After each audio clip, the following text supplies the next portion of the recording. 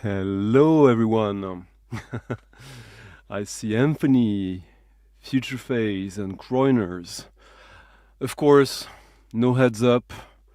I decided to do this literally like 2.5 hours ago.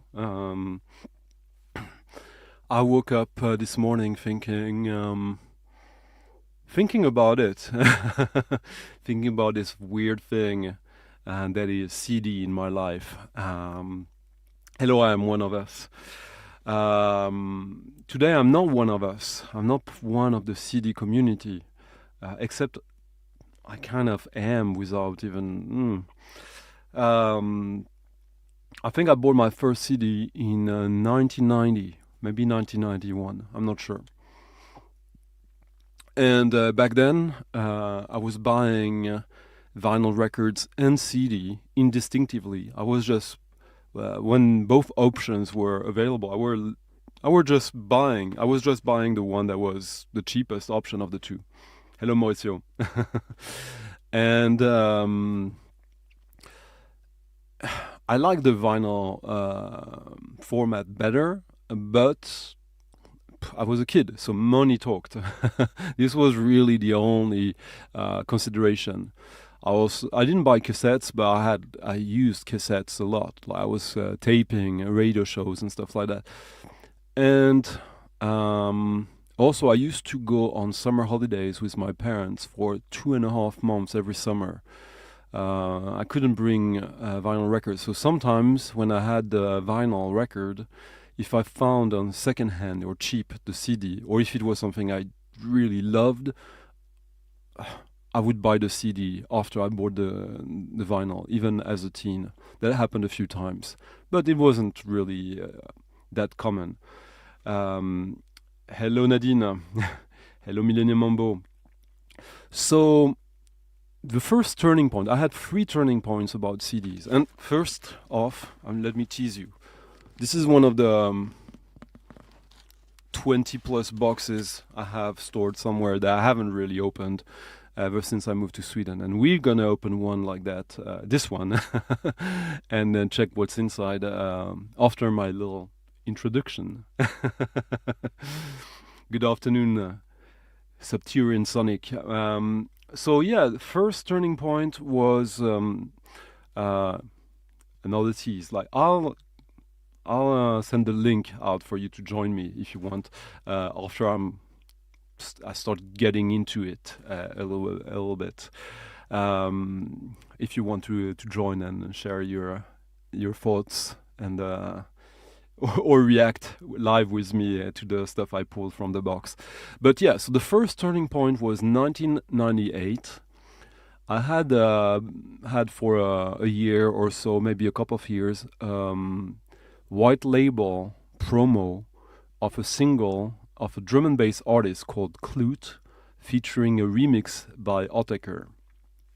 And in 1998, I was part of a fanzine called Fear Drop, and we put together a festival, 2-day festival. The bands that played, the biggest names were one of the guys from the Young Gods.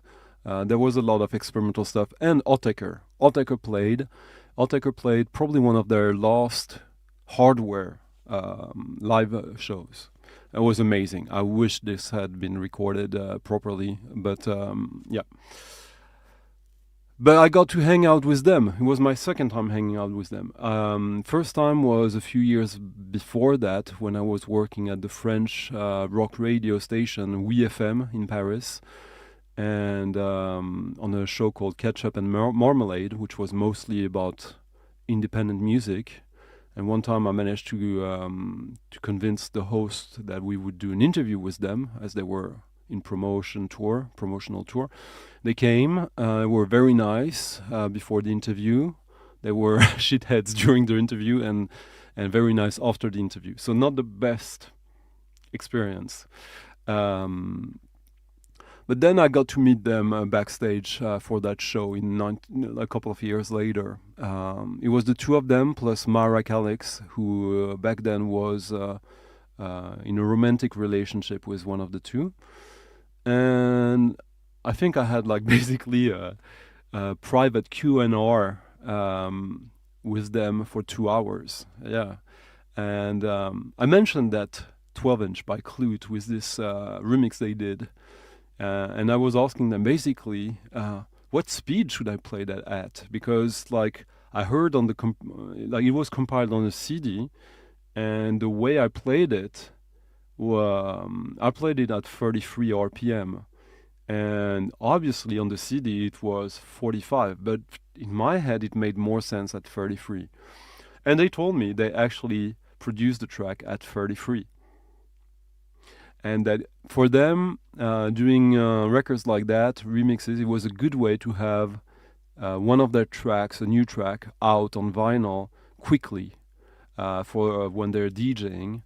And I don't know if it's true, but they told me they were so cheeky that they sent like a version of the track at the wrong speed, so that if they would keep sort of the exclusivity of the correct version on vinyl.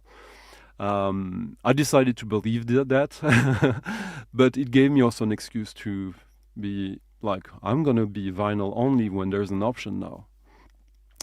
So that's what happened. From that date on, if there was a vinyl available, I would only get the vinyl. Excuse me. A few years forward, I was still buying CDs when there was no other options. And I think it was probably around 2007 or 8, I decided, nah, it's not worth it. Now my vinyl record collection is taking so much over, and I love it so much that like I'm just gonna enjoy what I have available on wax and ignore the rest more or less, except for a few exceptions. Special cases, namely Nurse with Wound and Coil, for the most part. And I kept buying their stuff when there was only a CD option. And I think this is the very last CD I ever bought. So this is a series of sort of work in progress from Nurse with Wound. Basically, these are demos of an upcoming album, potentially, maybe not. They used to do that a little bit around 2015, 16, and sometimes these like professional CDRs worked on my CD player. Sometimes they didn't. This one they sent it to me 3 times to get a copy that worked. It was my fault, by the way. It was my CD player. But so there you go. You get my secret origin with CDs. Hello Zeb. Hello Yvonne. Yeah, huh? I'm the master teaser here. So yeah, cue back to 2013. I'm moving to Sweden, and I remember the couple of days I have to prepare all the packages. There's like a big truck coming that I have to fill with all my stuff. And I decide, weirdly enough, to be conservative there. So there's stuff I left in the street. I was living in Rue Faubourg Saint-Denis in central Paris. So not a normal, like regular cars were not allowed to drive there, just for deliveries. So quite wide. So it was often you would leave stuff on the street, and like within minutes people would gather around and pick up what they wanted.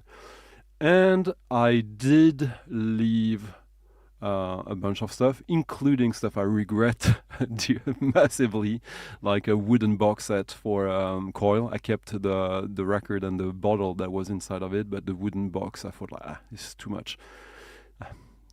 No, it wasn't too much. I should have kept it. But I put a bunch of CDs that I thought, like, this is worth nothing to no one, so I'll put it in the street. And I was living on the first floor, so I could see people gathering around it like flies on a turd, and like picking stuff. And it was always like, oh, he keeps it. Oh, nice. And oh, someone taking a CD or a picture. and like just looking at it for 2 seconds and throwing it in the back, and I went, so sad. Anyways, um, yeah, I just explained, Michael. But I kept a lot of CDs just in case, and I did a video where I explained my current relationship with CDs. I have about like 200 CDs of stuff I like that doesn't exist on vinyl, that I have in my office in the house, and a little boom box, and that's how I listen to CDs. But these I haven't seen in 13 years, and I haven't even taken a peep. So, without further ado,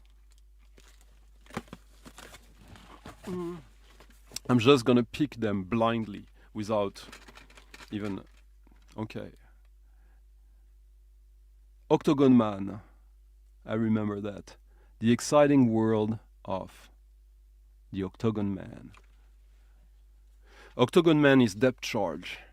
Depth Charge used to do this weird sort of like proto-trip hop. This is more straight up electro. Oh my god. Throwback memory, yeah? This is like late 90s, I believe. And the inner of the booklet is just like a catalog of stuff you can order from him. Like other CDs, vinyl, t-shirts. Yeah. I remember this being alright. I was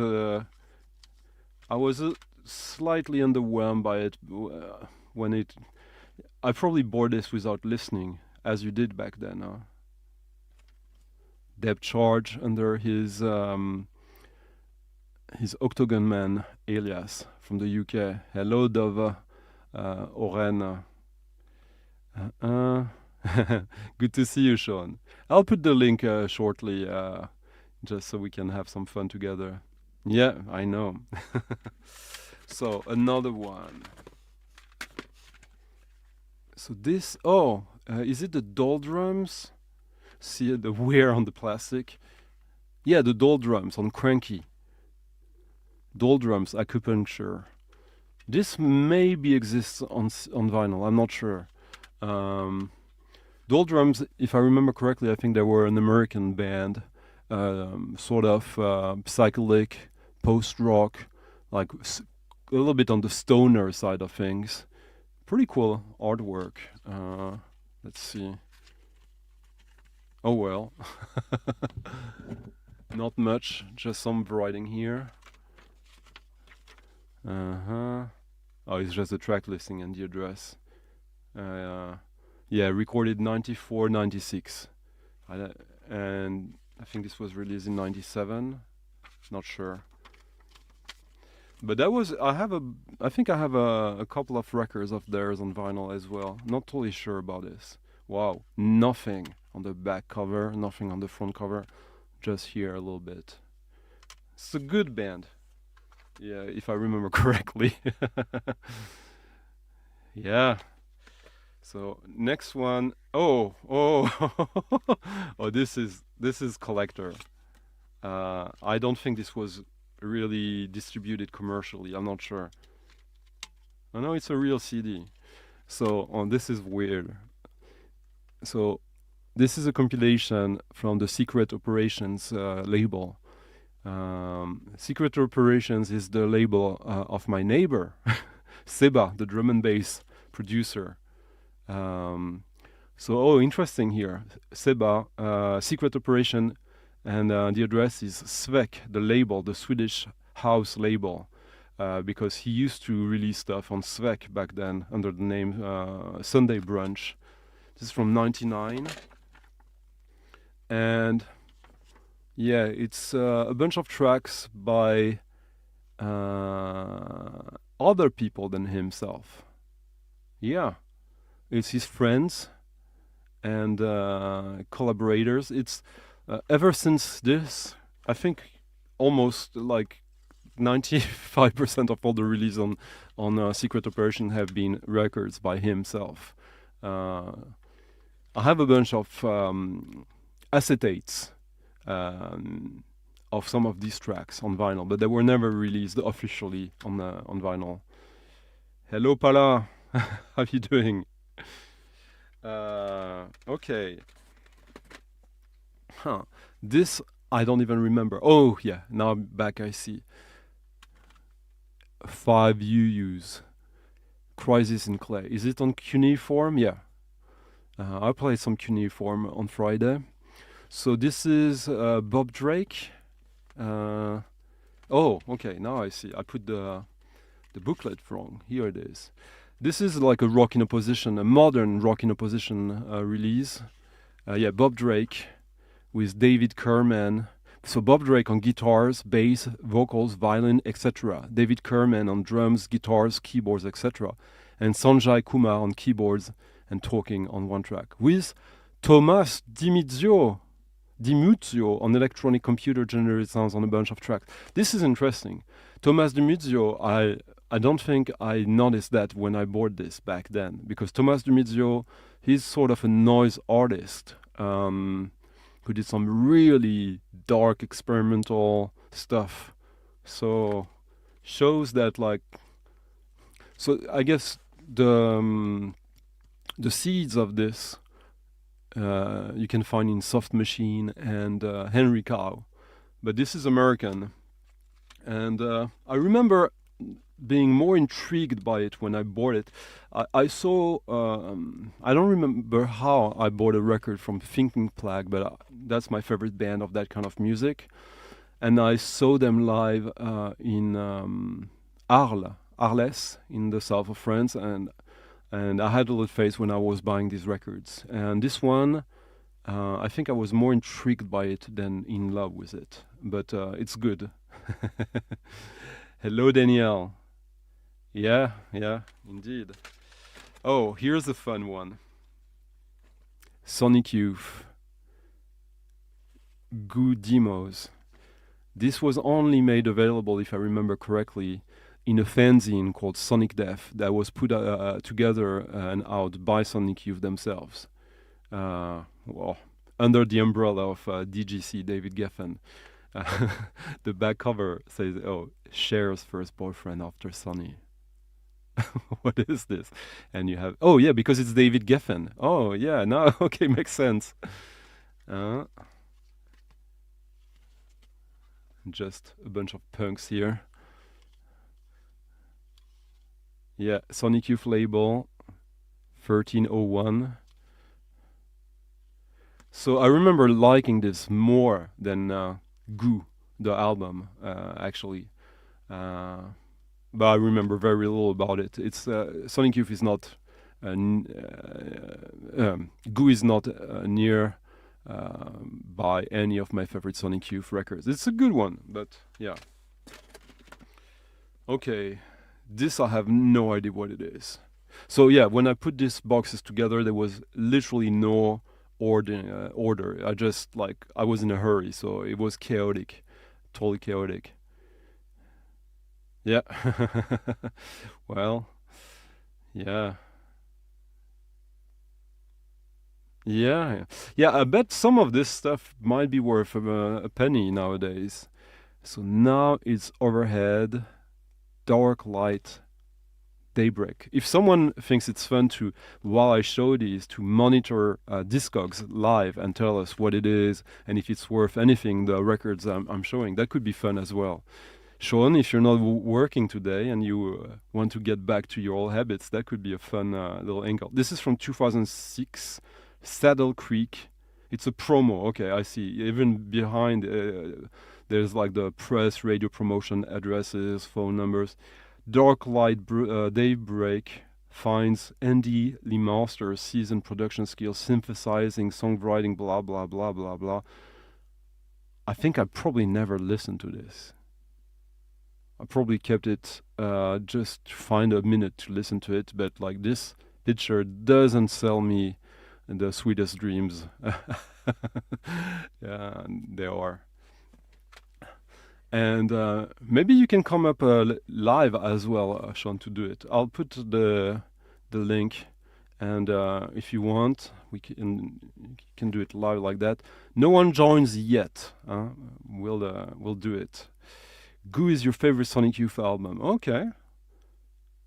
It's a good one. Back then, it was one of my favorite. Oh, okay. So, were was right to not put it on the street, that one.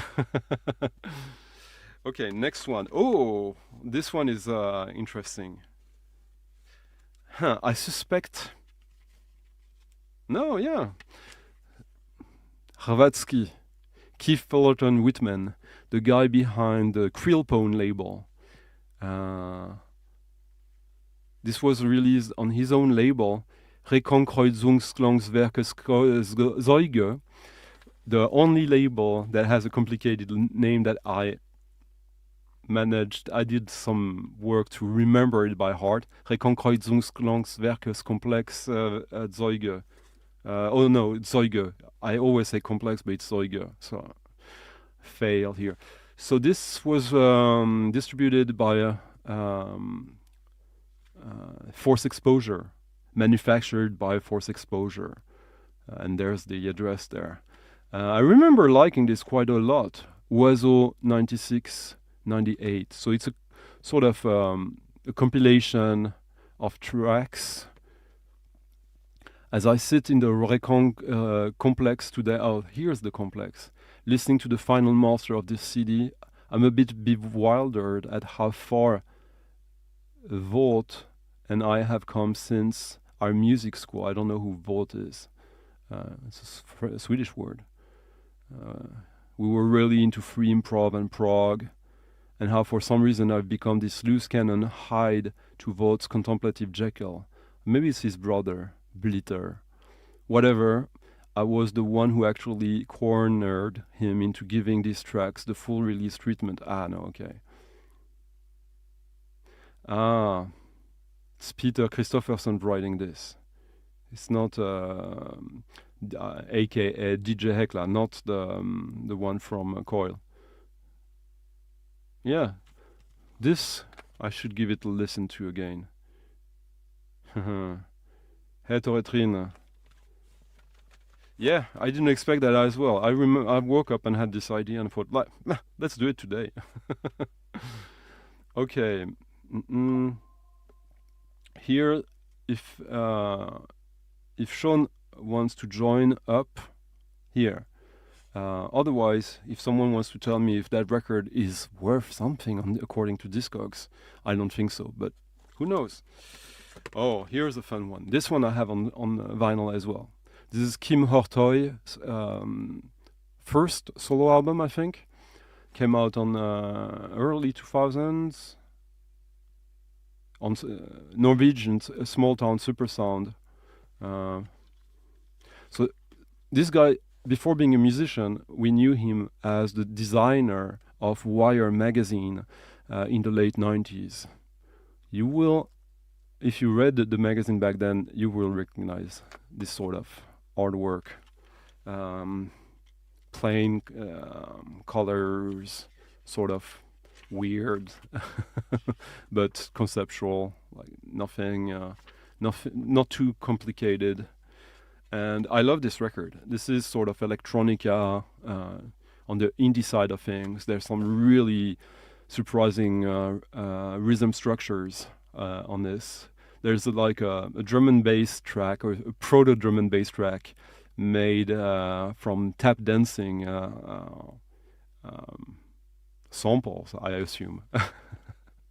Yeah, I know. I'm already on you. Kim Yorta, yeah. Yeah, he used to do that. I don't know if he still does, but here comes Depth Charge. This is my first Depth Charge record. The first record I showed today was the Octagon Man. And fun fact, and this record gives it away. So this is, this is a CD single or EP, the Legend of the Golden Snake. Soul, G. Soul Kane, the guy behind Soul Depth Charge and the label Depth Charge, also used to run HK UK or UK HK, basically a video tape company that was releasing in the UK during the 80s, 90s, all the HK Hong Kong movies.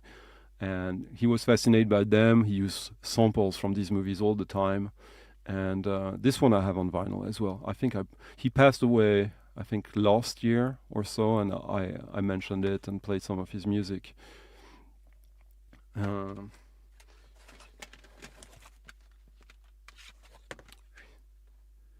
So this, I believe, is some sort of John Zorn thing. Yeah. This is Naked City. Lang Che. I think it's a live show. It probably came with a new OB. Yeah, it's a Japanese release with the price of it on it. Very classy booklet. He has less classy ones. Yeah, not much info here. Doesn't say what it is. I don't think it's a studio. I think I remember this being a live show. This is from '92. Wow. This is 34-year-old CD. It's still in perfect shape.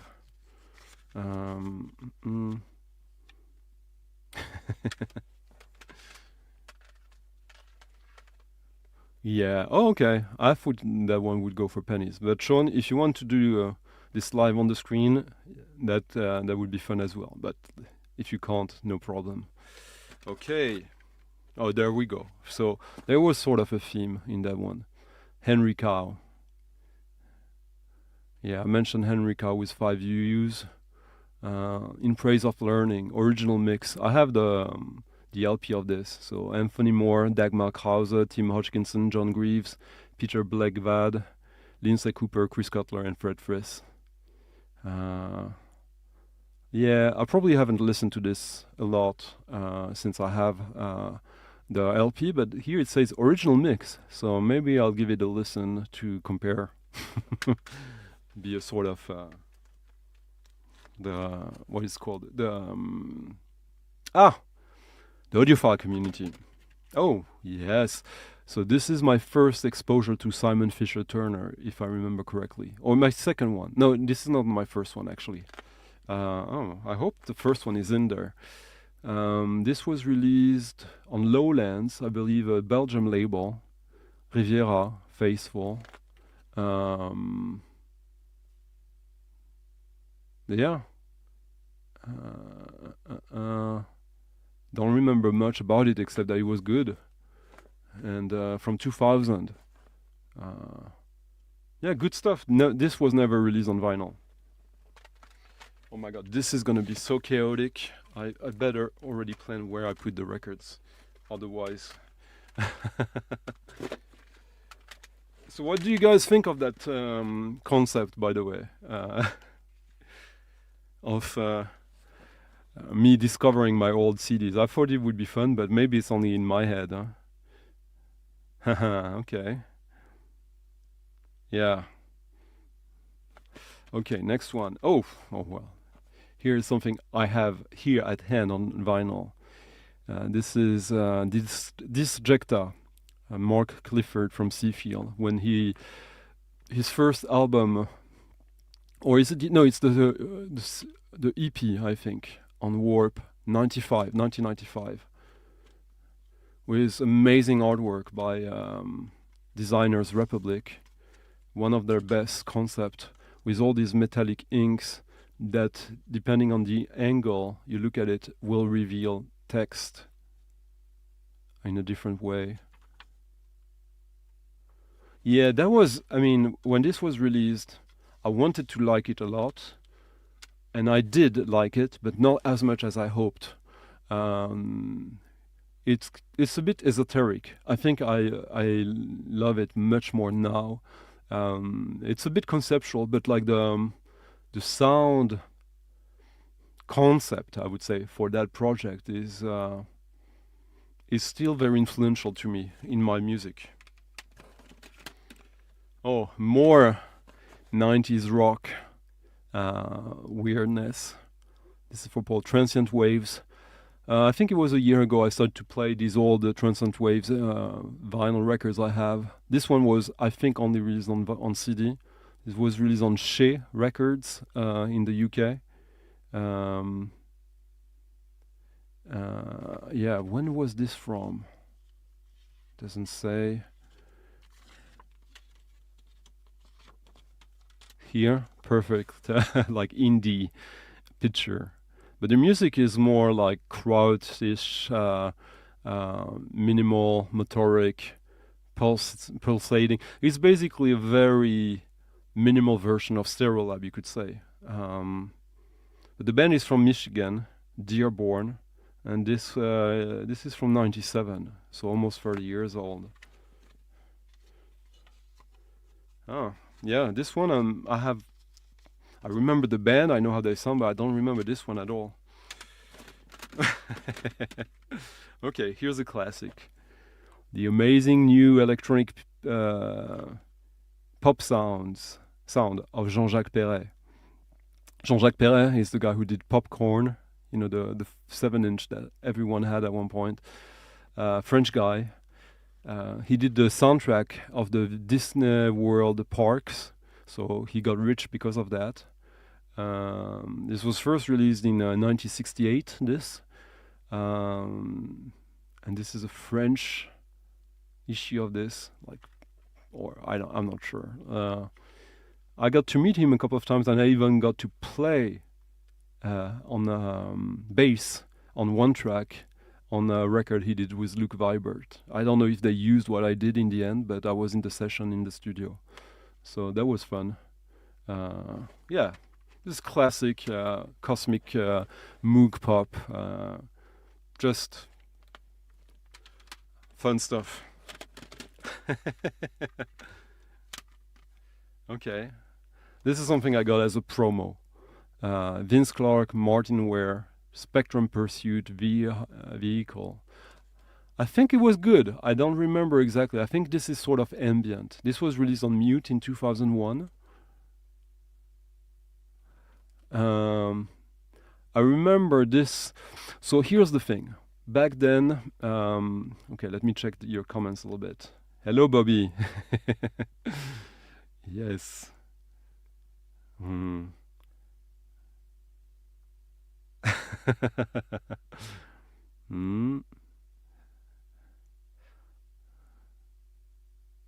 Oh, well.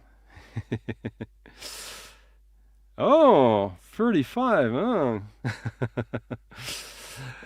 So here's a little secret. When you're deep into music as a teen, and you do fanzines and radio, college radio, you get promos, and at one point it starts to be part of your budget because you get promos that you go sell, and sometimes you just manage to find reasons to hang out at the office of the record label, distributor, etc. And you hope to get as much stuff as possible, and you hope to get the new stuff that you don't like, because that means you can go and sell it and get some money or credit to buy more records. And I strongly believe this is, I know I didn't buy this, but I think I kept it while intending to sell it. I'll have to check it again. This one will maybe surprise some, but shouldn't. What is this? Someone in the chat? Hello, Alan.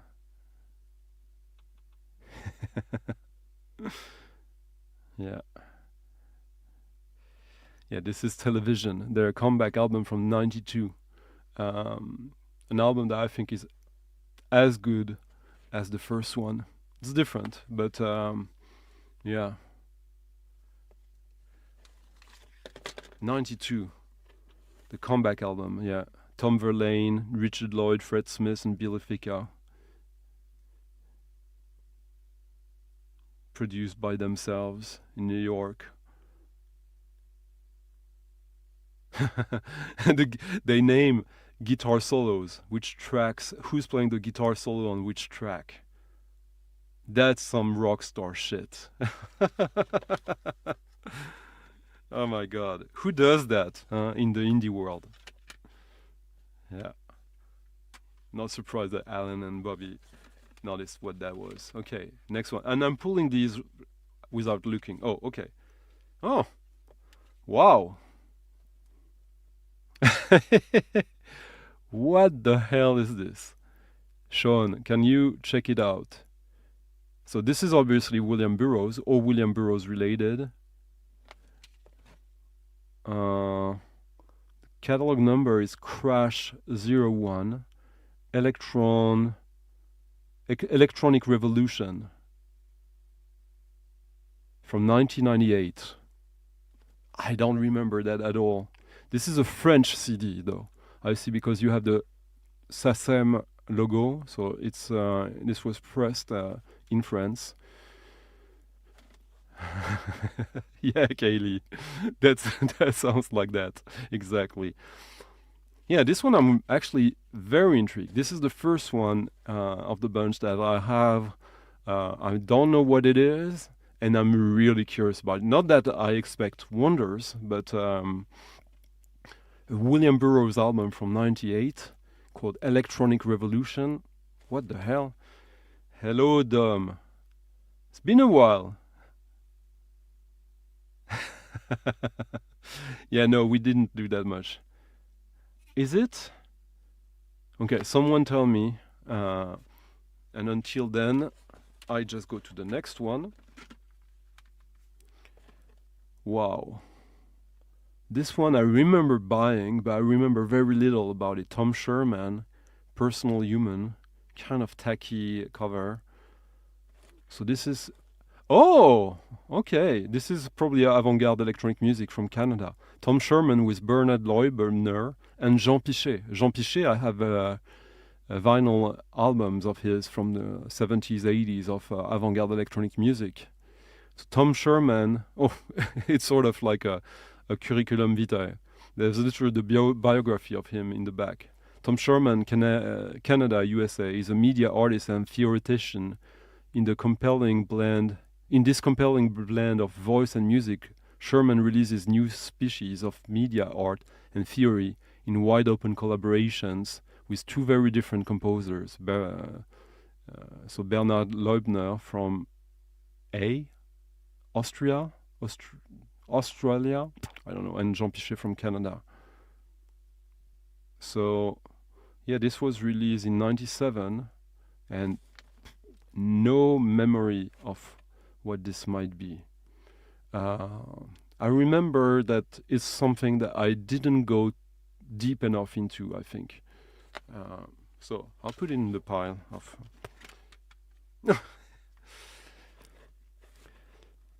Chicago City represent, Frill Jockey, Influx Us. So play on the word on the Fluxus movement, which was new to me back then. So the play on words totally escaped me back then. I just thought it was nice play on word, but I didn't know what Fluxus was. I see it's a compilation.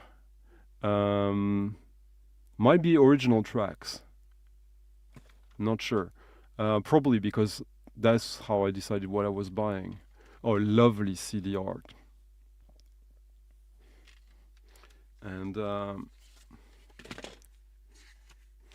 so you get all the people featured on the CD, I guess. And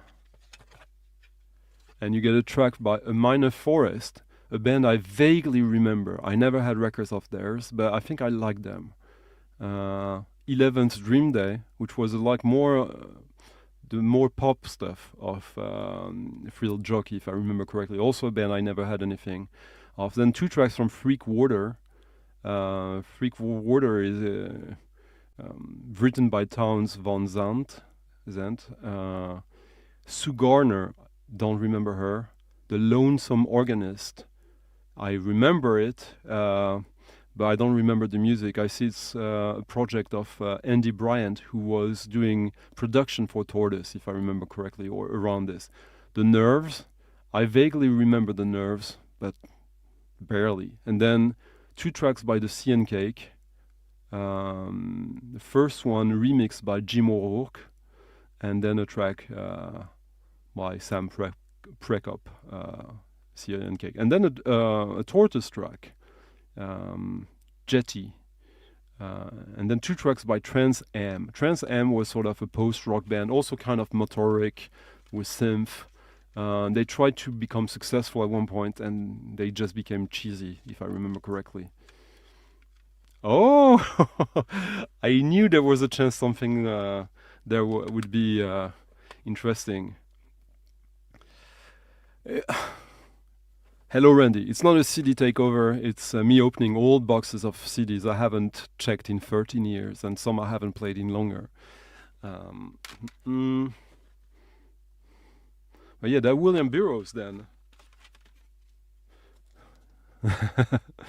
I will listen to it, but it's CDs. I don't care for them, so I will probably sell it if I can. Yeah. Yeah, you won't find any like midnight oil CDs in there.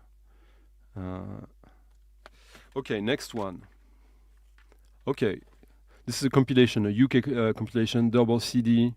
I think this was on Law and Order. I think it was a London label that was doing sort of a mixture of electronic music à la warp, dub, electronic dub, and some stuff connected to industrial, post-industrial. So it's a double CD. Remember these? For more information about Law Order, blah, blah, blah, blah, blah. No internet back then, huh? I mean, there was probably internet, but not as much as they wished to. No mention of internet. Wow.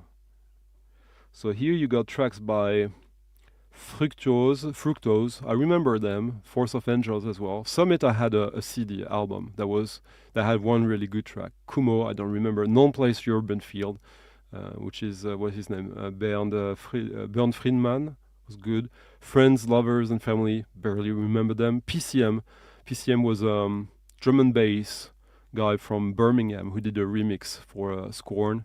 Cyrus, I don't remember that. Laszlo Ligeiser, don't remember that. Funkturm, don't remember that. T-Power, yeah, good electro. Pearl and Doppler 2020, kind of remember them. Soviet France, a long-ass Soviet France track. Back then, I knew about them. I was buying CDs when I found them secondhand at the Jussieu secondhand record store in Paris. David Christian, Canadian like IDM artist, quite good.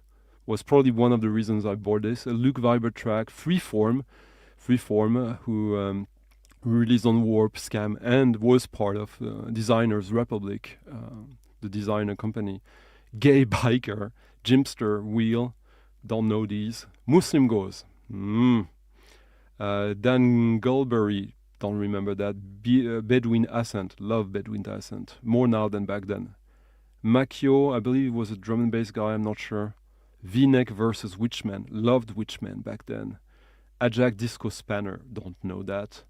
Noon versus Scalpel, I think this was sort of instrumental, hip-hop, kind of ambient industrial. And Rhys Chatham, the guy who was running the kitchen in New York, a disciple of Lamont Young, but who also in the mid-90s released some stuff on Ninja Tune, on the offshoot of Ninja Tune N-Tone. So there was a connection with the UK and electronic music. I believe this is probably where this is coming from. But yeah, $5. This is good value for the money, I assume.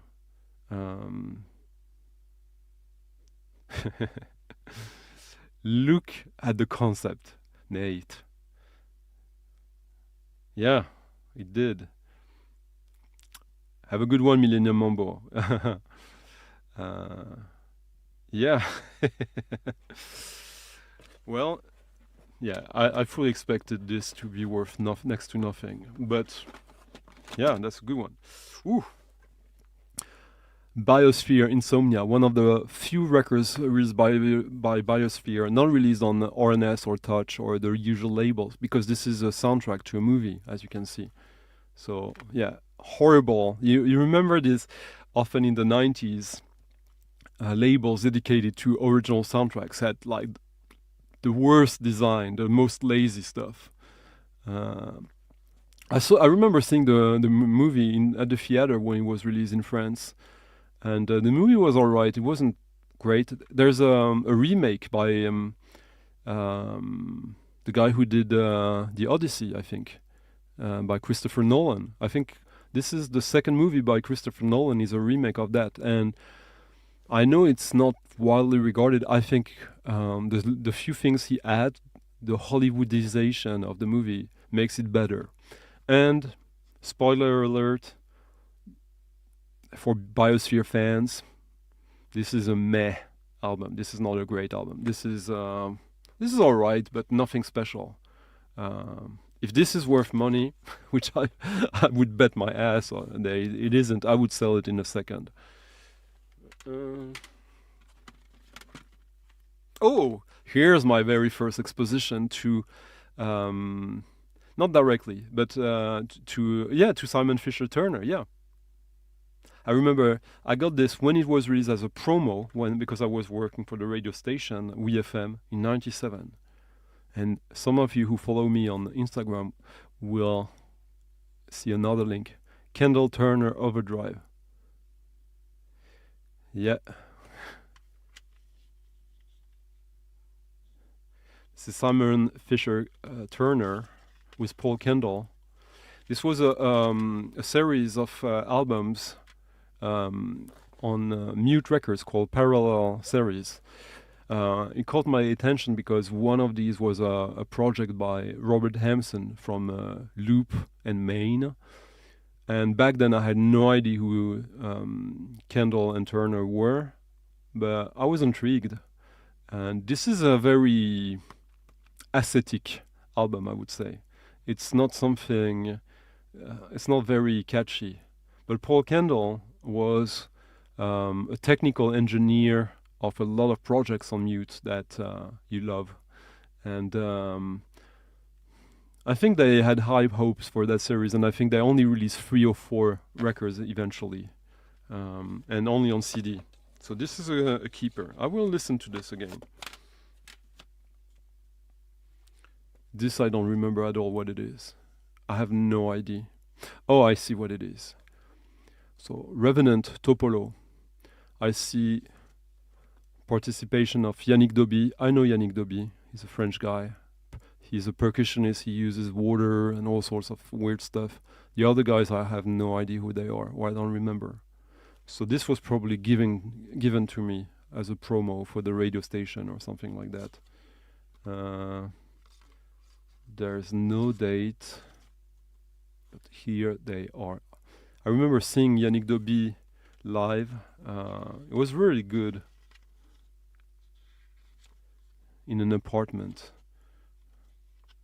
No memory of this. Not sure I have much time, enough time, but like could be probably interesting. Yeah. I have almost all the Biosphere records, except the ones I don't like, and some I don't like. Yeah. Not surprised there. Okay, this one is cool. This one is really cool. On a great label. Oh, I didn't realize it says Wire Music here. So this is Night Passage demixed. So this is Bernard Günther. I love this. I remember this label. The artwork was like heavy cardboard, like like the kind of paper you would do sort of aquarelle on. So yeah, you have like the other artists on that label. I think they were from Australia. Yeah, that's it. You had a Shinjuku Thief, TCH, which I think is Franz Tischler. I'm not sure. Black Lung, Alan Lamb. Alan Lamb is great, but this is remixes of Bernard Günther, if I remember correctly. By Ryoji Ikeda, Thomas Kunner, Lust Mord, and Bernard Günther himself. So it's 4 long tracks from like 96, I think. And this I remember this was like very quiet music, but very, very good.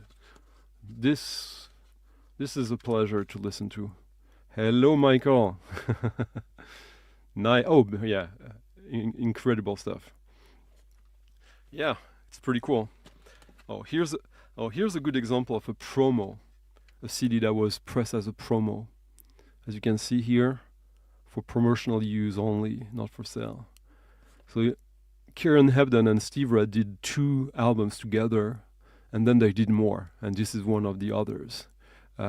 It's live in New York City, I think. Kieran Hebden, electronic, Steve Red drums, obviously. No, recorded in studio in 2008.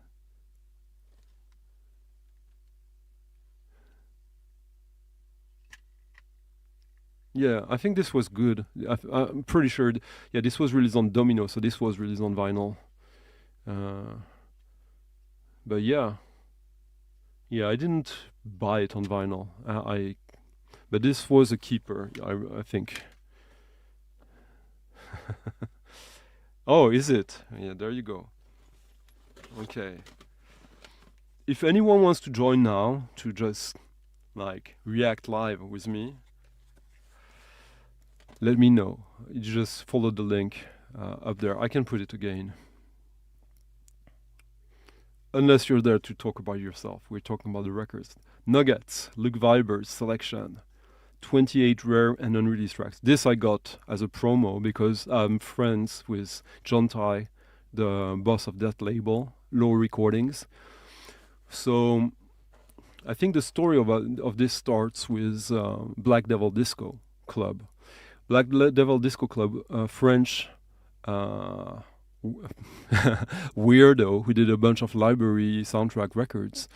And he did a single in the 70s called Black Devil Disco, electronic disco, boogie, really futuristic. And Aphex Twin loved that, and so he reissued that on his Reflex label. And Aphex, being a good friends with Luke, and how did it go about? So yeah, Black Devil Disco started to release new music on Low Recording. And Low Recording started to get interested in library soundtracks. It was the same time like Johnny Trunk was doing his book and all that stuff. So they got access to catalogs of different library soundtrack labels. And they did a series where a modern artist did picked tracks from the catalog. And this is it. 28 rare because these records were rare, and unreleased because some of these tracks were not released on vinyl because they kept doing library soundtracks, but that was just available digitally, I guess. Okay, there's only one exclusive tracks there, and it's a Nino Nardini. You got Eddie Warner, Nino Nardini, Roger. All of these guys are the same, by the way. Boneski, yeah. Jacques Harel. But these tracks were released in the UK originally. So, yeah, good little compilation.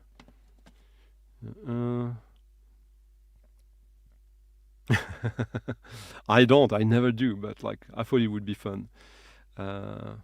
Yeah, absolutely. I think the very first Luke Vibert stuff was released on RNS, and RNS AR was John Ty, who went on to do Low Recordings and still does.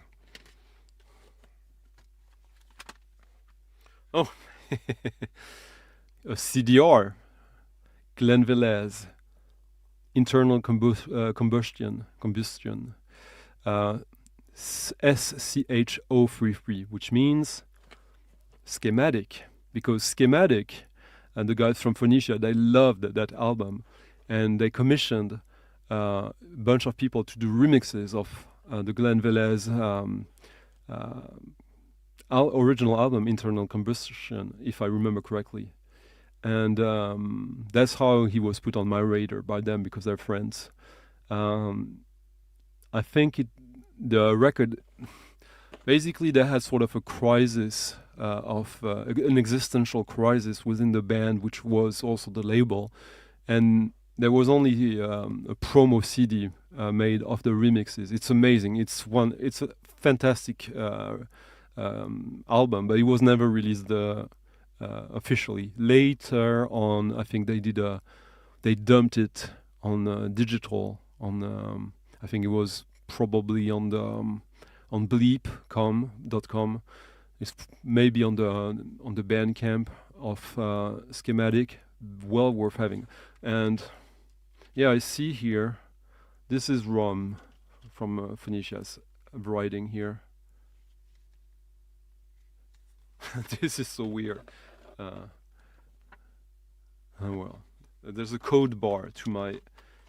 Yeah, makes no sense.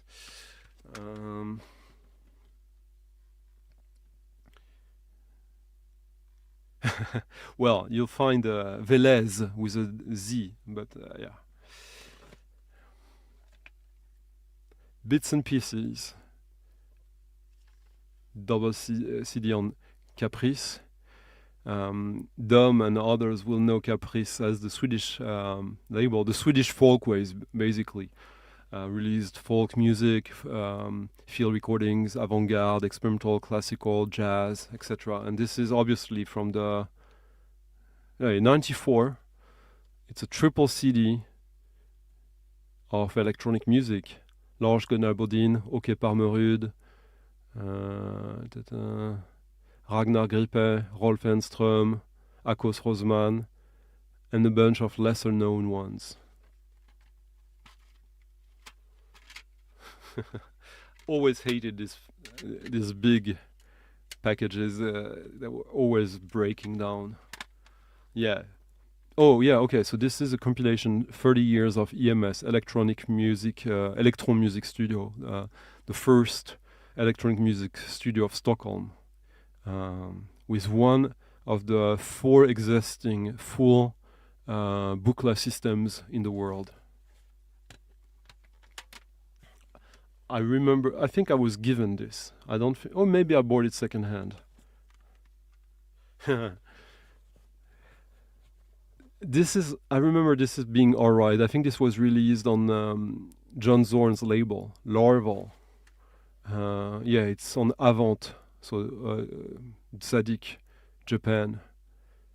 So there's a lot of people in that band. It's 7 people.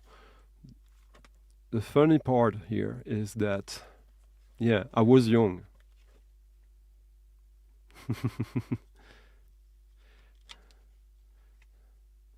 No, it's not what I thought it was. So yeah, I lost the CD of this one, and someone did to me a CDR, but it looks like it has bronzed. Like there's even like mold signs on it. Wow. I think this was sort of like a noise jazz power band. I think it was somewhat interesting, but I wasn't in love with it.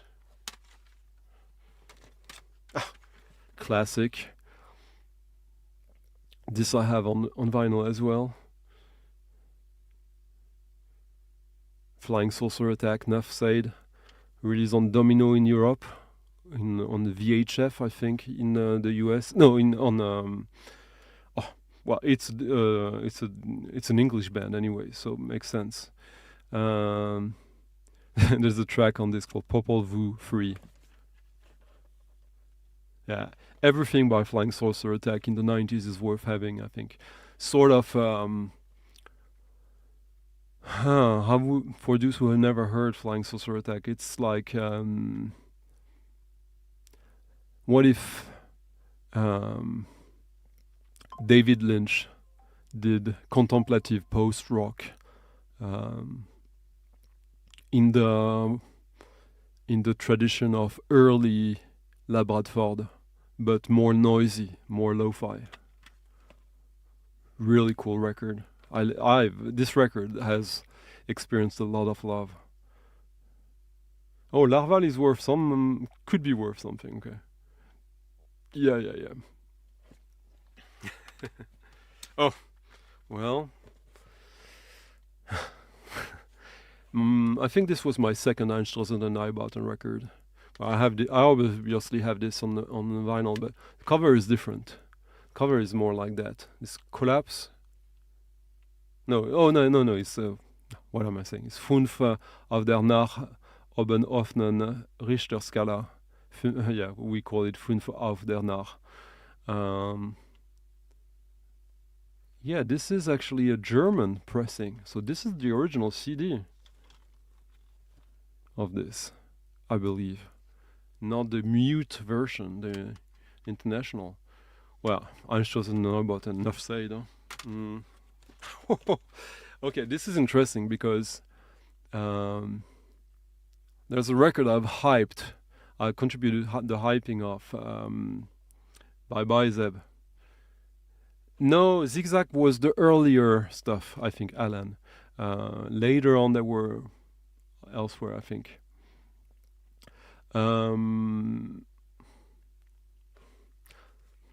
So this record I adore, and it got reissued on vinyl last year, I believe, a year and a half ago, and I was so ecstatic about it. And it turned out it wasn't a reissue of that, but the cover is almost identical. It's the same band. This is Nimiju, which is, what's his name? Keiji Haino, doing weird experimental music with traditional Japanese instruments. This was released on PSF. PSF is the Japanese label for avant-garde rock, experimental rock music, noise. And I remember finding this secondhand at Juste Your Musique in Paris and being ecstatic. And there's a compilation on Big Cat, a European label, a 4 CD set featuring albums by Thomas Conner, Pauline Oliveros, Paul Schütze, and Nimiju,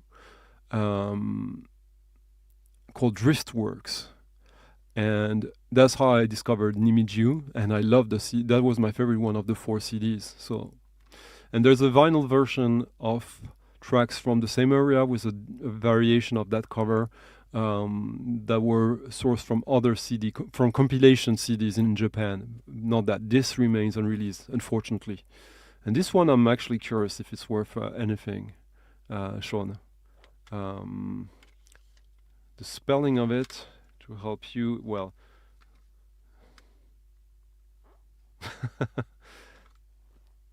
Yeah, it will be difficult. But Nimiju, or look for Keiji Haino on PSF. And yeah.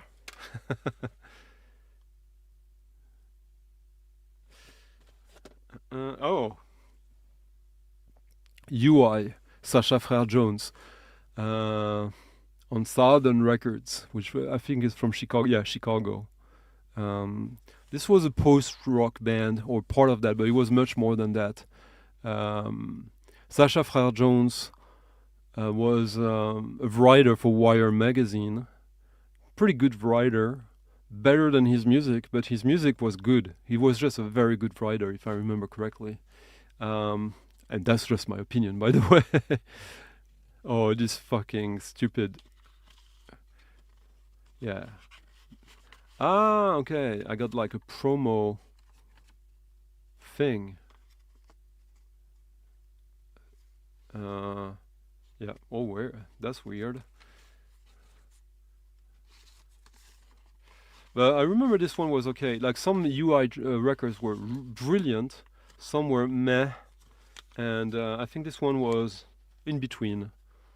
They did stuff with Stereolab at the time as well, and they were way more proggy, I would say, than traditional post-rock band from that scene from back then.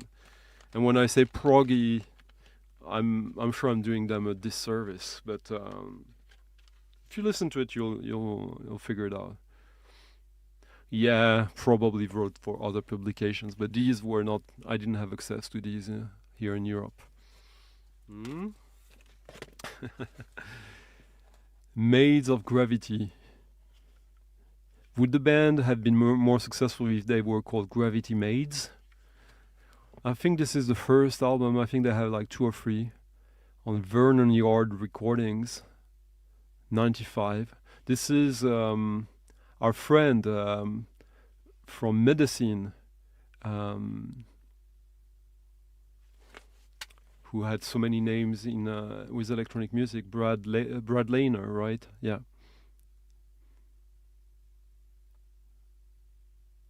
I remember buying this because of Brad Lehner. Tom Johnson is featured in the credits here. It's probably worth checking.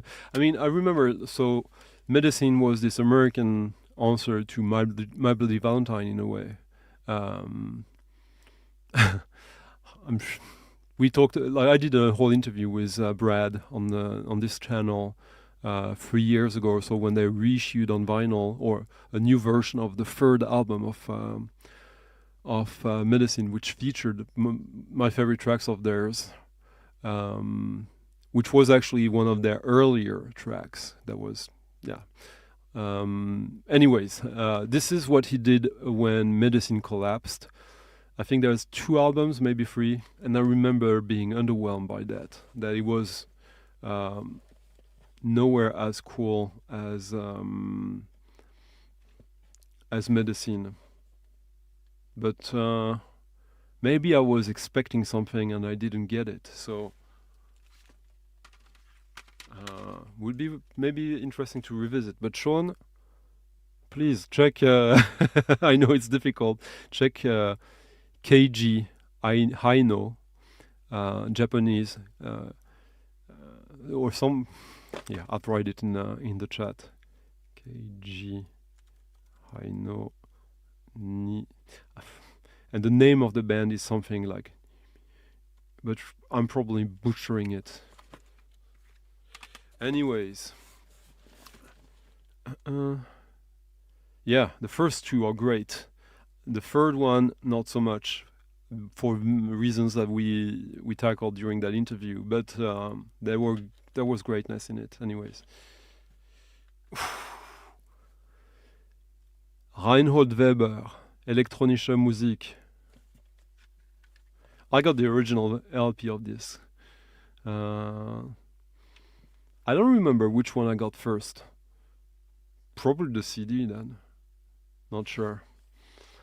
Reinhold Weber, born in 1927. Yeah, this is avant-garde experimental electronic music from Karlsruhe. But this seems to have been reissued in Germany. I thought it was in the US, but no. Yeah, this is really cool. Stark avant-garde experimental modern classical electronic music. You know what? I think there's none, but hopefully I'm wrong. Ooh, this one is a keeper. This might be my favorite Bill Laswell album, which is taking the piss a little bit. One of his albums on the Fax label. So this is a pure ambient album, if I remember correctly. Outer Dark, 2 tracks, 24 minutes, 23 minutes plus Chakra, Ananta. Yeah, there's probably no additional artwork. Oh, no, a little bit. So what does he say? Oh, so this is, produced by Bill Laswell in New York, 1994. Engineering and treatment, Robert Musso. Subharmonic, which was his label. This was probably released in the US on Subharmonic as well. Could be wrong. Hello, Sydney.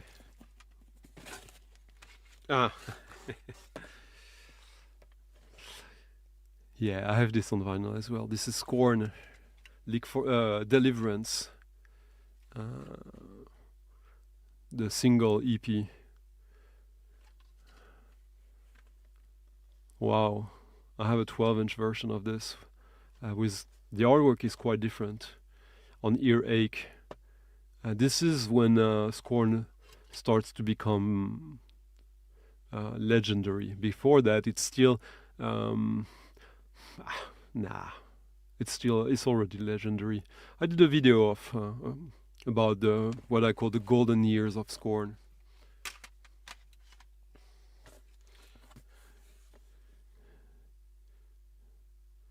Which one? Wow, 180 euros. Was it the KG Hino? Ah. Huh, okay. This is interesting. Aurora Stutton Days. This is hip hop. This is a rap album. And I remember this being quite good. From 2002. It's like underground hip hop probably from New York. Not sure. I remember this being quite sort of proto-cult in the hip hop scenes. I'm pretty sure this was never released on vinyl. But this one I will listen to again. Yeah.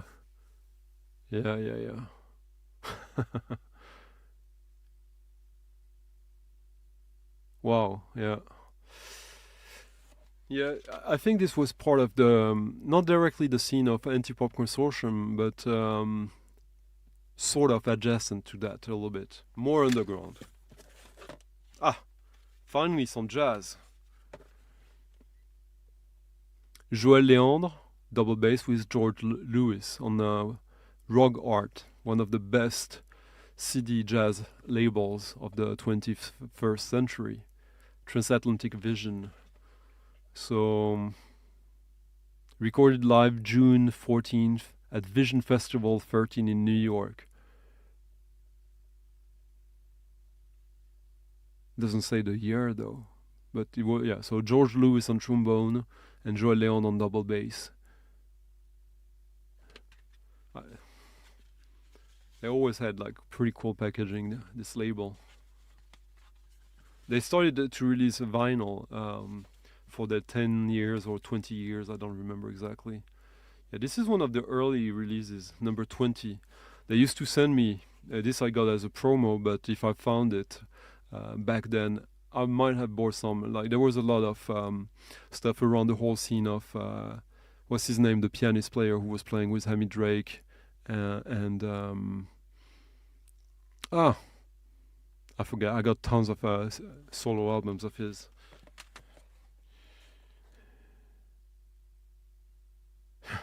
Yeah.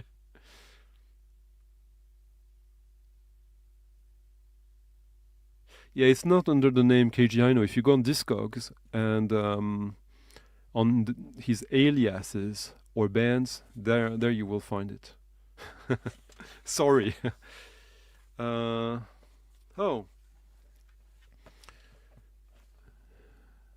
Interversion. It's a compilation, I think. I think this was part of the. It's Canadian, if I remember correctly. I think it was part of close to the Mutech festival. Oh no, Interversion. I remember now the label. Yeah, that released Ghislain Poirier. This is from 2000.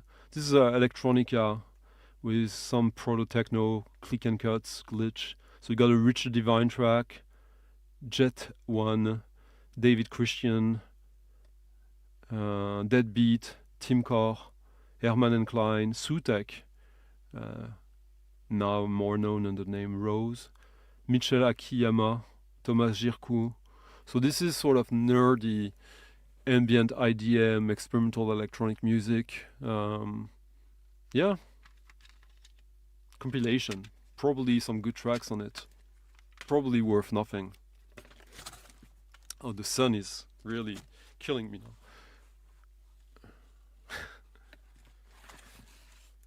Oh, okay.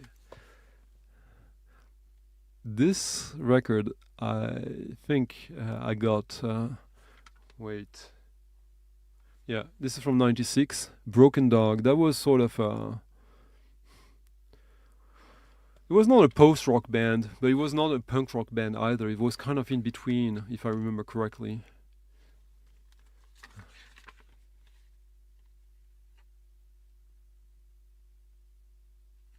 Yeah, American band. Not much. I don't remember much. I remember it was probably sort of like folkish, a bit like Red Meat maybe, but probably with more electricity, electric guitars. Mastered at Abbey Road.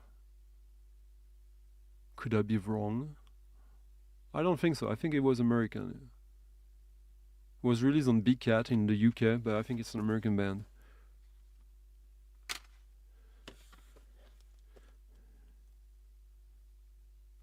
Ah, okay, yeah. Yeah, no, that one, no one cares about that CD. No one ever did, apart from their family and friends, I guess. But I remember it was alright. Oh, this is weird. Albuff. On the PDCD label in Germany. Albuff is sort of... I remember it wanting to like it, but always finding it a little bit cringe. So it's sort of industrial, goth, avant-garde noise, and all of that together, if I remember correctly. It's an EP. It was weird.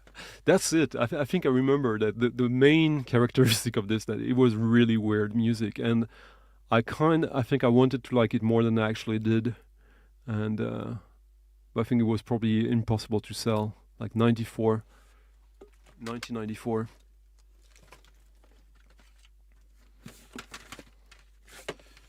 Here is Beta Bodega Coalition, Mancha de Platano. It's a compilation from this label from Miami. I think it's an offshoot of the Beta Bodega Coalition Rice and Beans label. So super like red left-wing electronics from Latin America by way of Miami. But I see here the names that I remember: Spike, Jake Mendel, Ectomorph from Detroit is here. Okay. El Santo, which is Otto von Schirach. Algorithm, which is a hip-hop producer, I think. Yeah.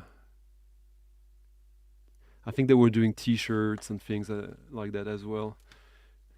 Yeah, Matthew Shipp. Thank you, Anthony. Okay, yeah, I thought so. That's a weird one. Oh, here we have someone who dared to come on the You're not stage. lying. Hello, Michael. I'm scared to death. Why? Well, you never know. I'll tell you this though, Stunty. Your CD collection is as immaculate as your album collection. That's for sure. Well, unbelievable. It's unbelievable. Yeah, these are just sitting in. It's I think I find it pretty funny. Like these are literally sitting in these card boxes in a room that is not even closed. Like anyone could come and get in and. But yeah, it's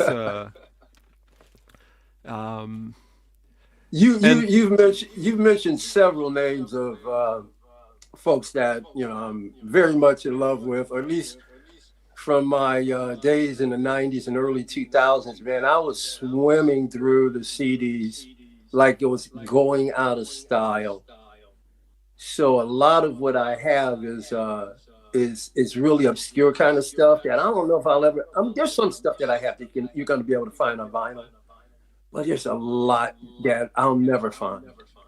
I mean, also you're in Detroit. I was in Paris. I think if you were like willing to put the effort, like to go in the record stores every week or several times a week, and go to several ones. And know where this one would get that kind of stuff, that one would get that kind of stuff. I had access to, I would think I had access to even more stuff than you. Oh, I'm sure of it, man. You know, look at where you are. I mean, there's so many, things coming out of the UK.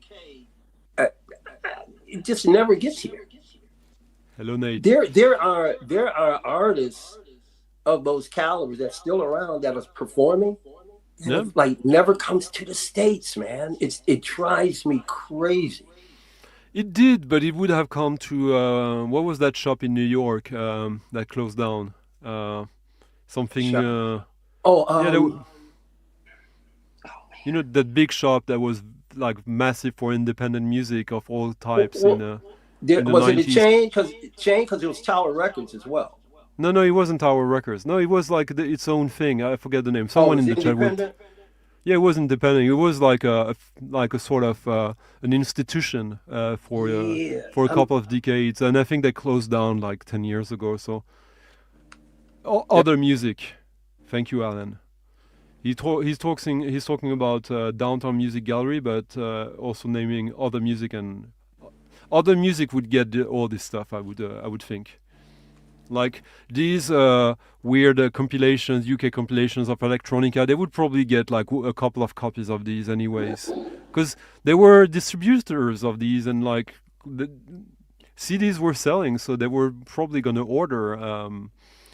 uh, order it. But you had to be there when it arrived, and be willing to take a chance or know your shit. And oh yeah, I mean a compilation where you have Soviet France, Muslim goes on it, and Luke Vibert. Of course, I mean would be what would it be back then? Would probably be $16 for a yeah, double I'd say CD. that. Yeah, Yeah, yeah.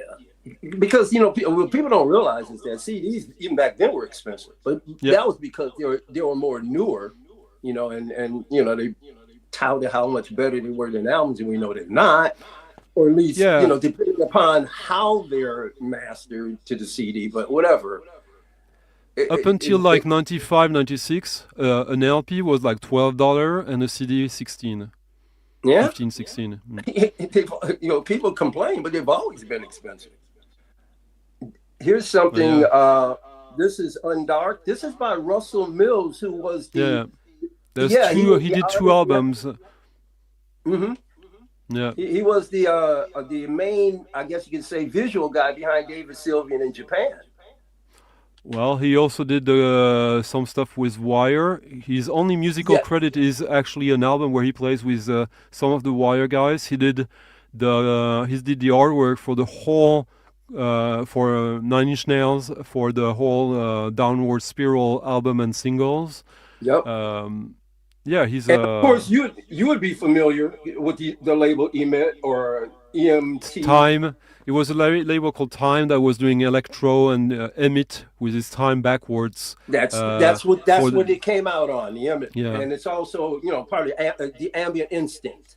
yeah, yeah. I have this CD as well. There's another one of this. It's interesting. It's a project that I think if you look at the credits, the collaborators on it, I think there's uh, on one or the others, you will find Kevin Shields from My Bloody Valentine. You will find Mark Clifford from Seafield. You will find probably Brian Eno and people Yep, like that. yep.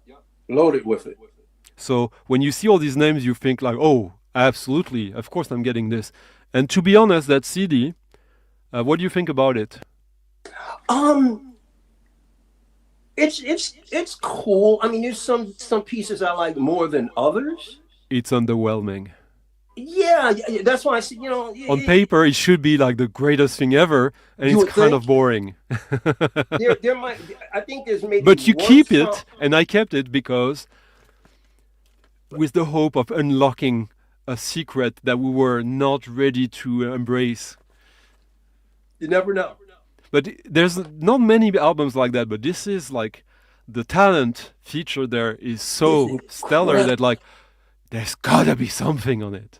Yeah, yeah. It didn't really stretch any boundaries. There was a lot of sampling going on, which can be done greatly, or it can be done just like everybody else does it. Yeah. Or how about It's this? How about this, Stunty? well, how about it? Yeah, but like this is still Oh, me showing records that I haven't uncovered in 13 years. So I'm sorry. let's do I'm that sorry. one. Let's do that Yeah, yeah. one, and then we go on and you react. But show what was show it again. I We think want to. This I is think Jansen Barbieri and Karn. This is I know that artwork. yeah, playing in a room with people. This is a live CD that they produced. You know, they used to have They used to have their own label after they left David Sylvian. They formed their own label called Medium. Yeah. And this is one of the releases. This was a live Jansen Barbieri Karn, and It looks exactly like Vaughan Oliver artwork, the guy from 4AD. It looks yeah, like a 4AD CD kind of, but it's probably not. It's probably just because like if you wanted to look cool and do something experimental, edgy, but still coming from pop music, that was the aesthetic of the 80s for stuff like that. minimal. Yeah. Yeah. What? So I'm not. Yeah, maybe I won't do the whole box, but I'll keep doing it a little while, and then we can talk. Oh, you got some fantastic stuff. So here, this one, I think it's obviously a piano record from 2005. I don't remember much about it. I remember this being good. I kept it. New York. I don't remember much about it, but yeah, so might be worth a listen again. This is something. Here's probably the most mainstream record of all the ones I've shown so far. Oh, why do I know that label? Why do I know that cover? It's Orbital. Oh, yes, of course. It's probably the best-selling Orbital album. It's the one. I think it's the one featuring their track called "The Room." Not really sure. No, it's not the one. It's the one before that, or after. Insides. No, it's Insides. Yeah, Insides by Orbital.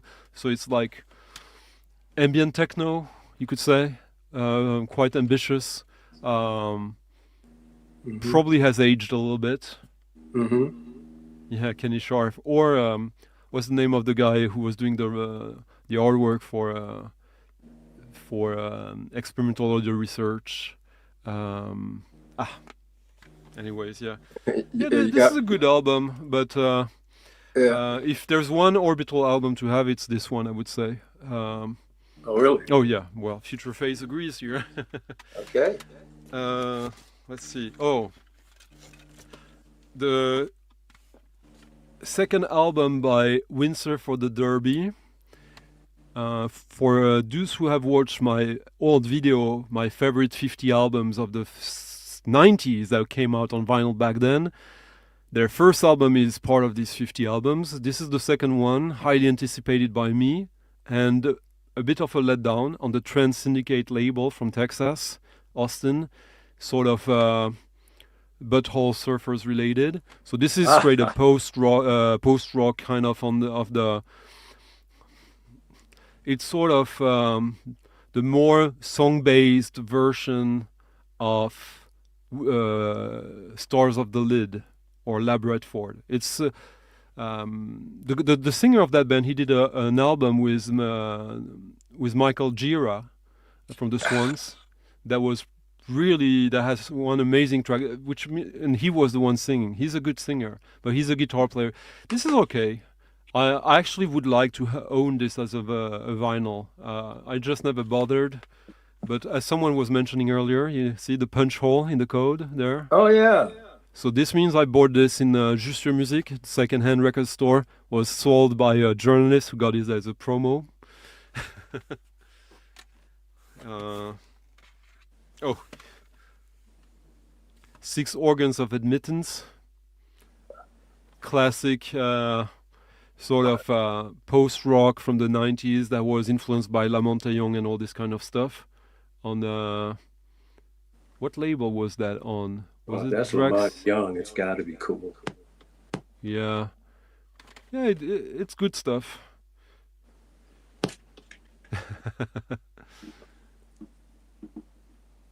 Yeah, it's a good one. Yeah, this one is for Dom, obviously. This is Dom territory. I like this one. I have a bunch of their records. But some people have so much of theirs. Oh, this is cool. Oh, James Tenney. Love Yeah, James Tenney. yeah.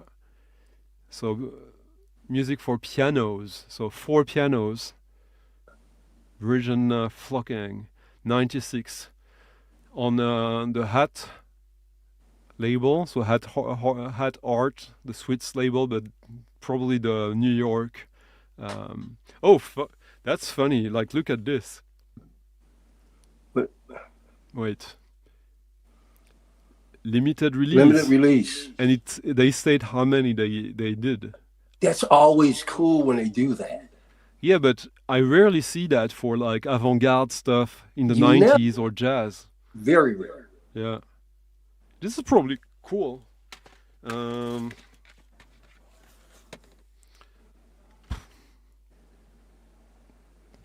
This I don't even remember. It's obviously a dub record. Culture. It looks good. I don't care.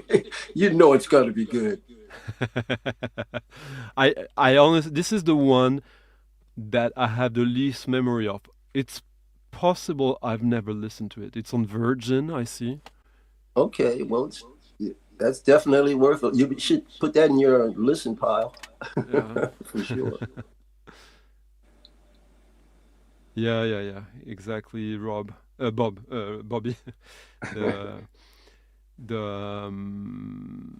What was it? Someone said earlier. I forget.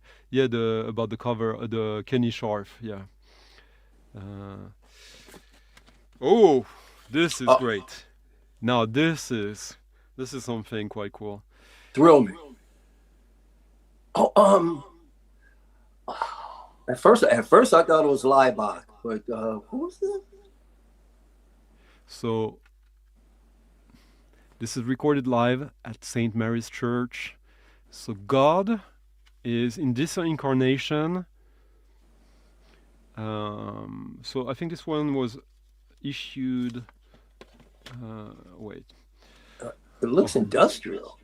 It kind of is. It's Justin Broderick and Kevin Martin. So Justin Broderick from Napalm Death, Godflesh, who's about to release a new album. And Kevin Martin, back then, that was his first project, God. He went on to become The Bug, Techno Animal. He had so many bands with Justin Broderick, Techno Animal, being my favorite one. So this, they have 2 studio albums and a 12-inch, 2 CD EPs, and a 7-inch. I have all of them. The 2 studio albums are some of my favorite rock ever. One of them features John Zorn on saxophone. Mm-hmm. It's sort of it's a mixture of free jazz, noise rock, industrial, avant-garde, modern classical. It's the most intense band there is, but unfortunately, their 2 best albums are long out of print and never were issued on vinyl. So it's been on the top, on like all the God records are on the top 5 of my most wanted to be released on vinyl records. And this is not the best one, but it's called Loco. So it's a live. It's pretty grungy. Very intense, but yeah. It looks hard. It does look hard. Yeah, let me. The song titles: "Fucked," "Sick Puppy," "I'll See You in Hell," "Surf Locomotive," "Love's an Illness." Okay, fine. Okay, let's have a nice romantic evening with you guys, huh? Oh, now I hear Nico. I'm sorry. It's gone, yeah. I had my other iPad on. Turned it off. Oh, here's something interesting. What in the world? Optical 8. Oh, Optical. So, Optical 8 is a Japanese noise rock band, also from the whole PSF galaxy. Let's see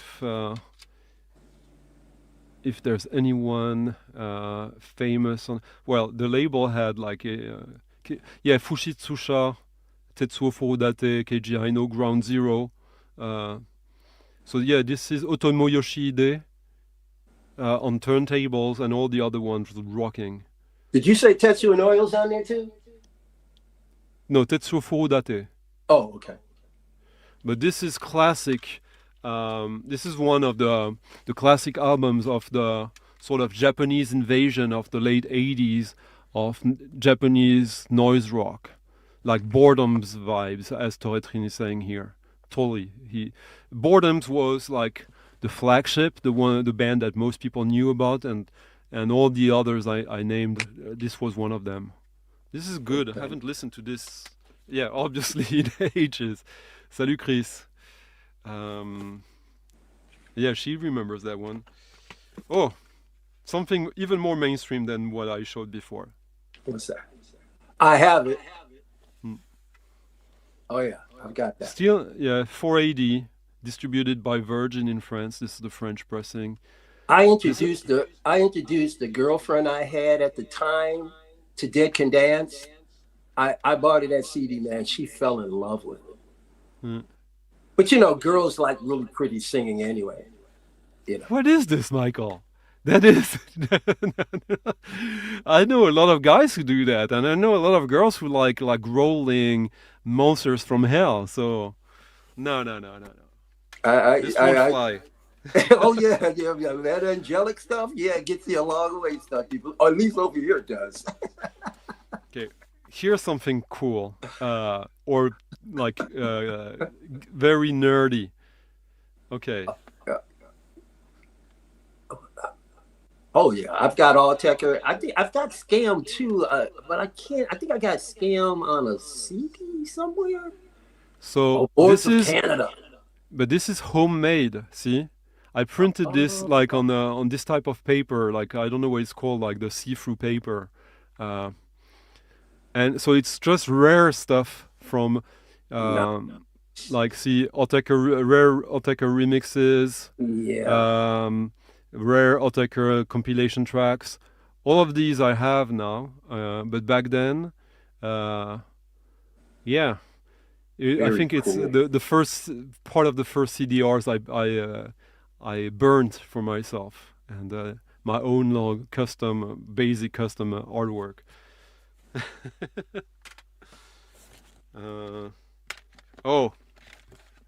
Some people might be surprised by this. Oh, Cypress Hill. Yeah. No, I'm not. I'm not surprised at all. Insane in the Membrane. Yeah, is it the one? Yeah, there's 2 albums of them that I liked when I was in junior high. And, they had a. I know they're kind of more rap, but you could actually say they did have a crossover appeal. Yeah. So you know. Oh yeah. People who were into like indie punk rock, like for sure. Mm-hmm. And also they were Latino. They were not like black, so it was something a little bit different in their appeal was a tiny bit different. Yeah. In France, I think Cypress Hill was during the 90s probably the biggest American rap band. They were massive. Yeah.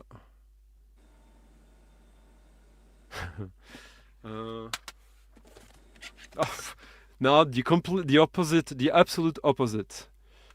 Super. Oh yeah, super obscure. Pierre no, Boulez. No, it's the Rise of Spring from Stravinsky, directed by Pierre Boulez. So what's the rarity, Pierre Boulez or the music he's playing? Oh, there's nothing rare about this. Oh, I thought you said okay. I'm sorry. No, there's something. I say it was the radical opposite of the previous record. Now, but what makes that particular classical interpretation so cool or different than any other ones you could hear? I don't know. I haven't listened to. I've listened to my share of Rise of Spring. There's even Stravinsky did a version for a piano, solo piano, 2 hands, instead of orchestra. I mean, you know, Rise of Spring is like the most revolutionary piece of music of the turn of the century. Like when it was first performed in, I think it was in 1914. It was composed long time before, but the first public performance, I think, was in St. Petersburg or Moscow, Yeah. and half of the audience rioted and like pulled the chairs up, destroyed the whole venue because it was considered so offensive in the sense that it was breaking so many traditions. When you listen to it now, if you're not like classically minded, or if you just listen to classical music casually, you wouldn't even understand why this was revolutionary back then, but it was. Well, you know,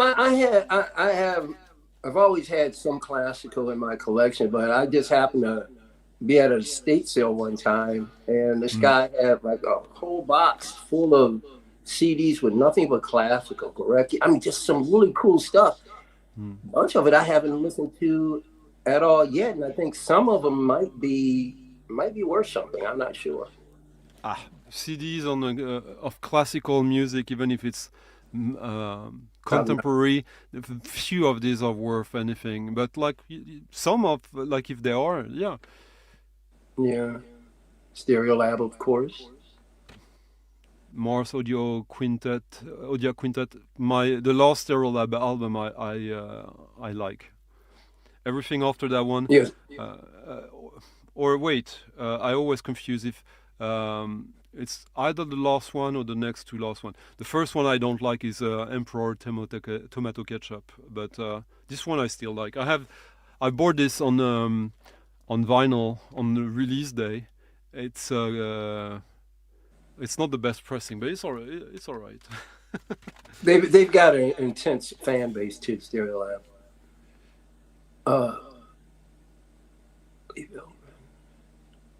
So this is from the Source Research camp. Oh, Madmos.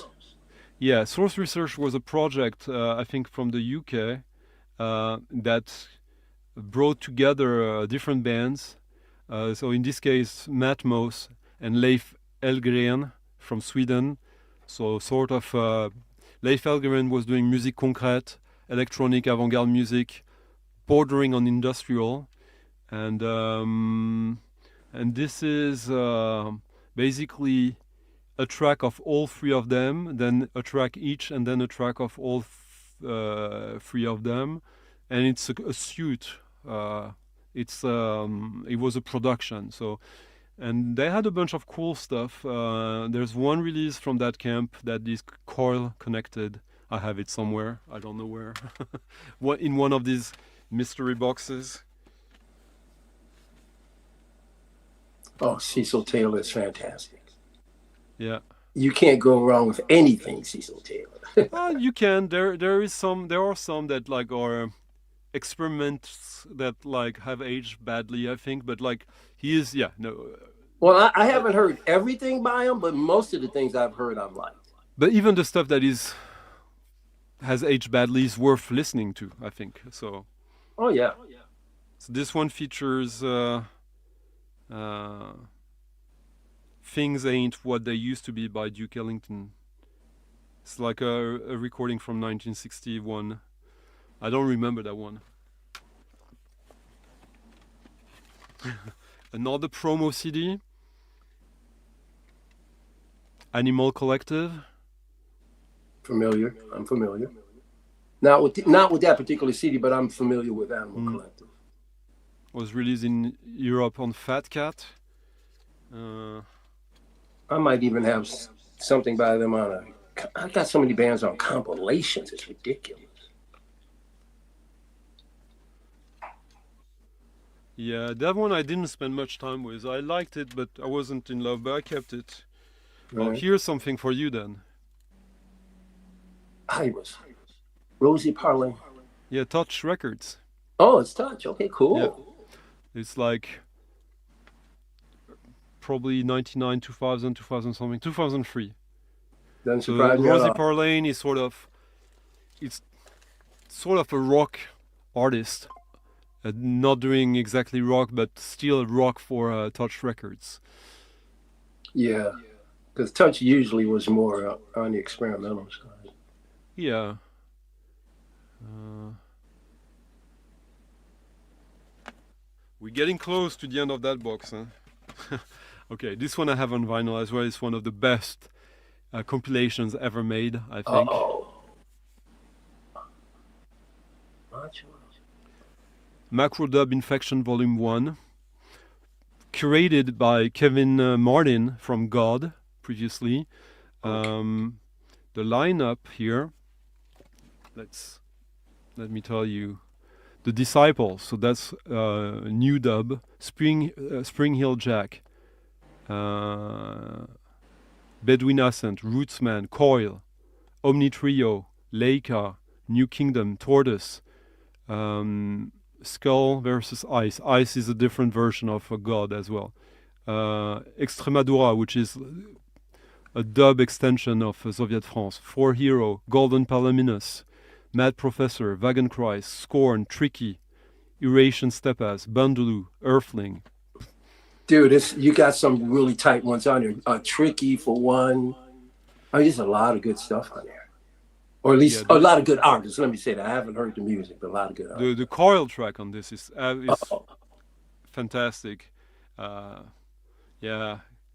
I consider, like, if I was to do like a top 10 of the best compilations ever, all genres, this would be in the top 3. I've got a top when 10. I say compilations, I mean obviously compilations of exclusive original tracks. Gotcha. Here's a record I also have on vinyl that I love. I know that cover some. Oh, it's Verve. Yeah, it's the first Verve album. I knew I recognized that. With the artwork by the guy who was then stolen by Oasis to do all their artwork. With this sort of weird saturation, exposition. Not surprised that he was stolen by Oasis. Yeah. Scanner, of course. One of the earliest ones on Ash International, the offshoot of Touch Records. Still going strong too. I'm probably gonna do a video with him soon. Oh, cool. This is when he was still like, when the name Scanner was exactly what he started out with, which is using a scanner to parrot private phone conversations and use them as the ground of his music tracks. And here's more Touch Records. Yeah, one of the earliest Oren Embarki albums, I think, from 2004. Guitar player doing really avant-garde music. That looks really good. Summit, which I mentioned earlier on one compilation I showed. I think it's probably like British ambient techno, maybe German. It's uneven, but there's one really, really good track on that one, so I kept it. Yeah. Xingui Hill. That was, I think, on KK Records. Oh, that looks like something that looks like something I really dig. Oh no, on Nova Zembla. Yeah, that's sort of industrial, electronic, tribal. Yep, that's me. 97. Oh yeah. This one was decent. They had a bunch of records. Same camp, but from Australia, Black Lung. Oh yeah, Black Lung. So, Black Lung, somewhat connected to. Somewhat connected to Dead Can Dance on one side and on SPK on the other. Those are like two of my all-time favorite bands you're talking about there, buddy. So weird. Like, you remember, like, putting like the total length of the record. Yep. This is sort of the good old days. When you were not into techno and you were buying this back then, you thought this was techno. This is not techno, but it evolves in the ecosystem of techno, but it's sort of industrial with world electronic music. Sorry? With like world instruments, world elements. No. Okay. Sometimes samples, but dance. That's what I was thinking you meant. Oh, I have Janik Schaefer. Yeah. I've got This a is real cool CD with Janik on Schaefer. the Fat Cat label. Yeah.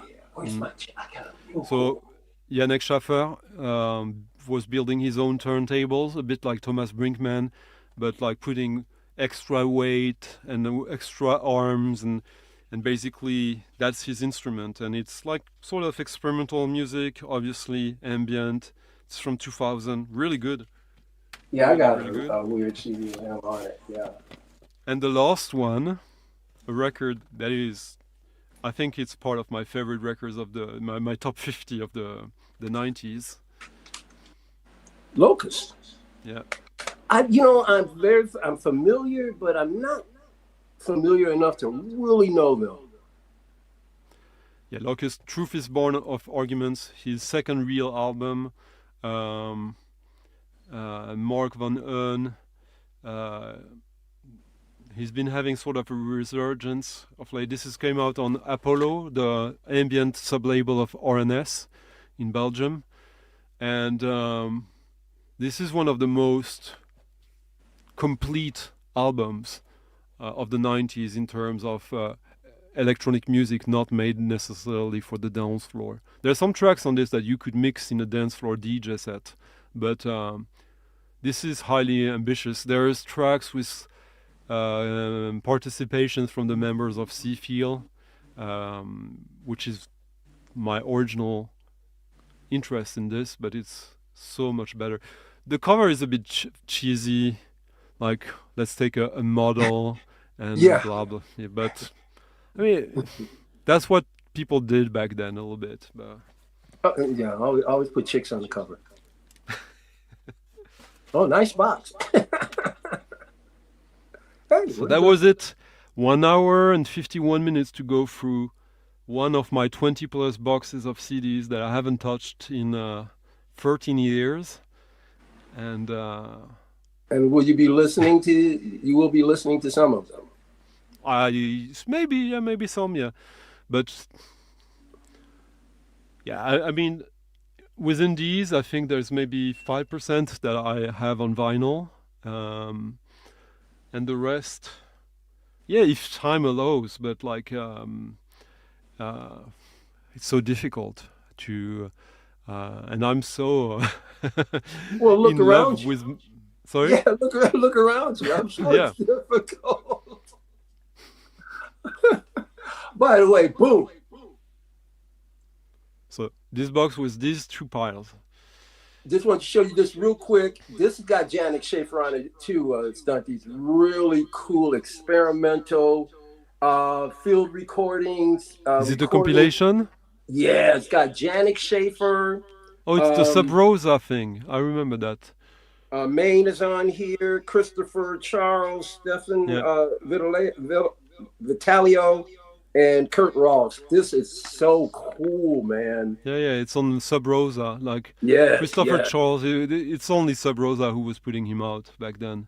And real quickly, I don't want to take up your time, but you brought up there was a point in the 90s or early 2000s, dude, I was into everything Stars of the Lid. And this was one of the guys, Brian McBride. Yeah. This is it's minimal. There's, what's the name of that again? This one is called When the Detail Lost Its Freedom. I remember. This one was never issued on vinyl. Once again, this is one of Stunty. I got so much of this kind of stuff. So yeah, but I bet you I got some CDs here that I don't have on vinyl. You probably have somewhere in that vast library of yours. But yeah, so much of my CDs came out when they weren't pressing. So I mean, so much. In a lot of ways, my CD collection is more impressive than my vinyl. And not because I like CDs more, it's just what I was able to get at the time. This is part of my Stars of the Lid stuff. Yeah, man, I'm a huge fan of Stars. This one sounds like Soviet France, I think. Oh, really? This one is the album they broke out with, the Blasted Orchestra. Yep. This one was released on Sub Rosa originally. I got that. this is their best record in my opinion. That you can play on both speeds.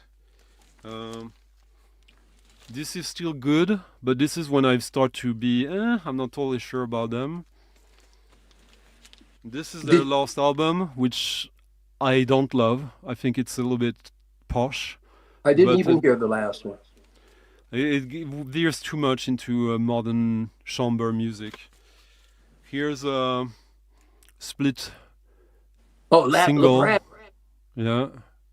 I have one thing by LaBradford on CD. Here's another Stars of the Lid EP on the Yeah. Earworm label. Okay. So where do they fall with you? I mean, you got a lot of them. Here's Adam Wiltsey from Stars of the Lid with Robert Down from Labradford. It's a one-time project, pretty cool. And here's Dom will love this. This is a compilation featuring Fuck, Windsurfer the Derby, Wino, and the Four Carnation. I think that he's a big fan of Four Carnation. You know, I don't have it. I don't have it directly in front of me, but oh, I was gonna make a comment with the Stars and Lid. Oh no, I was gonna. I don't have it in front of me, but are you familiar with the other offshoot of Stars with the Lid called the Dead Texan? Yeah. Yeah, I don't like it too much. I liked it for a while. I don't think it holds up very well, but I was really into it when it first came out.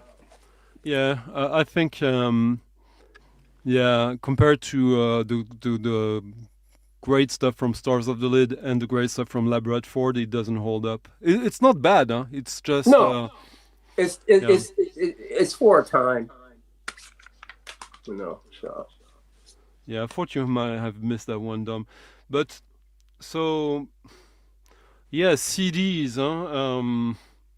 My plan, to be honest, is to check which one of these has some value, and if it has some actual, like if it's worth more than $30, I'll sell them. Even if it's stuff that I like, I think, because I don't plan to listen to CDs anymore. there was that one that you showed earlier. Because I jumped on Discogs because you were saying, oh, it's the only one that looks like it might be worth something. I could have sworn when I went to Discogs, I saw that the last selling of that CD was like $600. But go to it and take a look, Stunty. I could be wrong. Okay. But when it has up in that corner, Lasso, I thought it said 600. But it easily said in the hundreds. But that's the fun part of it, is that like when you were into the more niche kind of music, some of these CDs are were only made one time and very low numbers, so it makes sense that if the music is good, is really good, and the artist has a name of one sort of another, that these CDs would be worth something. Of course. Would have to be. Yeah, like that William Burroughs record apparently was worth like 300. So, but wow, nice. But, you know, it's funny because it's kind of like these people who find their little brother's Pokemon card box from way back, and they realize, oh, now this is worth a lot of money. So it could be, maybe it will be like that with CDs, but. Why not? I don't know. But so you have obviously still a lot of CDs and you listen to them, but I listen to everything. But how much do you still buy in terms? Hardly any. Yeah, that's what I thought. So do you have a hierarchy between the formats or not at all then? Because since you don't buy anything anymore, there's no reason for you to have any sort of hierarchy since you're not really active in the buying anymore.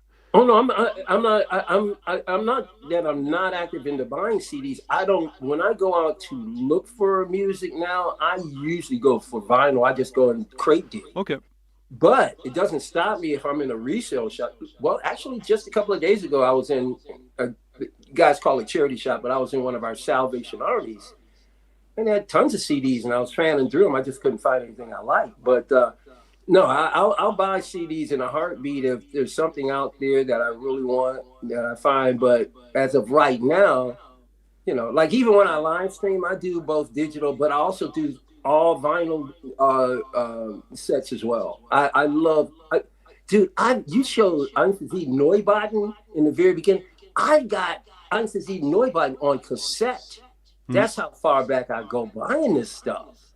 So, Mm.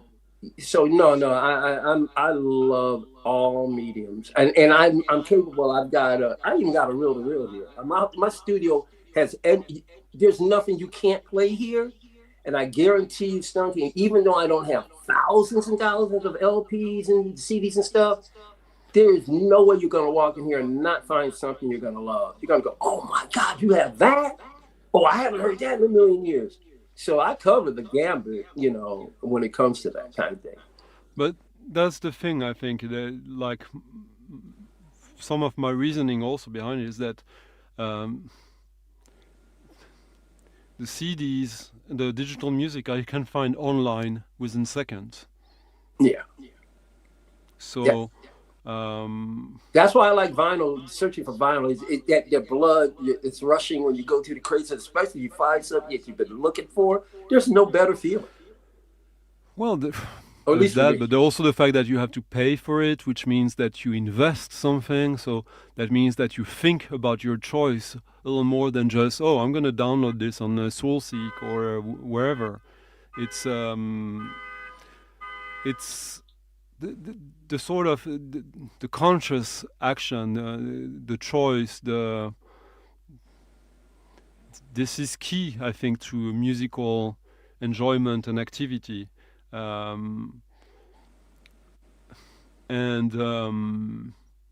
sure, CDs, I'm not going to say these don't have any sort of physical quality, but right. Since the content of it you can access, I mean, it's zeros and ones that you can find online. It's not as, yeah, and which makes it also much less romantic, obviously. Yeah, because usually, if you wanted that kind of thing, it came in kind of more special packaging. I had something here earlier that I had, but anyway, there were late 90s, particularly the early to mid 2000s, there was like 3 record stores in my area that sold all of that kind of stuff. I could go in there, and even the guys who worked there, they knew all about the touch label. They knew all about biosphere. They knew all about so a lot of stuff that I picked up in the early 2000s, it's like I never had even heard of them. It wasn't like I was going out and buying them because I thought I liked them. I had never heard of them. I took the advice for the guys who had the shop, and man, I was coming into some gold, man, just finding gold everywhere. I didn't know anything about the touch label until then, and others. So yeah. Cool. Well, if anyone wants to join to chat some more, maybe we'll chat a little more. Otherwise, it was sort of it was impromptu. I don't know. It was psychically intense to just go through that box and trigger all these memories back to the surface. But how much fun was that for you? Yeah, the surprise I had was I was surprised by. I thought there would have been more stuff that was older. But I guess at one point, before I moved to Sweden, a lot of the stuff that I had on CD and vinyl, I sold the CD. Yeah, me too. Or gave it away or whatever. So I had to start over, Stunty. I had a record collection, and then I wound up selling it all. But it happened during rough times. I couldn't find a job, and and all that kind of stuff. So I had to regrow my collection. And like you said, there's just so many things also on CD. It's just not ever gonna find. But there were those exceptions to the rule where you can get really cool CD packaging. I'm not sure. I'm not sure how rare this might be, but this was a Brian Eno release. It was called Sonora. Mm. And the cool thing about this release, Stunky, oh, you got really cool stuff on it too, is that it came with a book, and it's a very thick one. So the CD looked like this. Let's see. This is a CD, right? That's Brian Eno. Yeah. And then this book accompanied it. And what's really cool is it's thick, man. And the other cool thing about it, and you like Stunty, is that it's both in French and English. So you read one side of the page is French and the other side is English. So it's very cool. So that's the kind of packaging you want when you buy a CD. If you're lucky enough to find something like that. So yeah, I thought that was very cool. Yeah, here at Collective Vinyl, he remembers also the shop I was talking about, where I got a lot of these CDs secondhand, because yeah, a lot of these were so limited or so small pressings that most people who got them were actually journalists. Sometimes there were artists who at least half of the copies were owned by journalists who got these as promos. It was insane. And yeah, Juste sur Musique in Paris. To give you a picture, it was right by one of the universities of Paris, quite central to Paris, on the south side of the flood. And it's a university that is not. It's a modern building from the 70s, so it doesn't look nice at all. It's kind of functional but derelict a little bit. In the past 15 years, it's been sort of abandoned because of asbestos. They've been trying to decontaminate it, but I think maybe it's over now. But so at one point it was a huge hub for secondhand record stores because there was all these students. And when they had to shut down the university, that area became sort of a no man's land. But Juste sur Musique was just very small entrance, or you had glass walls, so you would see that it's records inside of it. It's just CDs, nothing else. And it was kind of somewhat deep. It was not a normal space.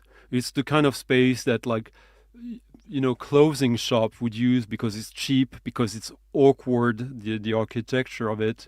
It's basically they tried to make something out of the space that was between two buildings and had to adapt to what is there. So I think there was 3 levels, basement levels, very small rooms, and they all had their theme. And that's kind of cool. Yeah, and it was only CDs. And only secondhand for the longest time. And it's below ground, so it's going to be cooler. You don't have to worry about a whole lot of warping going on. And that was the main place where all the journalists went to sell their promos. Wow. And back then there were journalists who literally made a living out of that. Get out of here, journalists! Yeah, of course. Yeah, of course. They would get...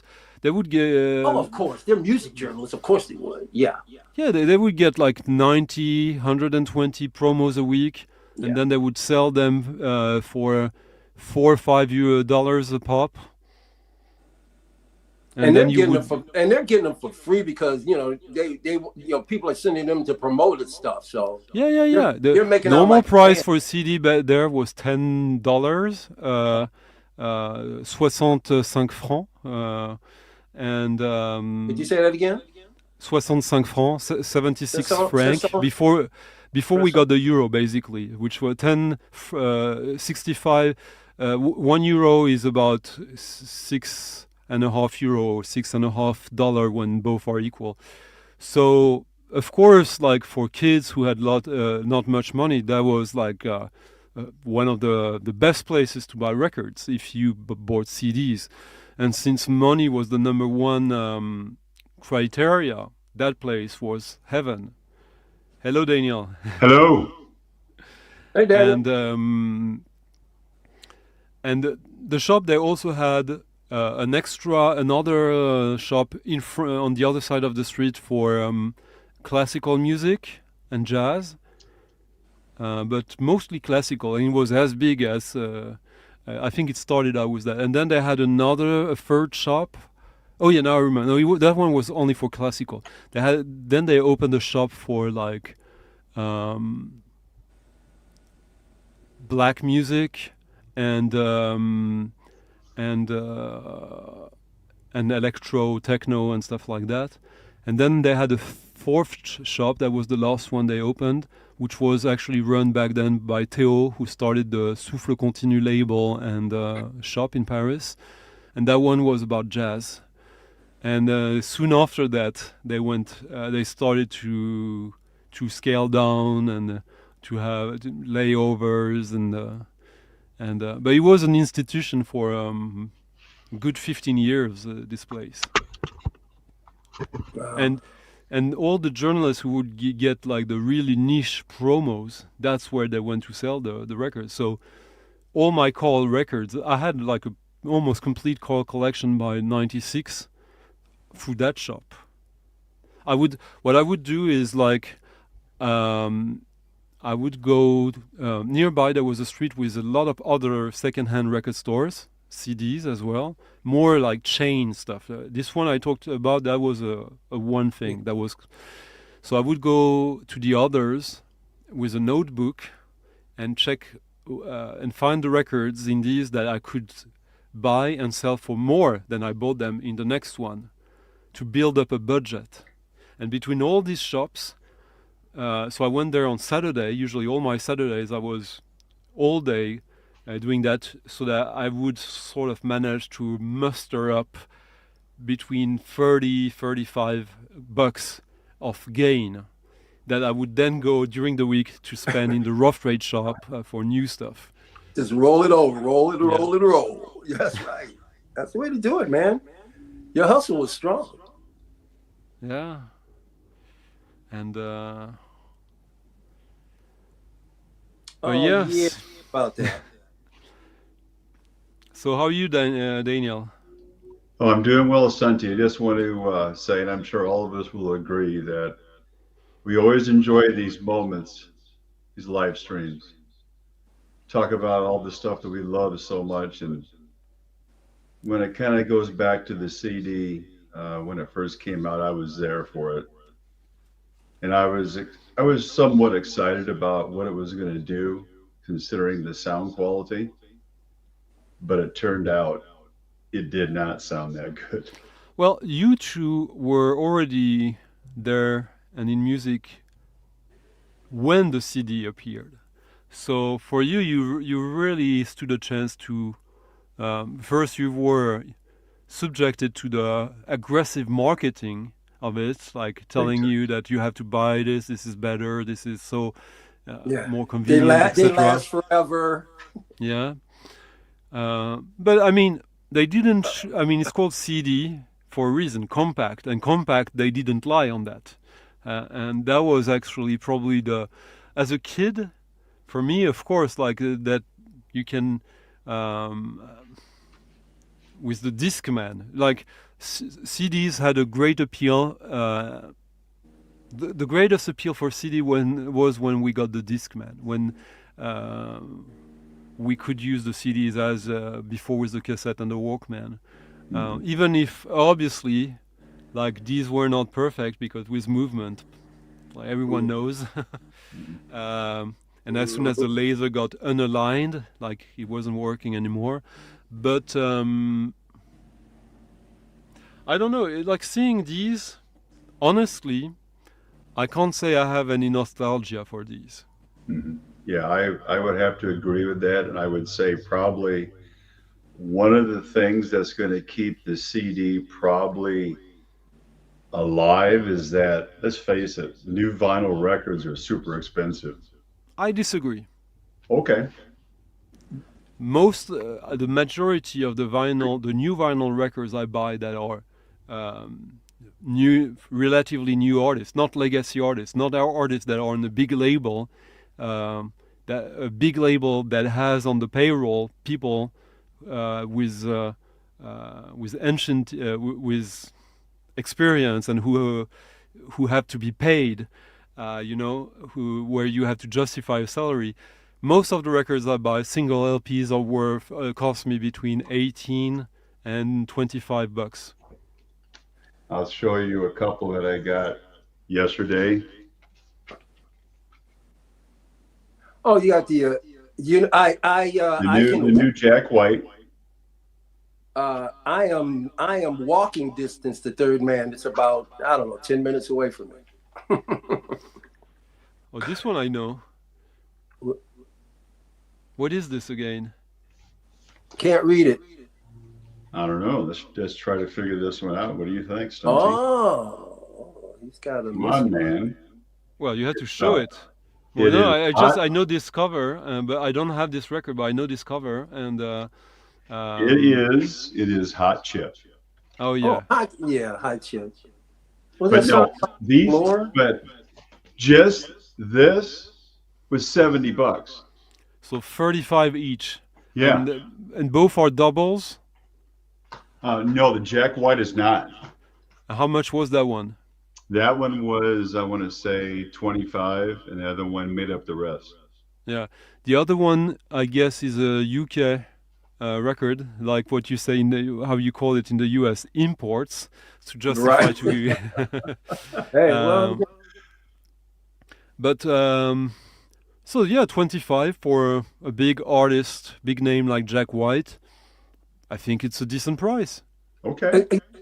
because I think it's a misnomer that there was a time back then when physical media was cheaper. No, it never has been.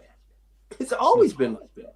Albums has always been expensive. CDs have always been expensive. And you can always find your deal. Well, CDs are less expensive now than they used to be. Now, Well, they're going up. They're going up now only because yeah, but like only for a because bunch of years,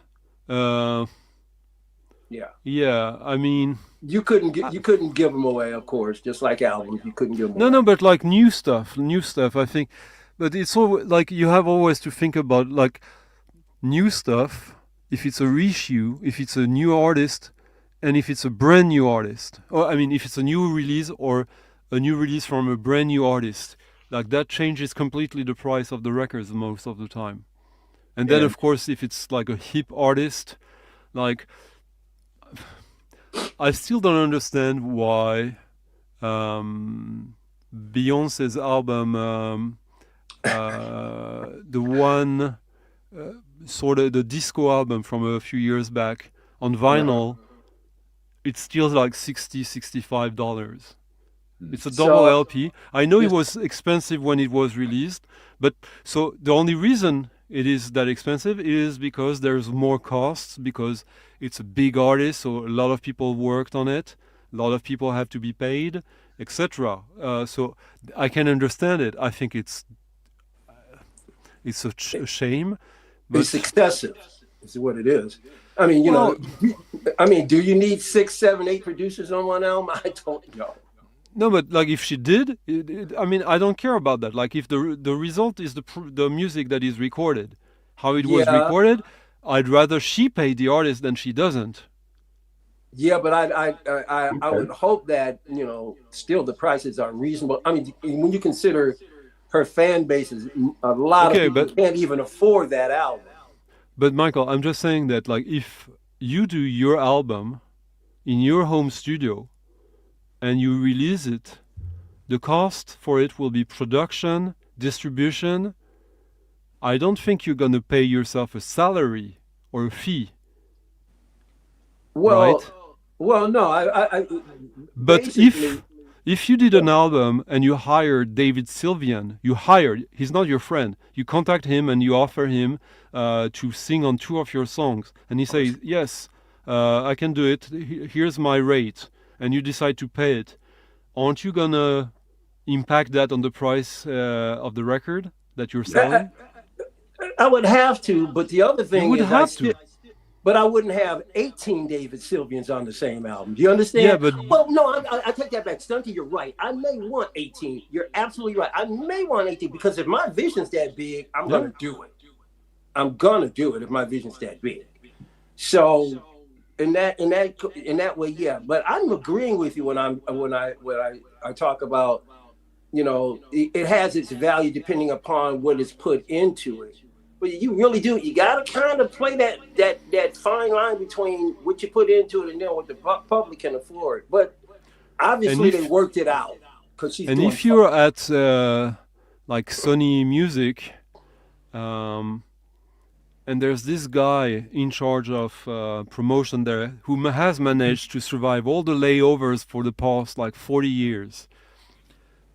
And to do so, they had to give him a promotional also every time. And now this guy, his main job is to justify his salary. Yeah, because he's got to fill a lot of holes. Like, here's what we have out. Here's what we expect to get back. And this is your job now to do that. Because there's almost all the costs are externalized. Like like even the promotion, these people, these big artists, they have their own PR. Or they hire an external PR firm for a specific project or whatever. Like, labels have barely anything to do apart from cashing in and paying the bills. But art direction for these labels, nah, that doesn't really exist anymore. Right. I was at this place right here. Electric Fetus, and some of the individuals out here probably know where it's at in Minneapolis. That's a record store? Yes, in Minneapolis. And I was looking at some used vinyl and also some used CDs. Uh-oh. The vinyl was double the price compared to the CD. Not surprised. I still went with the vinyl. Well, vinyl has to be, in terms of retail, vinyl has to be more expensive since it's taking more space. It's like it's just basic retail math.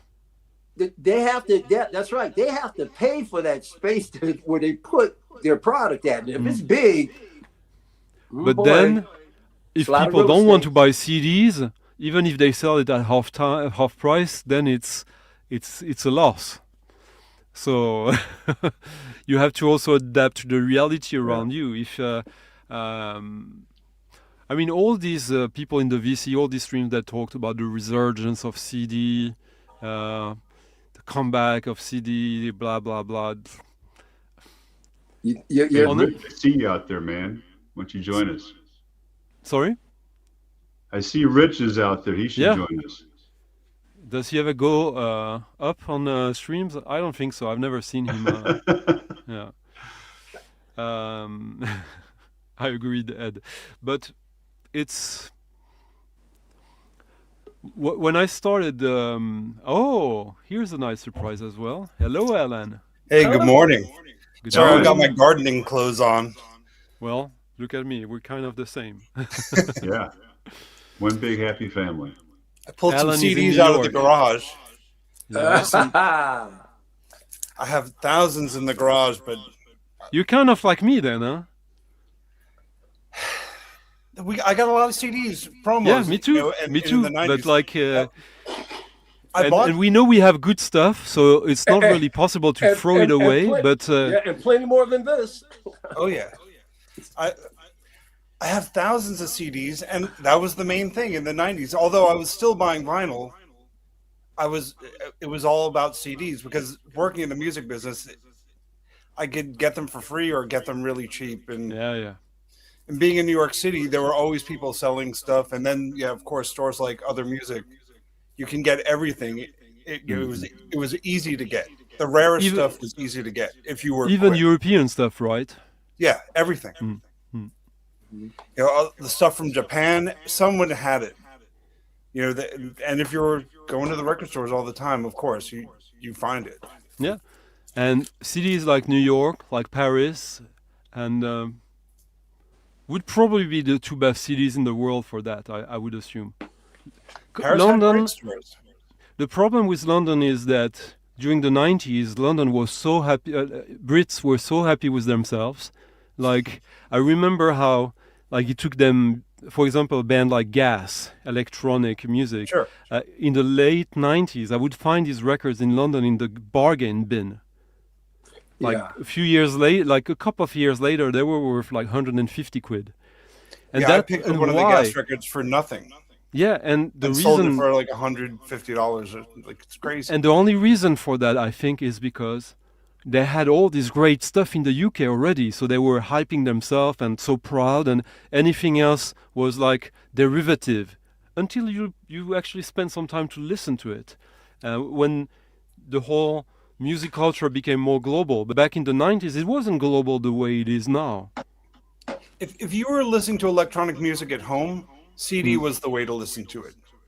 If you were going to a club, vinyl, of course, was the way to listen to it until CD DJ stuff came into play and MP3s and Well, but when you Yeah. say electronic music, you're talking about, like, if you talk about to someone who was into house and techno, he would strongly disagree with you, though. well, sure. But who was that singer? Uffy, she had the French DJ with her. Yeah. So- Afi, she was like this cute little American girl who was Yeah, in yeah, from in Miami. France. Yeah, and she was in there was basically 2-3 hipster clubs in Paris where all the proto headbangers people were hanging out and having their ways before Justice, like right when this was starting. So she was the cute girl, and they decided let's do a. She was basically a French yeye before the headbanger age. So she played at our festival in Berlin when I was living there, and the DJ, the French DJ who was with her, Surkin. it was time for them to go on. I'm like, "Where's your records?" And he just pulls out like a thumb drive. Yeah. He's like, I got everything right here." Yeah, right there. I'm like, it was. Yeah. my mind. Going back to what Alan said, I have the same thing where I've stored my CDs in a place that probably isn't really appropriate. And I really don't respect the format. I'm sorry to say that. But if I was to get back into it in today's world, what would be a good piece of equipment to use? What type of CD player? Well, the I'm thing not- is, they're making new CD players all the time now. So Okay. you just go out and look. They're building new CD players now all the time. Yep. So it's not hard to find them. New ones being produced too. So it's not hard. Well, I guess what I'm saying is that, you have a turntable. You can get yourself into different levels of turntables that are remarkable. So Sure. do we have the same thing going on with the CD player where You will can- find salesmen that will tell you so, of course. Exactly. I Yes, would think a Dan, new you CD said. player now has a good DAC built into it. They should, Yeah. even the lower ones. The technology is so far behind us that a Yeah. bad one should be pretty good. Well, okay, and that's a good point, is that I'd be running that CD player into a DAC. So it'd be basically a transport. So Right. I guess that would say that I don't need to invest a lot of money in the transport. Right. True, especially if you're running a DuoDAC, you're good, man. That's gonna clean it up real swell.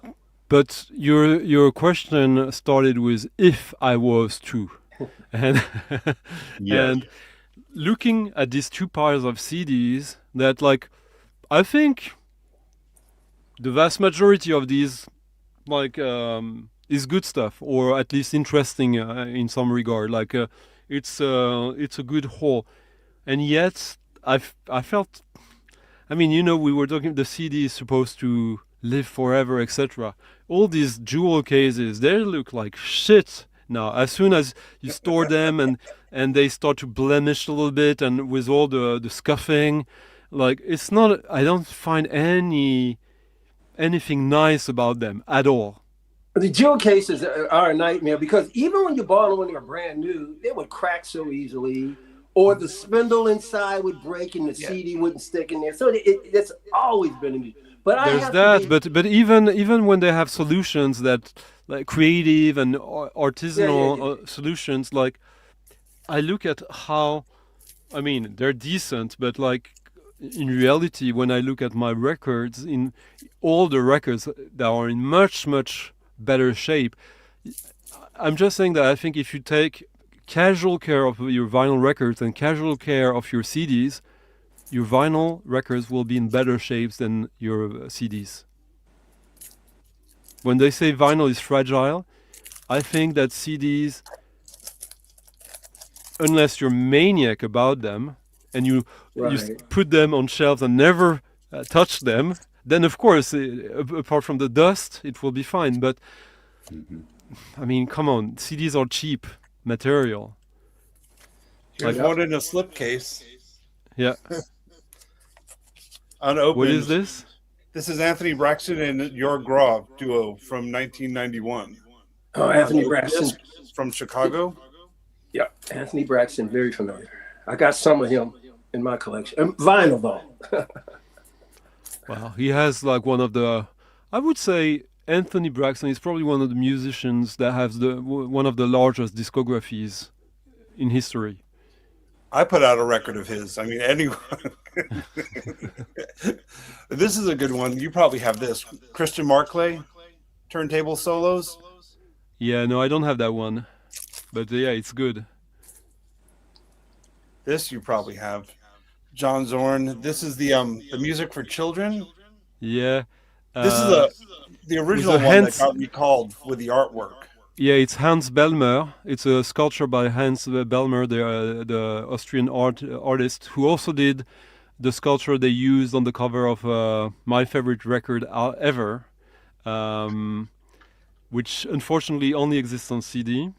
I've been in touch with John Zorn to try to convince him to do a vinyl edition of it, and he's no.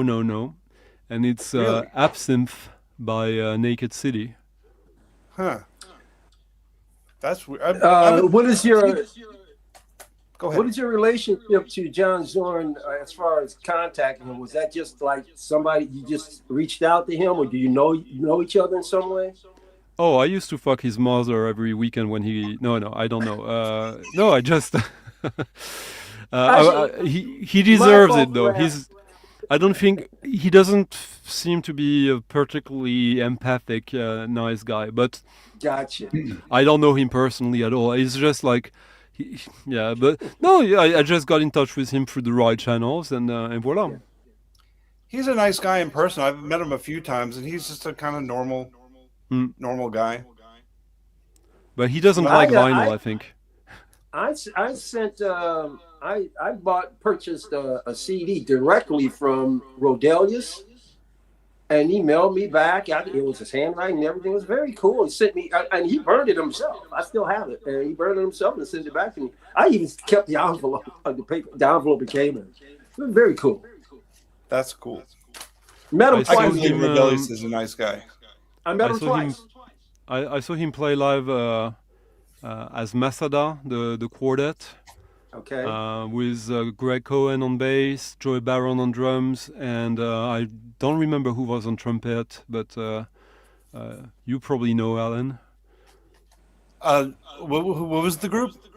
Masada. Masada. Yeah. Dave Douglas was on trumpet. Dave Douglas, yeah, exactly. And that was, seeing Masada live is one of the great examples of why jazz is the best music to go see out live. Oh, no doubt. You are, man, I am with you so much on that, Stunty. There is nothing better than listening to good jazz live. Nothing better. No, that's not what I mean. It's not that you have to listen to it live. It's like compared to all the other music types, seeing jazz live gives you more than any others, I think, because... I think we just said the same thing. Okay, But, I misunderstood then. Yeah, we're saying the same. Yeah. But just seeing Joey Barron like dance around the whole drum kit and play in a playful way, but still as a musician and part of the band, and yeah, Joey's really- a phenomenal drummer. yeah. He's always smiling. He makes it look so easy. Mm-hmm. But to circle back real quickly, I saw Rodelius at a fairly small gallery slash coffee bar with Tim Story. And then I saw him at the Detroit Institute of Arts, the museum here in Detroit, with Mobius as a cluster. That was really cool too. Yeah, Rodelius. Maybe I missed something. I don't. Was there a specific reason for suddenly going to Rodelius, or? Well, no, he had just mentioned Rodelius, and then you was talking. Oh, I didn't hear it. Sorry. Yeah. And I just wanted to double back on the Rodelius part. Rodelius, who's now 91 years old, still performs. I've seen him also like half a dozen times. He often performs in small places, in small clubs. Like, it's quite surprising. He's a legend. He could definitely fill a room with 500 people in most semi-big cities, I would assume. For those who don't know, Rodelius, one of the two members of Cluster, in my opinion, the most important krautrock band, but rock is a subjective. You're making it hard for me to disagree with you, man. Well, and also all of you have met these artists, and I haven't had a chance really to meet too many of them. What have you noticed about them? Do they like to talk about the music, or they prefer to kind of get off of that road and go talk about something else? Well, I didn't get enough time to talk to Rodelius and Mobius, so I just got a picture with them. But Rodelius I spent a few minutes with, and like a fanboy, I did bring up Brian Eno. He said, no, it was a pleasure working with him. And that's an album he did, a 4 LP album for his 90th birthday. Wow. And it's only electronic music on this one, tape music and electronic music. It's amazing. He's a very soft-spoken gentleman. Oh, yeah. I did a long interview, like 4-hour interview with Moebius like a year before he died. Oh, did you?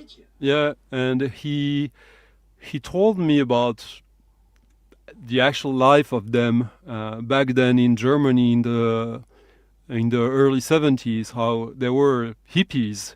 Like, basically, they decided, like, the whole reason for the existence of it all was the way of life they aspired to, and they were hated by everyone around it because they were literally the dirty hippies, like, who were walking barefoot in the streets and who were basically how do you say, going by like making music. It wasn't a completely pure thing. Like, they just wanted to live a simple life and had to be able to afford the eggs, bread and stuff like that. That was their life. They lived in sort of a dysfunctional community with people. Everyone had a very big ego in a way. Even if he's soft-spoken, like, doing all this kind of music, you have to have an ego because there's such a strong and unique direction. Mm-hmm. I think. True. Like, How about you, Ellen? Well, I find that when you're talking to artists, most people meet them in a concert setting, like post-show, and I think then they just quickly talk about music. But if you spend a lot of time with an artist, they'll open up about their lives and speak more candidly about things. I mean, usually most people, it's in passing, so it's just going to be superficial, like, hey, I'm a really big fan. I think for them, it's the same conversation over and over, just different permutations of the same thing. But having worked with some artists, like, I know they're intimately, like, all their darkest secrets. There's a musician who was mentioned on the stream earlier, and his wife and I used to joke that we kind of knew him the same way, except I was working closely with him, and as the wife, like, we both knew him in ways that nobody else knew him. But Right. this was someone I would spend, we would call each other 5 times a day, you know, for years.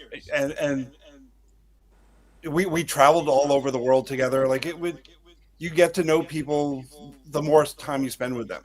But I think Yeah. for a lot of people, I mean, if you, I guess if you're in an airport or in a restaurant or something, or in a bar, you can meet someone and have a longer discussion, like a 30-minute, hour conversation.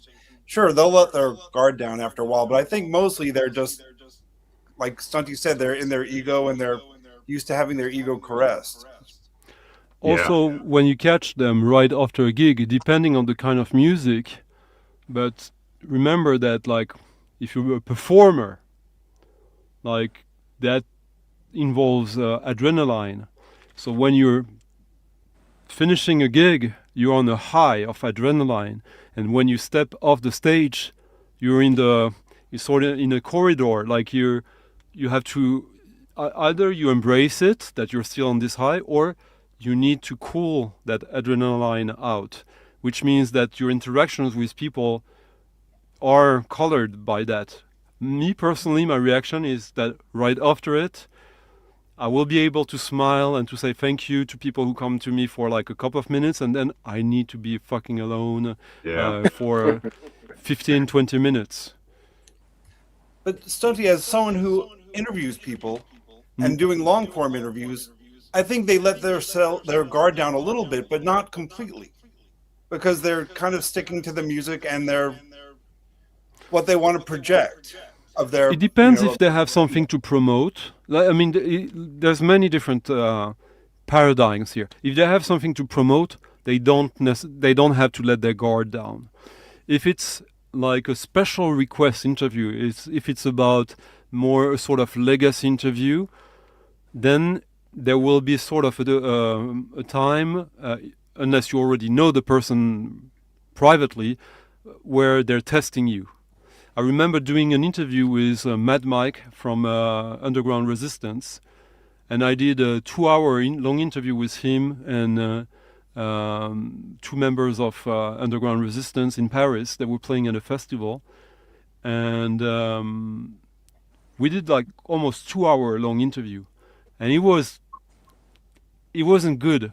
Like, he was being resistant all the time, and I was good. I knew I was good, so that made it even more frustrating, because I was knowledgeable, but I was not being a train spotter. I was asking good questions that were open and about the community, the interaction between culture, politics, etc. And I also showed that I knew my shit, but not in a show-off way. And after 2 hours, I was like, man, this is gonna be like a drag to write that interview now, because they were so like. I had, in French we say sortir les rames, bring out the arrows, you know. You really have to work against the natural flow, and when I was thinking this in my head with them in front of me at this fancy cafe in Paris, like Mad Mike, he tells me like, so is the interview over? Did you cut the microphone? Yeah. Okay, so you ask some pretty good questions. So now we can tell you the truth. Yeah.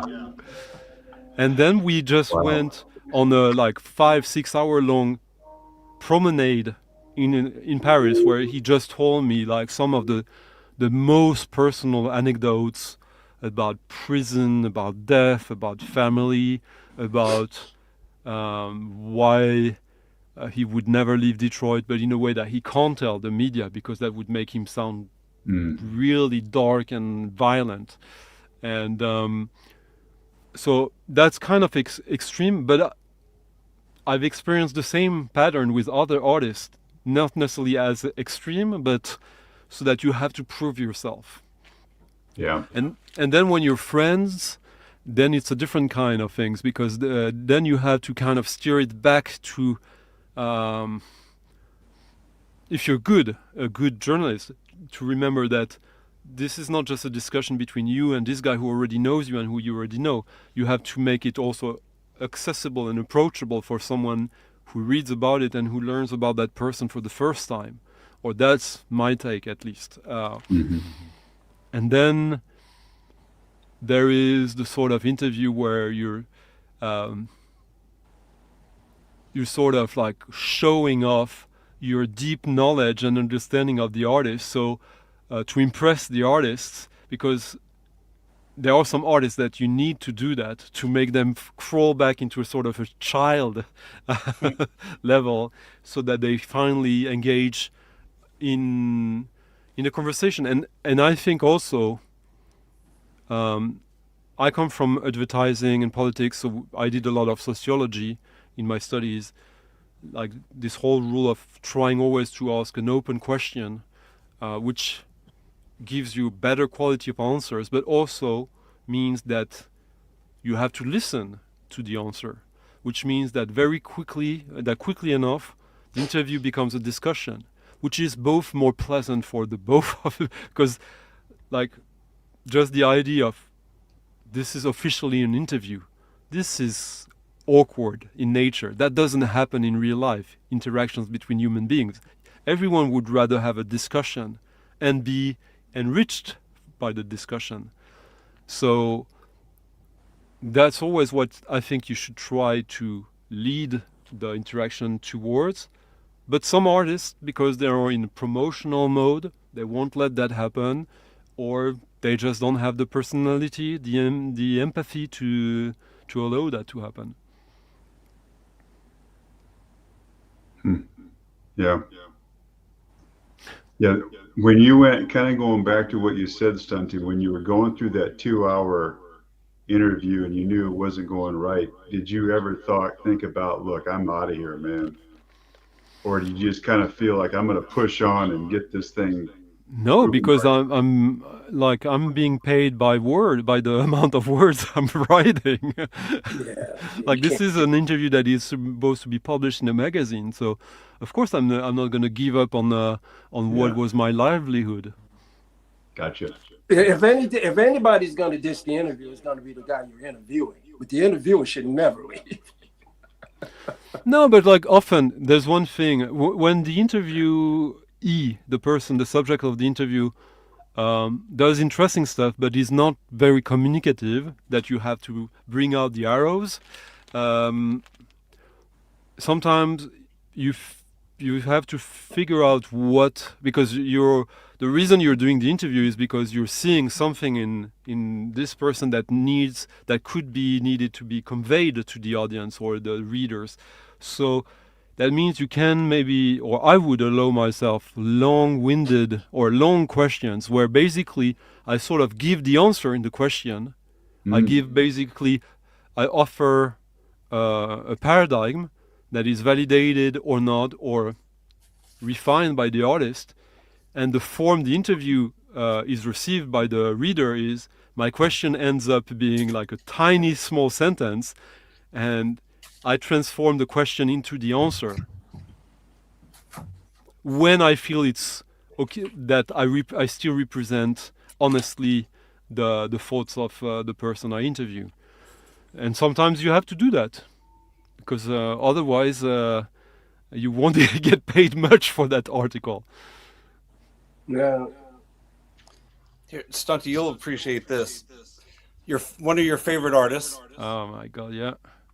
So a mutual friend, I was in Paris, and a mutual friend's like, you have to go to meet Steve Lacy. You have to go to Steve Lacy's house. And I'm like, you have to make a record with Steve Lacy. I'm like, I don't want to do a record with Steve Lacy. I'm more New York based. And so I go to his house in the north of Paris, and his wife, Irene, was super nice, brought us tea. We're sitting out in the garden and we're talking. And I can just tell he's waiting for me to kiss his ass, and he's waiting for me to court him for a record. And I wasn't going to do it because I'm not a super fan, so I'm not going to fawn over him. I really enjoy his music, but I'm not on the level of. Okay, so nonsense from Alan here, and Yeah, so you're not. You're a big fan. You said it. He's Yeah, one of yeah, your yeah, yeah. favorites. That's why I would say he's my number one artist. Yeah, Really? But, Okay. yeah. but I was not going to offer him a record. Asked him to put out a record. But he was sitting there. He was waiting, and it was so uncomfortable. Just like I was almost in a way kind of watching the clock. I'm like, well, I've been here about an hour. I should go. I didn't want to go in the first place, but I kind of felt like I had to go because my friend had arranged this for me. He's from New York originally. Yeah, he's from New York. The last time I saw him was in New York. I saw him at Tonic. He was there. Well, I'd say like a year or so before he had died. He was back. I guess he had moved back to New York. But I don't only remember seeing him there the one time. But He had Irene an was interesting so sweet. romantic So life in New York. Like his history with women in New York is could write a book about it. But go on. No, I mean that's really the whole story. But it was just dealing with But how did it musicians. end? How did it end then? Yeah, what did you do? I left. I said thank you for your time and left. So it was like for me it would have been like a PG-13 porn movie, like very disappointing. It would have been a No G climax. porn movie. It was Oh, like by the the way, pizza did guy standing at the door, like I don't want to come in. So how Well, many words? How many words did you get paid for, Alan? I don't know. I mean, we talked a little bit about his history, and stuff through the music, about Thelonious Monk, and we talked about common things that we love, but it was just weird. It was just a really weird thing. Well, and also Alan, to be in that position to where you didn't have to kiss his ass and you didn't want to, you had the power on your side. In a sense, and that's another. Actually, you raise a good point there because as someone who had a record label, I felt that my friendship with some artists was very limited and weird because it's always I'm thinking about them in the back of their mind. They're waiting for me to release something. Mhm. And do these people want to be my friend because they want to be my friend and because we're in the same scene and we know all the same people, or do they want something from me? Yeah. Okay, I didn't know that. So you do you currently still own a label, or was that? Well, I own it, but it's been inactive. When you have a about label, you always have a label. You can always start it whenever you. It's No, I'm just saying. That's what I'm asking. Was it active? Is it active now? That's what I was asking. I know. It's I not got active a now. label. I got a label that I've had since the '90s. So I mean, I understand that. Was Yeah, just I wondering started if it this was- in '95. Yeah, I was just wondering if it was active now. No, no. I'm just selling off the old stock. Okay. But yeah, because this thing it must have been around '98 or '99 when I was at Steve's house. Mhm. So how was his house? Was it like an artist's house or not necessarily? I didn't go inside. Oh, We just you sat, stayed in the we just sat garden? in the garden outside. You remember the city it was? Paris. No, but you said it was in the suburb of Paris. It was on the north side. I don't know. I took the metro there. It was like 2 or 3 blocks from the metro. Okay. I might have his address written down somewhere. I don't know. I would have to dig. It'd be in that old book I showed you the picture from. Now, for me, it's one of my biggest regrets, like being born around there and living for a long time and never seeing him live. Like, I mean, I knew about Steve Lacy. I started to be aware of his name probably around, I don't know exactly, but like I missed my opportunity. I started to know I was like, this is someone really important for me in my musical pantheon and culture around 2005, 2006. So that was already a bit too late. I'll be honest, the reason why I was not interested in putting out a record of his is because he had put out so many records and he was so prolific that I didn't know that I would be able to release something that could stand on its own. And I didn't want to release something just to release it. I mean, as a small business, you have to make your money back. Yeah. So What's the name of your label? it's called No More Records. So I put out, Braxton, Matthew Shipp, William Parker, Billy Bang, Frank Lowe. I did a couple of rock things too. Cool. Splendid. Yeah. No, not Splendid, because he put them out on CD. That's Well, that's not true. There's one. I did put out one LP. no, but all the jazz. Defend yourself, Alan. Defend yourself. All the jazz is on CD, and the label is called No More Records as a lament to vinyl not coming out. I know you put out vinyl. Of course I know, but like the... Yes, I sent you one. Yeah, that's good. Did you get good money for it? man. No, I still have it. Like so the vinyl record that Alan put out is it's a double LP. I'll pull it out. Yeah, Let's it's sort of live. Half of it is the whole thing live. No, No, the first album is a studio material, and then the second album is all live. but studio That cover. demo-ish studio, right? No, it's no demos. Yeah. I mean, even It's just like not great quality. I mean, that was that's who they were. Yeah, yeah. New York in the 70s. Yeah. No, it's a record that. So Alan was very nice to send it to me as a present, and I haven't given him a proper feedback about it because it honestly is such a dense album.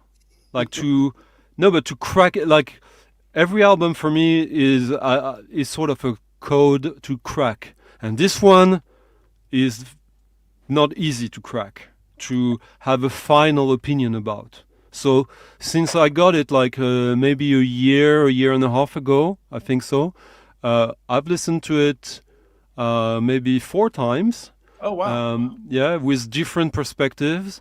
And because even if I mean, I'm into that kind of stuff, the no wave. It's not my absolute favorite things, but it's some of the really cool stuff.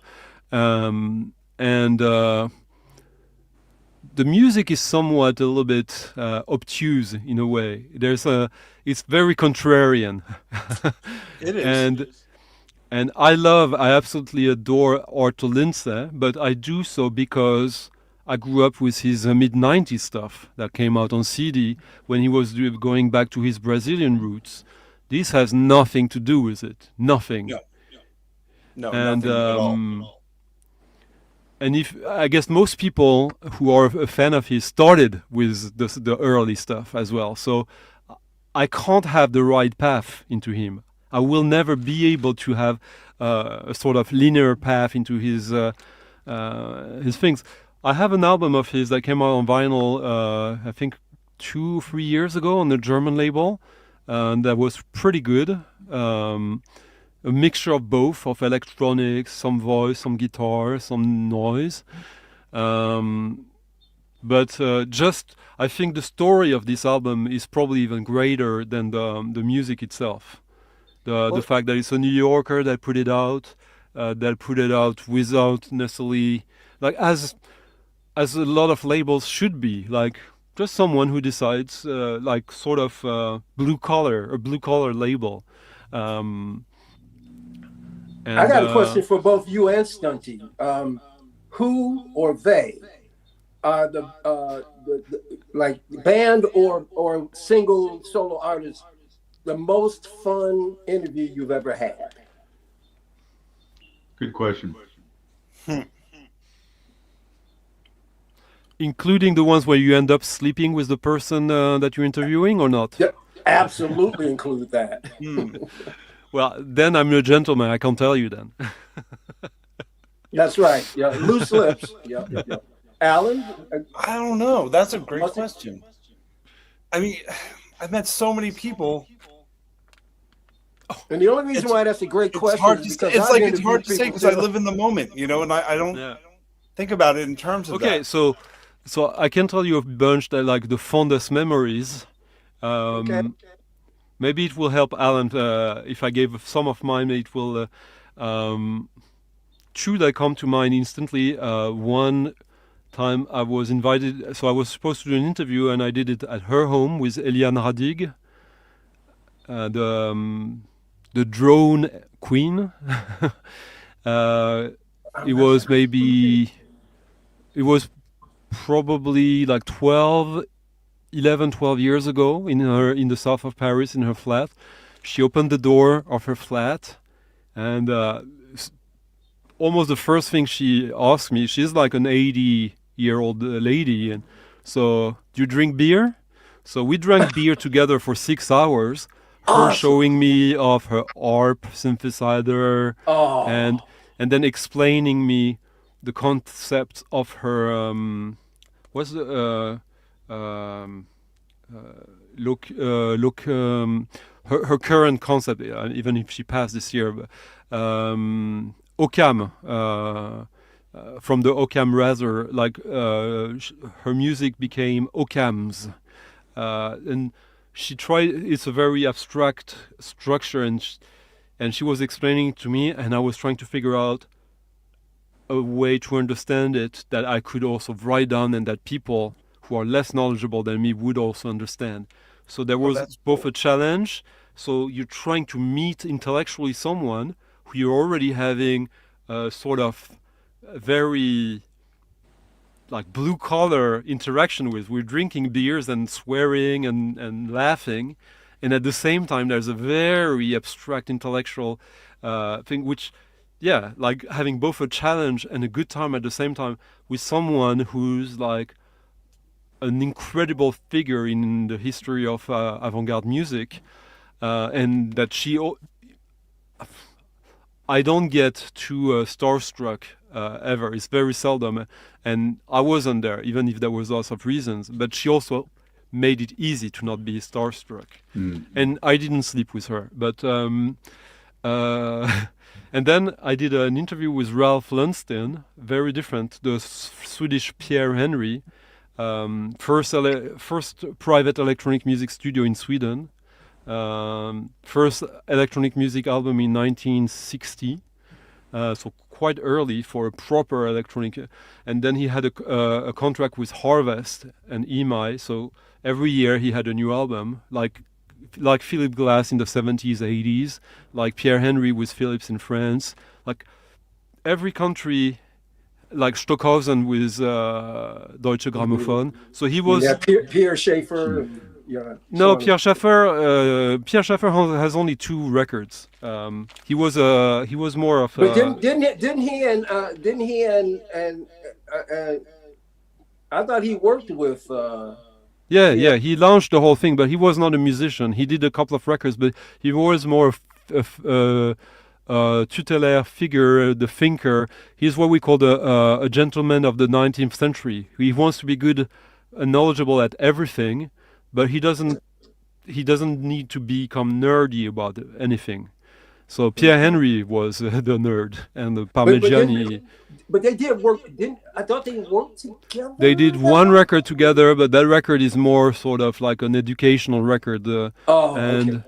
And then he did 2 albums. One, that his best album, Le Triade Fertile, on the Philips, on the Prospective series, which is like a gray cover with a triangle that is green and then another side that is blue. And that record is good, it's brilliant, but he didn't do it. It's his assistant, his technical assistants who did it. He was just there, really? oh yeah, this sounds good. But so to go back to Ralph Lundsten, me and my buddy Josh from Phoenicia, he was staying in Sweden with me on holiday for a week. And I managed to get the contact of Ralph Lundsten. And we went to his house, not too far away from here, like half an hour by car. And it's in the middle of nature, in front of a lake. And it's a big-ass wooden house, painted in bright pink, with all the angles white. So it looks like sort of an Austrian pastry that you know you're going to get diabetes instantly after. Like it's something really... And he's like 75, really happy with himself. New father with his current Lithuanian wife of 24 years of age. Uh, so not the most healthy thing. So he was literally living a sort of a guru life, but like on a very small scale. And then we did a tour of the house, and like Pierre Henry's house, every room was sort of a synthesizer, or was dedicated to a synthesizer, or a bunch of synthesizer. And he introduced us to, so there was the three of us, and he introduced us to the synthesizers by giving us each a sort of ball of lead to hold. The ball is connected with a wire to a box, the synthesizer, and then he shows. So I'm holding the ball there. He's holding one. Josh is holding one, and he touches me, and suddenly a tone comes out. Oh wow! And then he says like that. That's what we call the group sex synthesizer. Frida, do you want to come? And we were so blushing because he literally invited his young wife to do you want to showcase the whole thing after he told us that. Oh, dude, what an experience that must That's great. See, Yeah. but that's my wheelhouse. So when he brings up stuff like that, I'm like, oh my God. Because I'm starstruck, but I am never shy to approach him. I will do whatever I can to get backstage if I really want to meet someone or whatever the situation is. Even though I'm like really starstruck, I'm not afraid to hey. I'm there. Yeah. But that sounds like an amazing experience. It ended in a funny way as well. So he showed us many proto synthesizers that only exist in one copy, one unit, like with graphic interfaces, with synthesizers with cameras from the 70s, like that you would have sort of an oscillator connected to the camera, and you would be in front of it, and you would start to see like waves making your face, and then it would translate into music live, and stuff that he had designed for him or that he helped design. And the whole house, like 2 stories with a basement, was filled with stuff like that, and it still felt like a cozy summer house from Sweden. I can't imagine it. But a little weird. There was a few records, and I saw he was talking a bit dismissive about most of other musicians. Like he really liked himself a lot. And I see a box set, Le Solfège de l'Objet Sonore, which is one of the grails of musique concrète. It's a box set with 3 LPs, with a book, and the 3 LPs are musical examples of the book, which is basically the written grammar of musique concrète by Pierre Schaeffer. So he created the grammar of musique concrète, assigning musical values to non-musical objects. So it's a very romantic gesture. It's pseudo-science, pseudo-musical science. That is the ground of musique concrète. But that box set, to find it intact, complete, unplayed, like that doesn't happen in France. And he had it, and since you talk shit about him, could I have it? Yeah, you could get it for $70.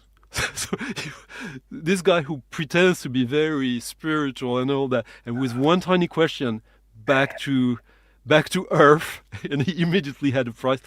And the fun part is that now I have this in perfect condition with only one tiny thing. That there's some handwriting on the side of the box, and is written Schaeffer, but it's written by Ralph Lunston himself. Wow. That's pretty cool. Nice. Yeah. Because what you were talking about earlier too, and I totally missed it. Back in, I think it was 2019. It was really smart, and the club just closed up this year, maybe about 2 months ago. Very small.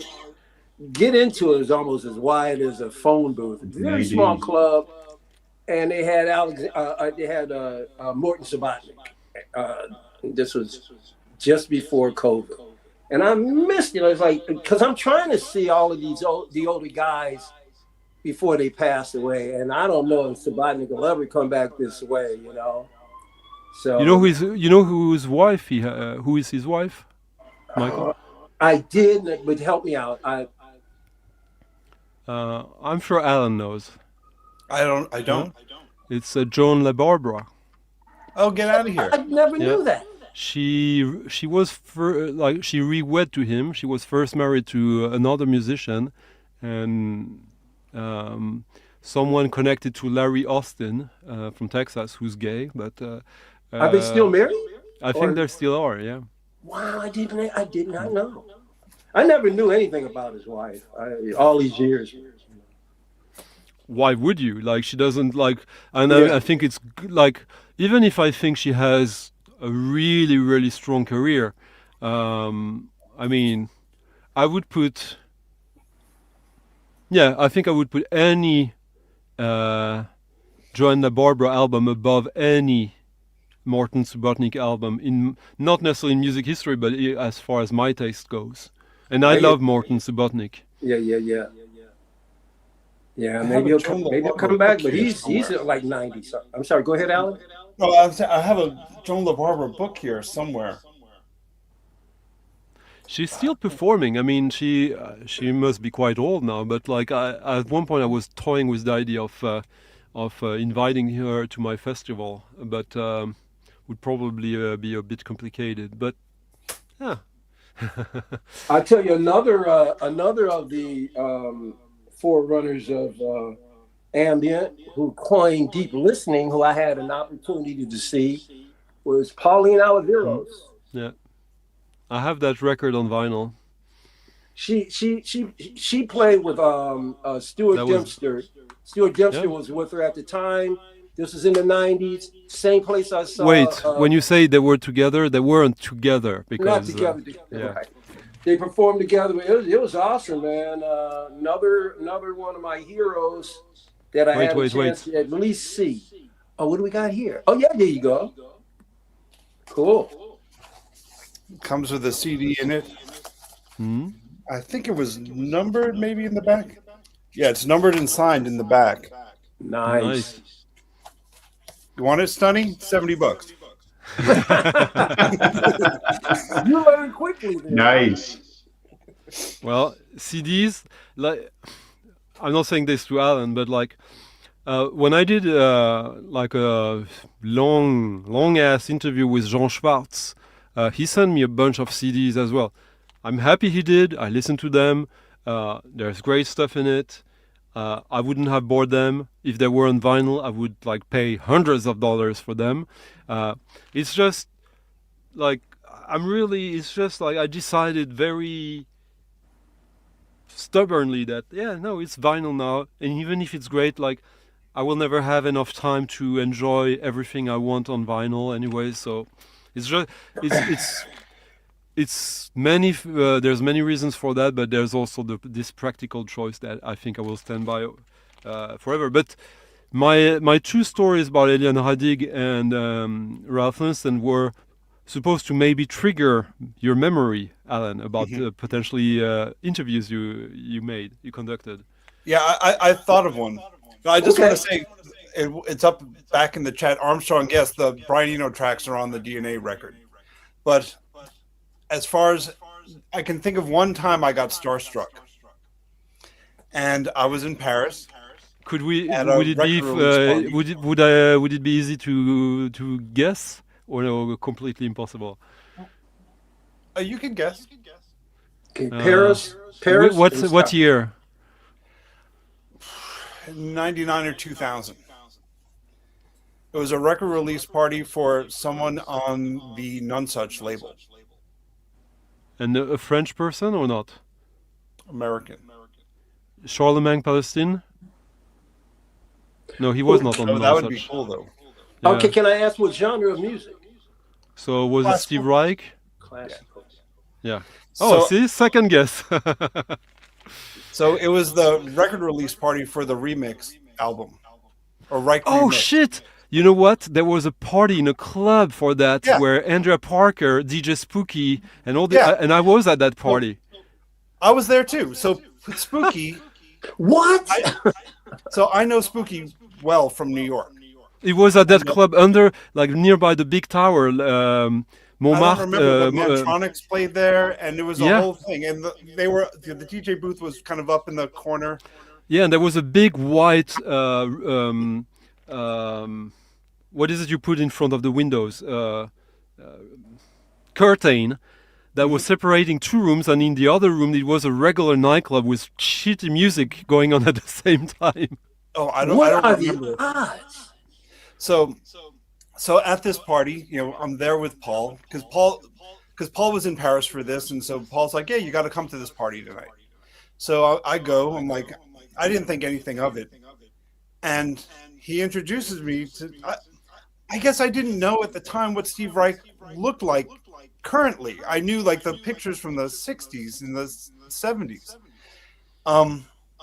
So he introduces us and he starts reading off like my whole resume. He's like, this is my good friend Alan from New York, and he did this, and he works with that person, he's involved with this, and he's doing that, and blah, blah, blah. And who knows if Steve Reich even cares about Paul? I mean, I guess he cared in the moment. And I'm listening to Paul describe me, and I'm saying to myself, wow, man, I've done some pretty good stuff. And then he turns and he says, Alan, this is Steve Reich. And I'm just like, oh my God. Hi. Was he wearing the signature ball cap, baseball cap? He was wearing a baseball cap. Yeah, I think he was wearing a baseball cap. I didn't know what to say. I was just like, my face just dropped. I'm like, hi. And then we had some kind of superficial talk, and then I just said, I gotta ask you this question, like, why did you feel the need to re-record drumming? Because the version I have on Deutsche Grammophon is 2 discs, but a few years ago you put out another version on 1 disc. No, it's also 2 discs. No, the one on Deutsche Grammophon is 3 discs. The first version is 2 discs. It features John Hassel on it, who's not on the. I have it. It's yeah. It's an amazing, and I agree that the first version is fantastic. And he was very nice, and he said, "Well, I'll tell you." He said, because back when we did the piece, it was very fashionable to play music slowly, and over the years, as we performed the piece, it naturally got faster and faster till it found its natural rhythm. And that's why it's able to fit on a smaller package now than it did before. Are you sure it's I thought it was a double, but you might be right, actually. The original was a double CD with like then it had like the music for mallet instruments or music for 2 pianos. No, I mean the vinyl, the one with the white cover and the drawing on the cover, the first version of drumming that you're talking about. I thought it was a 2 disc, but then there was a single disc version that came out on CD in the late 90s. Okay. So what I know is that he originally sort of privately issued. Oh no, not the private one. No, that's really hard to find. No, the first commercial version of it, which was so I guess he released it 3 times at that point. But yeah, he said that it just naturally sped up because. But so. It's interesting he told you that, because the first version, the privately pressed one, which has John Hassel, John Gibbons, I think, it's not complete in the sense that it's a smaller ensemble than it is written for, because he didn't have the right amount. He didn't have enough musicians to perform it in the first. So the first version is sort of a version of the piece, and the real one is the one on Deutsche Grammophon, as far as I understand. That's funny. Yeah, I've only seen the original one once. I don't think I've ever heard it. I found it at Paris Jazz Corner shop. They had just gotten so it's back then when they had 2 shops, one on the internet and one Yeah, and the one on the internet had an office, and you could go visit them to pick up your records. And if they liked you, they let you dig in it. And I was young and like interested in jazz, so of course they're gonna let me. And one day they were getting a big collection in, and they were just caring about the jazz. Everything that was not jazz, they were like not caring about it. And drumming was in there. That's and, I, funny. and I got it for $20. So Wow. It's worth quite a bit more than that. yeah. Hey, with that said, I got to roll. Yeah, Hey, we're gonna do 10 more Nice to minutes, meet but both of you. Good thank seeing you, you. Daniel. Nice to meet you. Talk to you Take soon. care. Well, you know, But that's crazy. You were at that party. Holy cow! that is so weird. So you guys are at the same party all those years ago, and now today, wow, that's Yeah, incredible. it must have been right around 2000, Yeah, it was like a around little before, a 2000. little after. I think it must have been before 2002, because Definitely I was before still 2000. living with my parents at the time, and it was in the center, like. And funny thing that you don't know then, but that club was called L'Enfer, Hell, and it was back then owned by Johnny Hallyday. Johnny Hallyday is the French. Um, he's the number one French pop singer Oh, from no the kidding. late 50s till he died 10 years ago. So he Really? was the original rocker. He's super cheesy. He's crap, but he's also a monster, like a great performer. But he just never did anything. He always had someone write stuff for him. And Oh, wow. but he's like when people talk about the years of France, and like when everyone knows about Serge Gainsbourg in France. Serge Gainsbourg is like posh underground compared to Johnny Hallyday. Johnny Hallyday is he's both Johnny Cash, Frank Sinatra, and Elvis Presley, and Bono. Wow, that's quite a package. And he was an actor as well. He was married with so many women. So many of these women had beautiful children who became movie stars as well. And so it's like the sort of Nepo legacy Sure. overlords in culture. Yeah. You know, and speaking of icons of classical, or at least avant-garde classical, I had the extreme pleasure of meeting Philip Glass. Oh, cool. This The was plumber. this was back in the 90s. The house at the church that I was going to at the time did a fundraiser for a local bookstore that burned down. So Our- wait, Michael. What's so special about you showing us a picture of you and a plumber / taxi driver? Why you? But yeah, so he came as an invited guest of our pastor at the time. They're very close, and so he came and did a fundraiser, a concert right there in the church. And the girlfriend of mine that I had at the time, I was like, "Come on, you gotta give me a picture with him." So she snapped that for me. So that was very cool. So I've been trying to knock them off one by one before they all pass away. I have a question for the VC. Could Michael Fremer be the good gene brother of Philip Glass? Hey, there's a bit. I got you. Okay. I would see Philip Glass on the street in New York, in the East Village. Oh. He used to eat at the same restaurant all the time, and you could walk down Second Avenue and just see him in the window eating a couple of times a week. Well, that's I was a the big competitive fan of Phil nature, Glass. get it? He looks a little bit that's a- sickly, huh? I was a big Philip Glass fan. I've seen him play many times. I'm a big fan. So out of the original minimalists, so who is your biggest guy? Is it Phil Glass for you, Alan? He's my favorite, but I will say that Reich is probably better. But You, Michael? but for some reason, Glass really speaks to me. You said, Michael, Yeah, you're the only Michael on screen. I'm a big Philip Glass fan, but my favorite composer of the 20th century is Ryuichi No, Sakamoto. of the New York minimalists. Oh, of the New York minimalists. I like Laraji a lot. I wouldn't.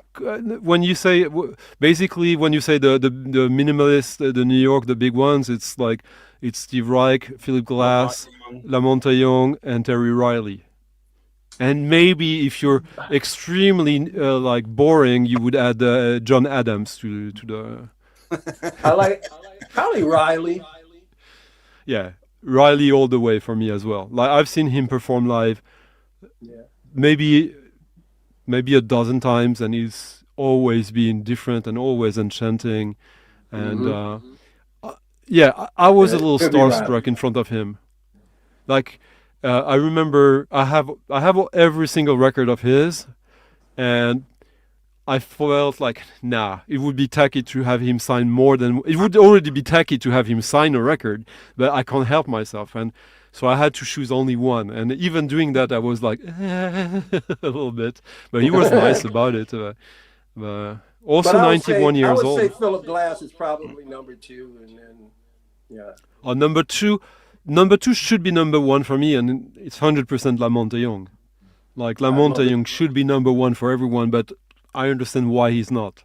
I don't know why I was thinking Lamont Young would be more California. Well, he's more the underground of the bunch. He's the originator of it all. I thought his roots were Cali, not New York. But I was wrong apparently. No, I mean he lived. He's based in New York since the late '60s, early '60s. But at one point, I think he lived in the Nevada desert. I think he also lived in the Appalachian Mountains a little bit. At one point, the legend goes that since he's a saxophone player, he was he auditioned to be the saxophone player for Miles Davis, and got chosen over John Coltrane, which already should be his biggest claim of fame. The story, he explains how he ended up not doing it. A lot of people are thinking like, okay, you're saying that, maybe it happened, but ...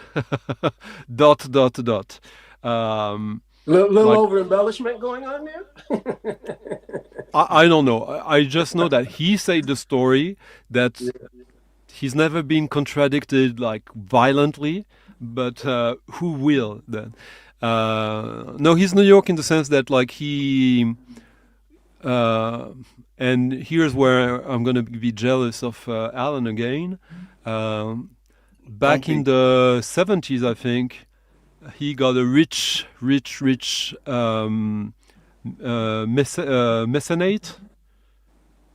like someone rich who basically allows him to do whatever he wants. Benefactor. Who basically bought him a building, an old bank in New York, which is the Dream House. Where he sort of started a cult. In the sense that he had disciples, musicians, like I've heard the story from many angles. The most accurate I heard from during a very nice interview I did with Rhys Chatham. Rhys Chatham was there. He was part of one of the students of Lamonte Young.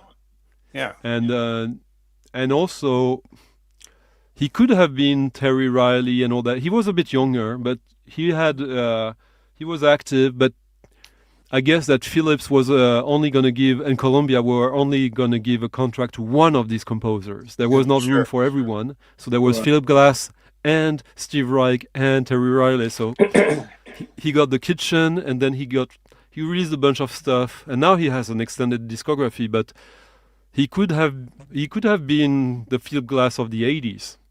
Yeah. But it's just a matter of luck in this case, a little bit, I think. And he's a very approachable and nice... He's very good at marketing himself, Rhys Chatham. And Charlemagne also, like, he never kind of hit the same peak that these other people did, But but he was Charlemagne moved to Europe early, also. And a And lot of someone in those the people chat will tell asked you they about were influenced. They will tell you they were influenced by Lamont Young. Some of the greats will tell you that. So that's Oh, they really were crazy. all. They were not influenced. They all Stop. learned. They all Right. learned from him. At one Yeah. point or Yeah. another, there was the scene of the. Go on first, Alan, and then I'll say. someone in the chat asked about John Cage. John Cage, he predates all these guys by 40 years. Yeah. I mean, he intellectually was an anarchist, but he wasn't doing this kind of drone synthesizer based Yeah. or repetitive based music.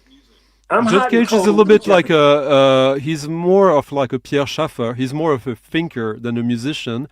Right. He's recorded a lot. He's written a lot, but um, I would think that most people who know his work well would agree that his ideas are more important than his music with John Cage. I would agree. I would agree. Whereas with all the people we mentioned, like it's all the people we mentioned also came with Fluxus, with the psychedelic area,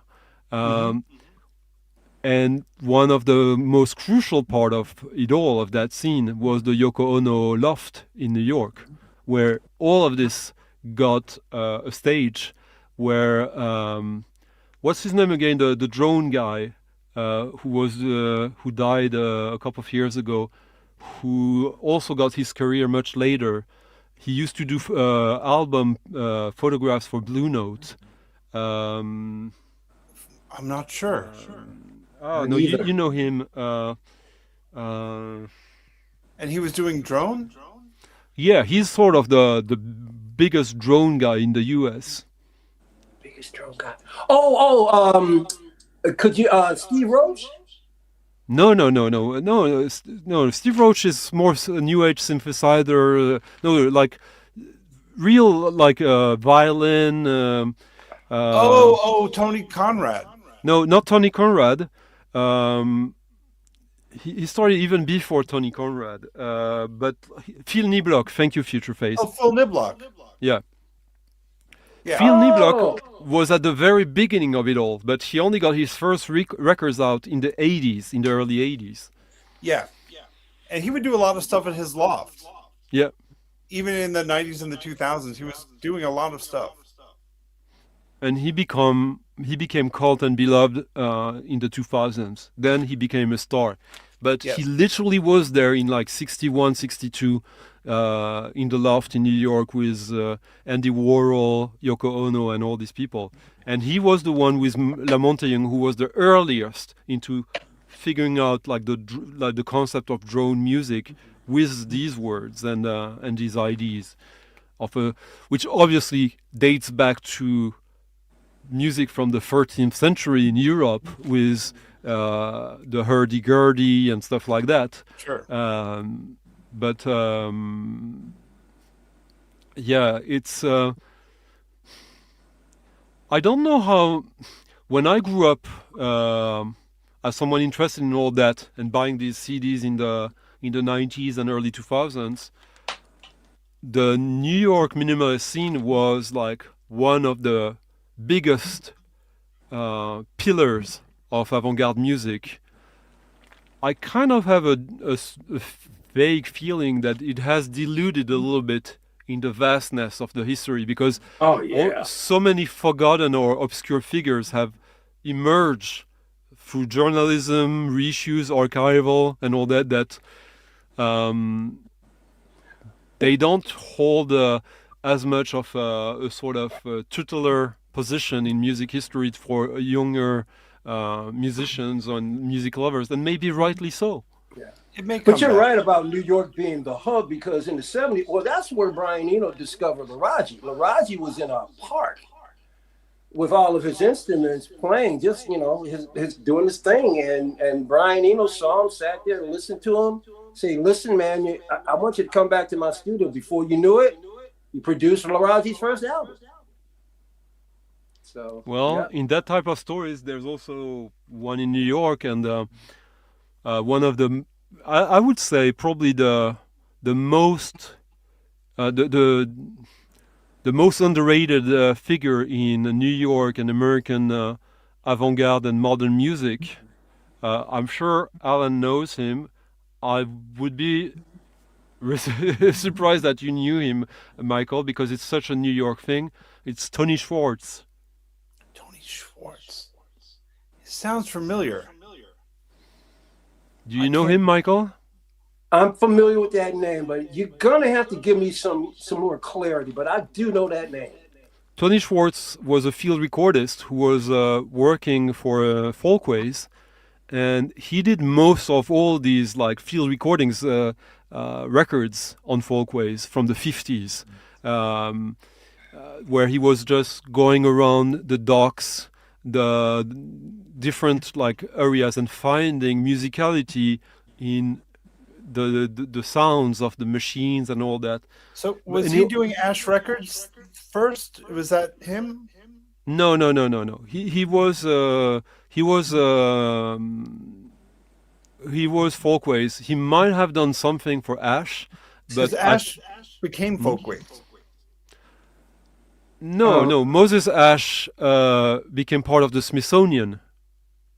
Oh, I thought Ash was the forerunner for Folkways. No, both became part. They both had the same design, so that's why you would.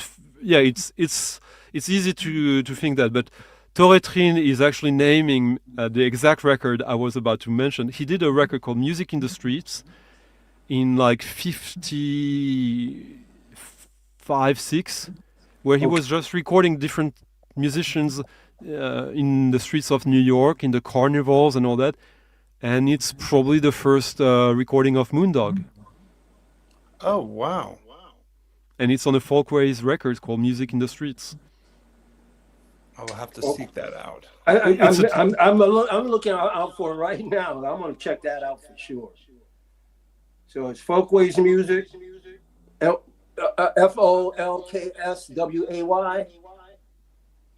Yeah. Folkways is the biggest American label, in my opinion. It's like the most important label in music history, Folkways. Get the heck out of here! Wow. No, of course. Like there's no competition. It lasted. I mean, it still sort of exists, but it started in like 51, 52, 53, and lasted till 89, and then it was assimilated by the Smithsonian, and it's all sorts of music: avant-garde, jazz, folk music, folklore, field recordings, poetry. I'm running through it right everything. now. I'm running through it right now. Smithsonian Folkways recordings, all different kinds of stuff, like you're saying. Hundreds of records on the label. Everything you can imagine. Yup, Kronos Quartet. Yup, a lot of stuff. No, not necessarily. I mean, like the biggest artist they had was Bob Seger, I think. Pete Seeger. Pete Seeger. Sorry, yeah. Yeah, he real activist. Makes a tiny bit of a difference. So, like, of course, it was very left-leaning, but in a not in a political way, in a humanist way. Like it's like literally folkways, the ways of the people. The people, And you would have like a Cajun music record, and then you would have Mongolian record music, and then you would have an electronic LP from a musician in Sweden, and then gamelan, and then frog sounds, and bird calls, and then a record of a guy who made music with a bicycle, Travelin' Gamelan, actually, who made gamelan music with bikes and devices in the the wheels of the bike.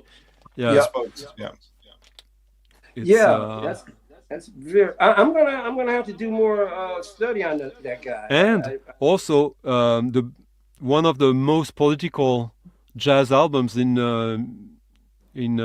jazz in music history, the Black Unity Trio, which finally got reissued like 4 or 5 years ago, which is one of these like several $1,000 records, the original.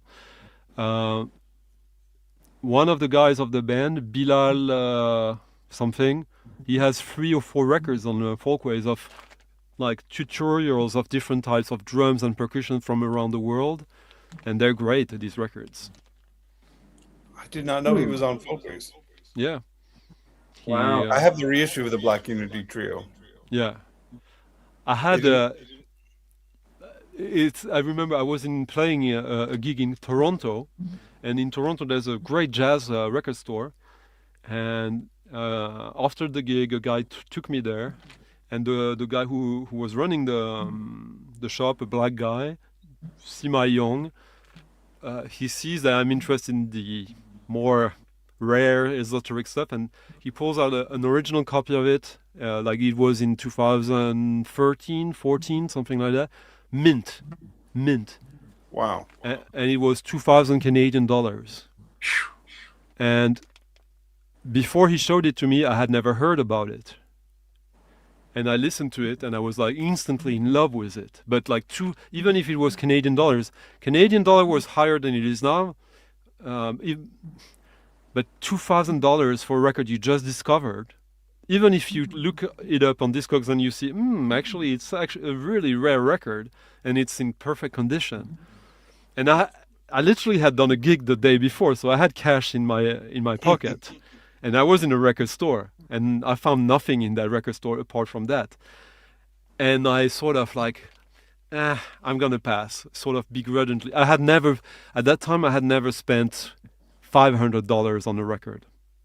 I think. Oh no, I had, but like never more than the most I had paid was $700. Oh my God! So going from $700 to for a record, a La Monte-Young record that had been for years, to a record you just discovered, you had never heard about it, you don't know the context. No. When I get home the next day, I lose my wallet with all my cash. Which means if you would have bought it, it would have made a difference. Yeah. Do you still value records in francs? No. No? But I could if you ask me. You can make that happen. I'm just curious because it was so weird going from the when I went to Europe for my extended stay, it was the last day of the Deutschmark in Germany. It was the official first day of the euro.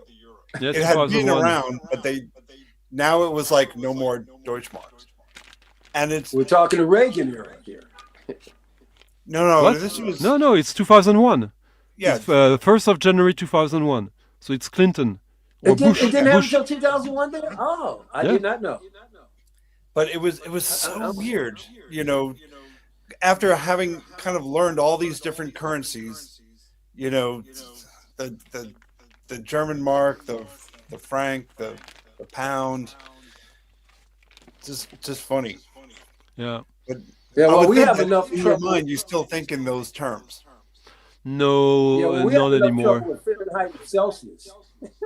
The funny part, though, is that before the franc, we had the franc, which back during the franc was called the old franc, which is you basically had to divide by 100 or 1,000, I don't remember. And I remember during the franc, old-timers were still thinking in terms of, people were still saying this in old francs. But when the euro passed, it was the calculation was much more complicated, so we completely forgot about it. Yeah, because in my mind, it's still 6 francs for the dollar. 6.47 or something like that. Yeah. So what is it in euro? So what is in euro today? What is it today? I don't know. Oh no! Like that's what Alan just said. Like because the franc, in economy, old currencies still exist. They're just not in use. But like the currencies still exist. What I meant to say is, what is the like? Okay, it was 6 francs to the dollar, What is it right now? Like, would you like euro to dollar? A Is euro was kind of the same as a dollar forever, and sometimes it right shifts. And right now, a dollar is like now it's 130. no, no. A dollar would be like 90 cents. Like between it flew in the past few years, it's fluctuated between 80 and 90 euro cents. So basically, for 1 euro, you get $1 point 15 20, maybe something like that. Yeah, I thought it was 130, but or at least Yeah, it was for a while. yeah. And the only reason why I was saying that is because actually, Stunty, I was supposed to be coming to the UK in October, Oh, but don't go because there. There's like lots of Pakistani who are raping everyone, and like it's Sharia law there. Like everyone is. well, I've been hearing a lot, but my Just listen to Elon Musk. He knows the best. yeah, right. But no, seriously, I really wanted to come to the UK in October, but because of the political and economic climate right now, I decided I'm going to hold off at least until the next election. But I What? still make I I still would think it I, would be the opposite because of the current climate. You would rather want to get the hell out of the US. oh, I would love to, but here's the only thing. I would move out of the U.S. The only thing is that now that I'm semi-retired, my income is still tied to the United States. I'm a part of Mhm. I'm a military veteran. I'm a disabled vet, and then I'm collecting Social Security. So even if I wanted to move, my dollar is still attached to it. If I had a pension or I was a little bit more wealthy, I would be living in Europe in a heartbeat, dude. Why don't you just start a cryptocurrency? You say, Crypto. do you? A I crypto. was actually, Stunty, Start a Michael coin. I was actually approached about crypto when it first started. Seriously. And I just said, this is too weird. I don't know if I want to do it, but I got approached about that a long time ago. But I didn't say. So yeah. So I want to see what the state of the world is going to be like in 27. So I still may come sometime, maybe in February or March of next Would it year. be fair to say that the whole Trump presidency is a cryptocurrency? Something that they're trying to sell to you, telling you that you're going to get super rich thanks to it. And the result is some people get rich, but Yeah. It's almost pyramid. All the ones at the top. Or what do they call trickle down? Trickle down economics. Funny yeah. math. BS. That BS. So no. I have been a variety of places around the world. Being in the service, I lucked out on that. But it mostly was West. I've never been to anywhere in Europe at all, and I that's the place I've always wanted. I want to stand in front of Kraftwerk studio there in Dusseldorf, Germany. Although I was talking to James, he said, Michael, if you ever come out here and you want to see, the particular cities near around or near within 2 hours of London, that's going to be great. But if you want to see Germany, you might as well do that on a separate trip because that's a further distance from London, Halloween and you fun. can possibly hit France at the same time. I'm like, trip going to Germany and France would work for me. So I might think of that as well. But I definitely Well, want. if I you want to. can justify that you're an artist and you can justify Oh, that's easy. gigs and contracts, then you can get Oh, an that's easy, artist visa for 3 years. dude. I want to come and DJ there. Yeah, but you have to first show like be able to justify that you are a working artist that is getting paid for that, and if you can do Oh, that, then you'll no get like problem. in Germany an artist visa there. Or you Yeah, could because also go and invade Vinyl Dales Britain. They need more people. well, that Vinyl Dell. I meant to say Simon too. Simon also told me that same thing about coming out. So I still want to go out there, but once again, I don't want to go out there when the dollar's like it is. I'm trying to wait, so we'll see. Well, there's one figure that from New York, actually. I wonder if Alan knows that I'm gonna soon do a video with Jen Ken. Yeah, he used to have a store, Generator Records. Yeah. I've seen him play. He is an unsung underground hero of New York. His store was cassette only. It was really Some vinyl. very little. It was Because he released about like 8 records on his label and tons of cassettes. Yeah. That's true. Actually, in the front window there was like 3 little bins of records. But Jen Ken he's a legend. Yeah. But he's not very well known, but he is a legend. So the reason why I'm gonna do I shouldn't disclose the whole thing before it happens, but like basically I'm gonna do a video with him and David Prescott, who released a bunch of records on his label, who now works for the United Nations. Oh wow! And we're gonna talk about how. So basically, they released an album from a European composer, and they made it look like an Eastern European pressing in Reagan's USA in the late 80s. Oh, funny. And the whole video is going to be about how did you guys pull that off and what was all that about. So you can't get nerdier than that. But I think it's going to be a great story. Well, I saw a great concert in his store by a guy called Arcane Device. Yeah, Arcane Device is David Lee Myers. Okay. I have his albums. David Lee Myers, who's a younger guy than he basically did a series in the early 2000s of albums with Todd Dockstader, who also released an album on Folkways. Oh wow! And who used to do the sound effects for the Tex Avery cartoons in the 50s and 60s. Do you know who you should interview? I think who would be really good for you? Larry 7. Wait, that name sounds familiar, but there's so many guys named something 7. Larry 7 kind of was very loosely associated with Warhol, and then kind of went on to somehow he was tied to the factory for a short period of time, but then went on to do electronic music, and he's a photographer, and I think he's right up your alley. Wait, I'll send you a link to his stuff. Rogers wants to control decisions between you and your doctor. He also Larry 7. Yeah. And does it spell with the number or with letters? Larry with a 1 R and the 7.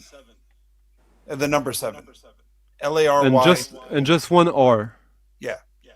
Oh, now I found it, but it's spelled with 7 SE. Larry Gavowski from Buffalo. Okay. Yeah, you should look this guy up. I've seen him live. I've seen him live in Sweden. He played in Stockholm like 10 years ago or so. Yeah, he still gigs. He's a pretty interesting cat. He knows everyone. And what was his connection with Andy Warhol, you said? He's a photographer, and I believe he was working at the factory as one of his assistants. Oh, now I see why I know him. He was part of Soft Focus, and he was at one point a member of the Swans. Ah. Yeah, and I know he did something with Alexander Haka from Neubauten. Hmm? So Well, he's been around. He's a very underground person who's kind of been everywhere and has been in the thick of it, but doesn't get a lot of recognition. But the thing is that I'll dig into his discography. Like all the interviews I do it because I have something personal at stake historically and emotionally with. But yeah. Okay. See the bunch of people we have here? Kroiners, he played at Generator, Ken Jen's shop. Then earlier... Oh, cool.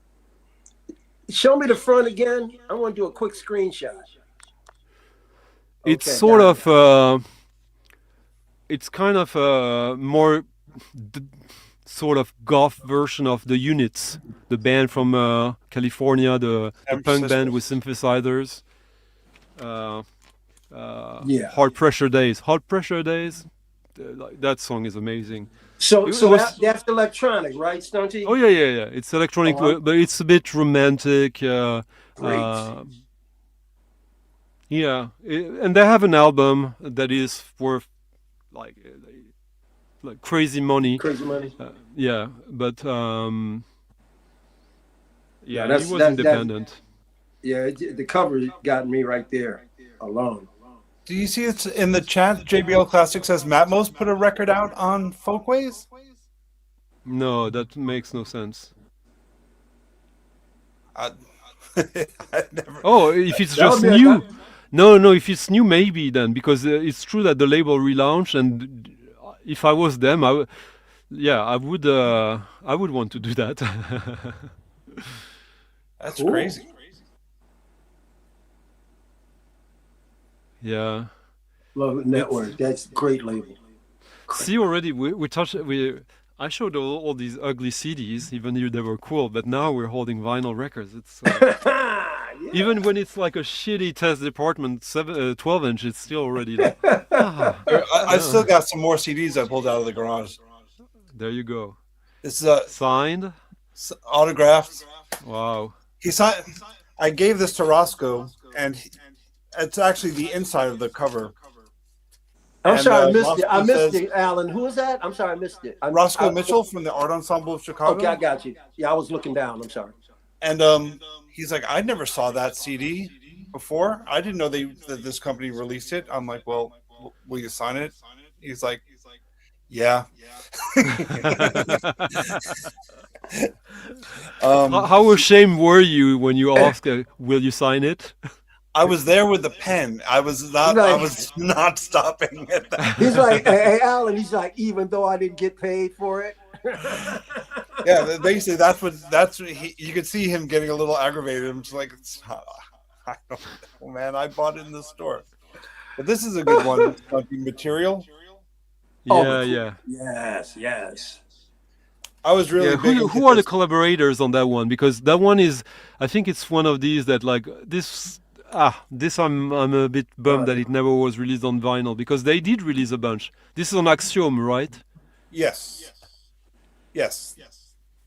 Who is on this? So Bill Laswell, obviously. Flavor Flav, Get out. DXT.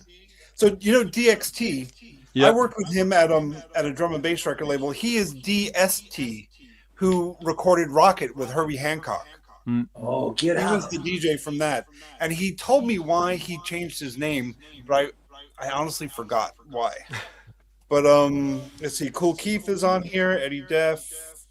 So those scratches on that on the song. On is Rocket. him. Yeah. Yeah. Cool. Yeah, super nice guy. Killer Priest is on here from the Wu-Tang family. When is that from? Like 89, 98, 98, something Yeah, like it's that. got to be about that time. It's hard to read on the. It could be, it could be like 93. No. No way. No way it would be. Oh no, you're right. It could be. It's really hard to read the silver ink on the dark print. Yeah. So, yeah. Axiom But this was is the around. classic. FM I have Einheit, actually I have oh yeah, Kaspar Brotzmann. Casper Brotzmann. With FM Einheit. I saw Kaspar Brotzmann massacre. Kaspar Brotzmann, the son of Peter Brotzmann.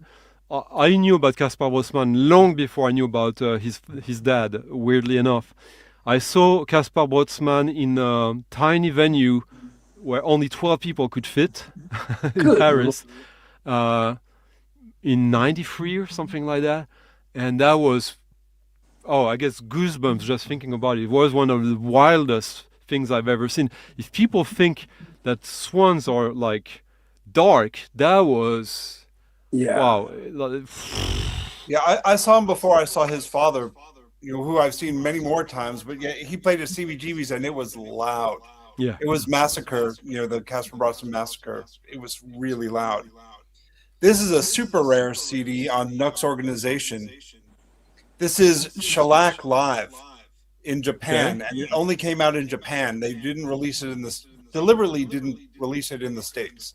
Well, is it official? Yeah, it's official. Okay. I wrote to Real deal. KK Knoll does Nux Organization or Keiji Haino. Sorry, what do you mean? Who runs Nux Organization? I don't know. I think it's KK Knoll. But no, you're right. It's KK Null. Yeah. Yeah, I wrote him an email. I said, "Is there any way to get this?" He's like, "Yeah, I've got some," and I ordered it and he mailed it to me. Let me see if I can find it. I have one of the weirdest, coolest New York records from the 90s for people like us. What would that be? What is Stunty gonna pull out from the 90s?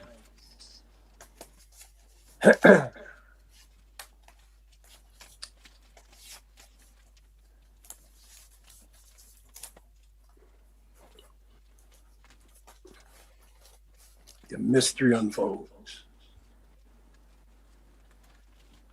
Not sure I will find it, but looks.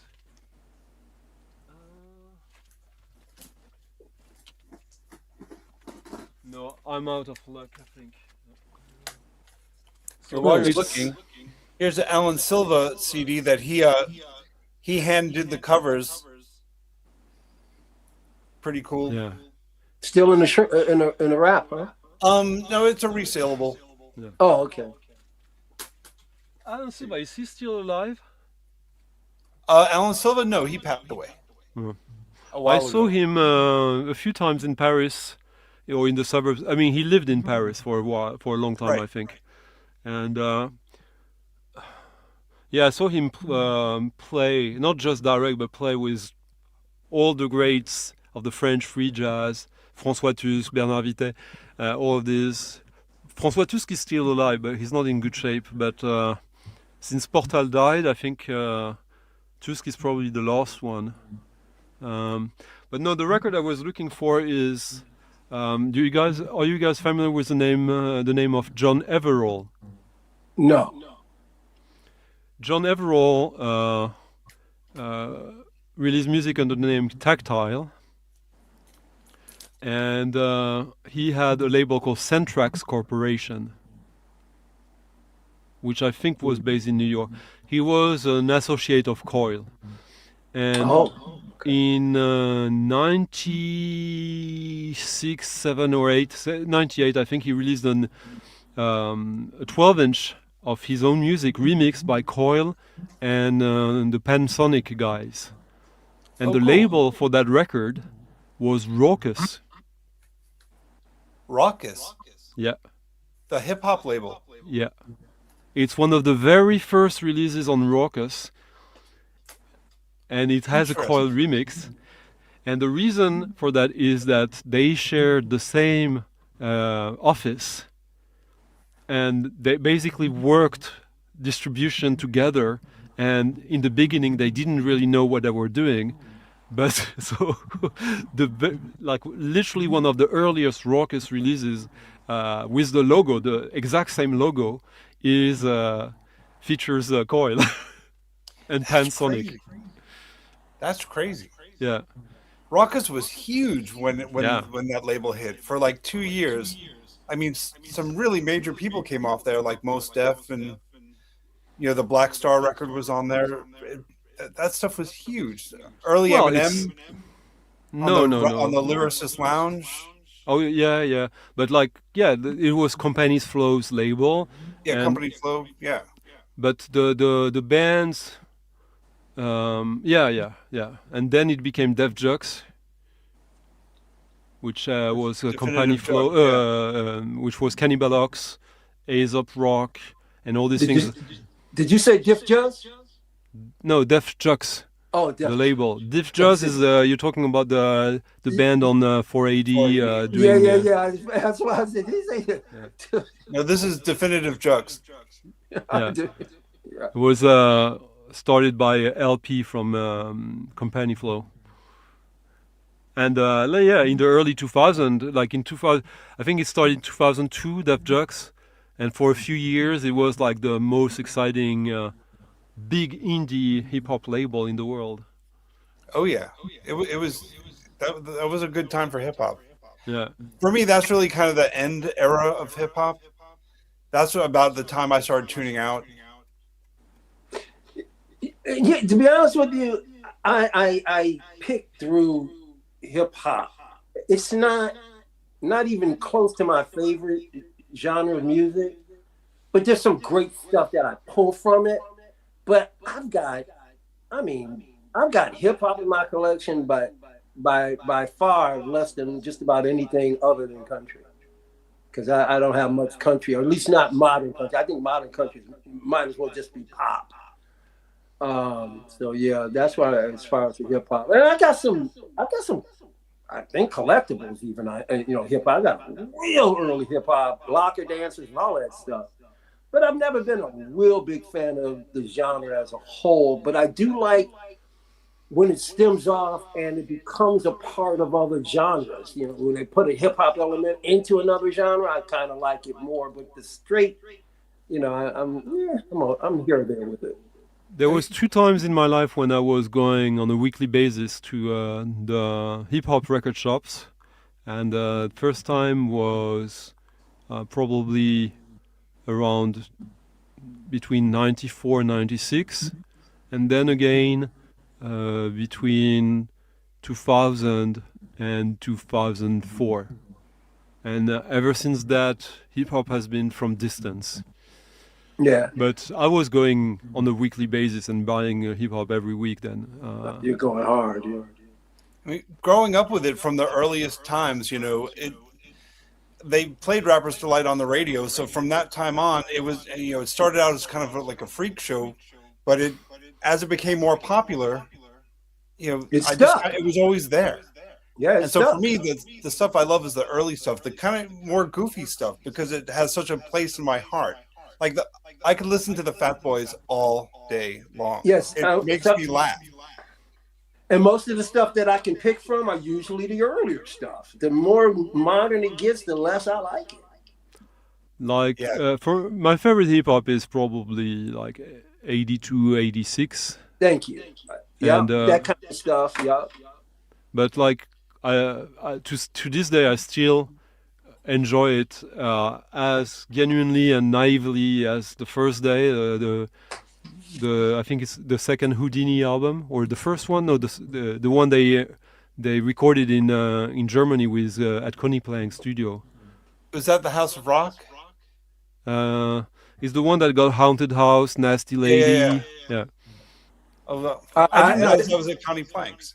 Dude, Yeah. the Coney freaks Plank come- is even credited in producing some of the music on 2 or 3 tracks on it, and you can hear it. Oh wow! The, I have the to pull freaks something come off out my at wall. night. The freaks come out at night was huge. I'm one of us. Yeah, Or at least I it don't was anymore huge here in unless Turkey. I'm not listening to hip hop anymore unless I am basically, which it's just I'm not seeking it out anymore. But Yeah. wow, oh wow. Oh wait. Cool. I don't normally ask for autographs, but this time that was one of the times I had to do it. They couldn't help it. Oh, one autograph I asked for in kind of the same as you, that I normally, even when I had a radio show and I had like guests every week, I had friends of mine coming and like, can I ask? And I wouldn't because I thought it was tacky. But I have a bunch of autographs from Mantronic. Oh, cool. Well, he Yeah. played that party that we were at, Yeah. which was crazy. Like I'm like, wow, Mantronic. I mean, he's really old school. I mean, early electro. Yeah, but he's also very commercial. He was like the poster child for it, like all these tunes like Simple Simon and all that. That's the sort of kind of commercial version of it. But I love it. I still love it. Yeah, on Tommy Oh, yeah, Boy. Tommy Boy. Yep. Which one And is it's- it? This one? It's Naughty by Nature. Okay, yeah. Not because I hate you. yeah. So I mean, I'm not a total flub when it comes to that stuff, but once again, I like even today, if I go out and purchase music, I'm usually not going through the hip hop crates. Just not. Never, almost never. Yeah. We all I know. think the only probably the last hip hop thing I bought was, what is that? Wait. Well, Oh, the Rocksteady Crew. oh yeah. What was the last hip hop you bought? It was Alan? this guy called Freeway, and I heard the song on the radio, and the bass was so insane. I thought, I have to have Had this. to have it. I'm like, it's just crazy. It's just pulse waves.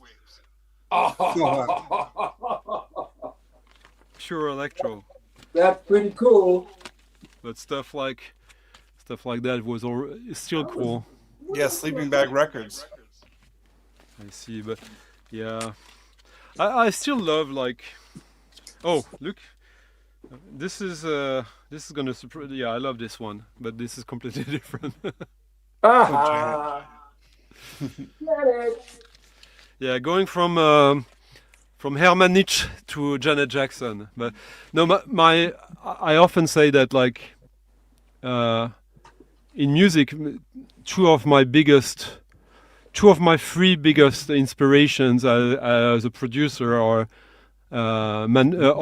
Shep Nunez and the Latin Rascals. The Latin Rascals. Yeah, you remember them? I remember the name, but I can't think of from where. Their biggest song was called Macho Mozart, but they were doing edits. They're most famous for doing edits, I think. So when not dubs, but sort of dubs, anyways. Like they did one for Perfect from Grace Jones. That is one of the best production on any track I've ever heard in my whole life. So they were like, I'm perfect for you. yeah, exactly. Yeah. So they were the Razor guys, Yeah. and they just had the best eyes in the business ever, I think. So basically, the Latin Rascals, you want to look for the bonus beats and the breaks at 2/3 into the tracks. The rest is cheesy. It's great, but it's cheesy. But like when you get in these parts, that's some of the most forward-thinking music ever made. It's musique concrète meets hip-hop, freestyle more than hip-hop, but obviously, but freestyle is part of hip-hop, isn't it? It is. Yeah. Yeah. Kind of. Yep. Well, not Like- kind of. It is. But outside of like heads and DJs, I don't think the world, the freestyle means anything outside of the US for anyone. Here's Janet. Yeah. Yeah, freestyle was really popular in the early '80s, and I think most people listen to it. They just think of it as club music. They don't think of it as its own genre. Yeah, but I got shitload of freestyle. My friend Romulo from Phoenicia in Miami, I think he's got like a collection. He probably has like 4,000 or 5,000 freestyle records. So it is a genre. No, it is, but I think for most people, they don't know of it as a genre. It's just club music to them. But That's freestyle, so fun. freestyle is sort of like to the US and even before what UK hardcore was for the UK. Like music, like producers, like it's like urban street music, blah blah blah. But it's punk in the sense like there's no rules. Like you can mix anything together, and it might be tacky, it might be over the top, it might be cheesy, but it's also gonna be raw in a way, good freestyle. And of course, it's like part of electro, but it's more pop. It's part disco. Yeah, it's difficult to define freestyle, I guess. It was very popular in New York. Like one of the biggest sort of, no, it's not even freestyle. Is it hip hop? It's not totally hip hop. Like one of the biggest tunes from underground New York from that time that traveled around the world was "Watch the Closing Doors." You don't know IRT? Watch the closing doors. Oh. You know I'm that? not- On the subway. Yeah. Yeah. IRT. Was that a group?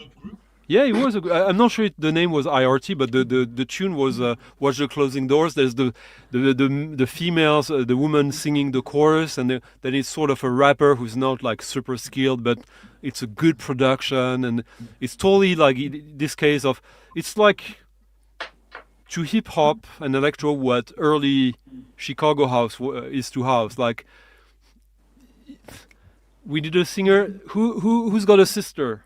Who wants to sing? Who wants to sing in the next 30 minutes? You can't sing? Doesn't matter. Just come and like we'll figure it out. And I love that. Yeah, that's the infancy of the scene for sure. Where it's just getting started. Get anyone who will want to work. Yeah. Then there's always going to be someone I can do that better. Yeah, but there's like, how much did it cost to cut a record back then? Nothing. So you just Nothing. you do better the next one, especially if you manage to sell enough copies of the first one, to hustle enough copies. Right. Out of your trunk.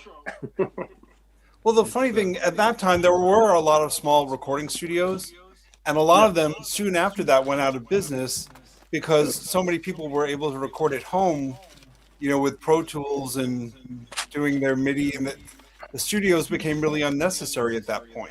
So then it became, in a way, if you could afford the equipment, really cheap because you could just make your own studio. Oh, here's Like I One of have the- today. one of the greatest freestyle records ever, in my opinion, which is sort of electro freestyle. They just released a new record, Oh, yeah. Too Much All right. Blood, produced by Arthur Baker, Okay. produced by the Glimmer Twins, which the Glimmer Yep. Twins, and remixed by Arthur Baker. Yeah, Glimmer Twins are Mick and Keith. Yeah, Yep. and this The old battle, and I guess you really can't compare, but they talk about Beatles or the Stones. To me, the Stones. I like the rough and ready stuff. Depends on the time of day.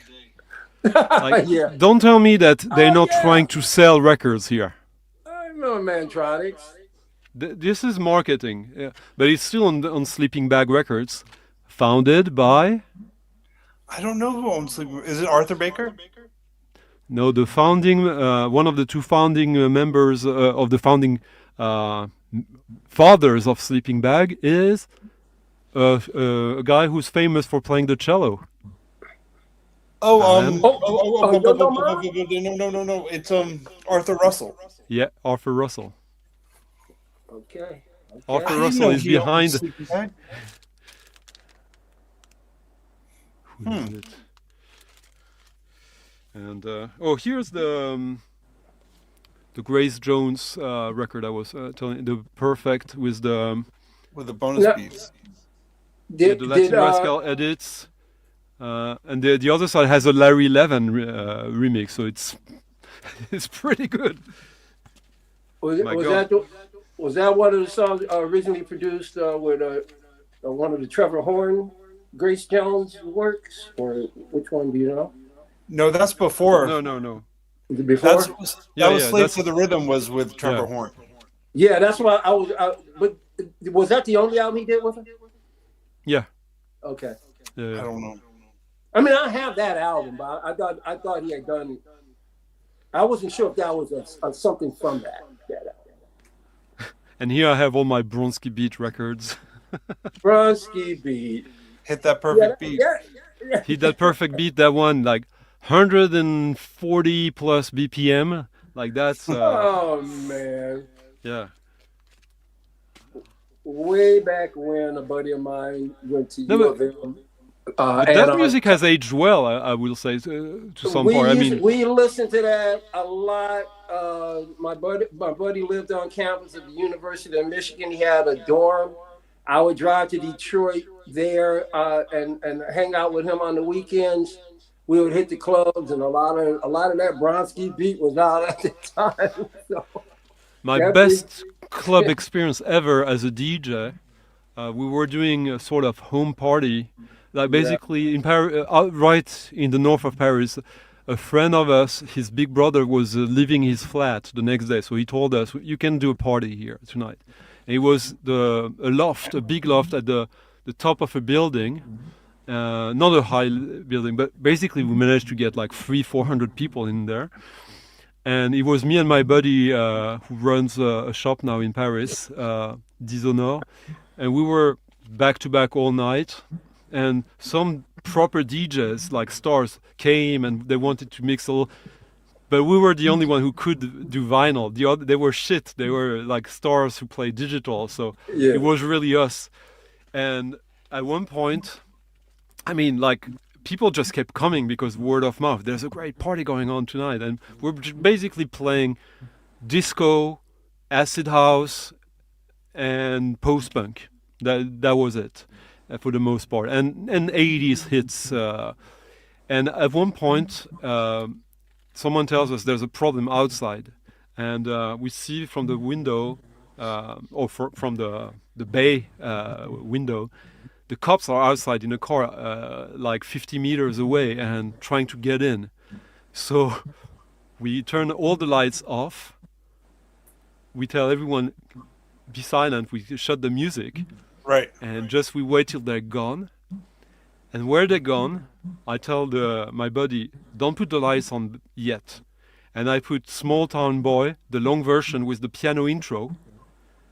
And it starts running. And there's like 400 people. All ages, like from like 15-year-old kids to like 70-year-old like hipsters and poor people, rich people, like, you know, like New York, but Paris. Yeah. And I tell him, like, put the light on only when the beat starts. And he puts all the lights on for these 400 people. And I saw these guys who were like heavy metal guys. They were like the biggest disco queens at that moment. Like it was like the most magical moment ever, and it was Bronski Beat. That's funny. Great. No, great. that track is just Yeah. There are particular songs that take me right back to the dorm, and one of them was an album you showed a couple of weeks ago, Stunty. Fad Gadget, Collapsing New People. My friend loved it. Hey, Collapsing New People. All right, dude. Calm down. Fad Gadget was big back then, too. It's interesting, all these songs that have like that.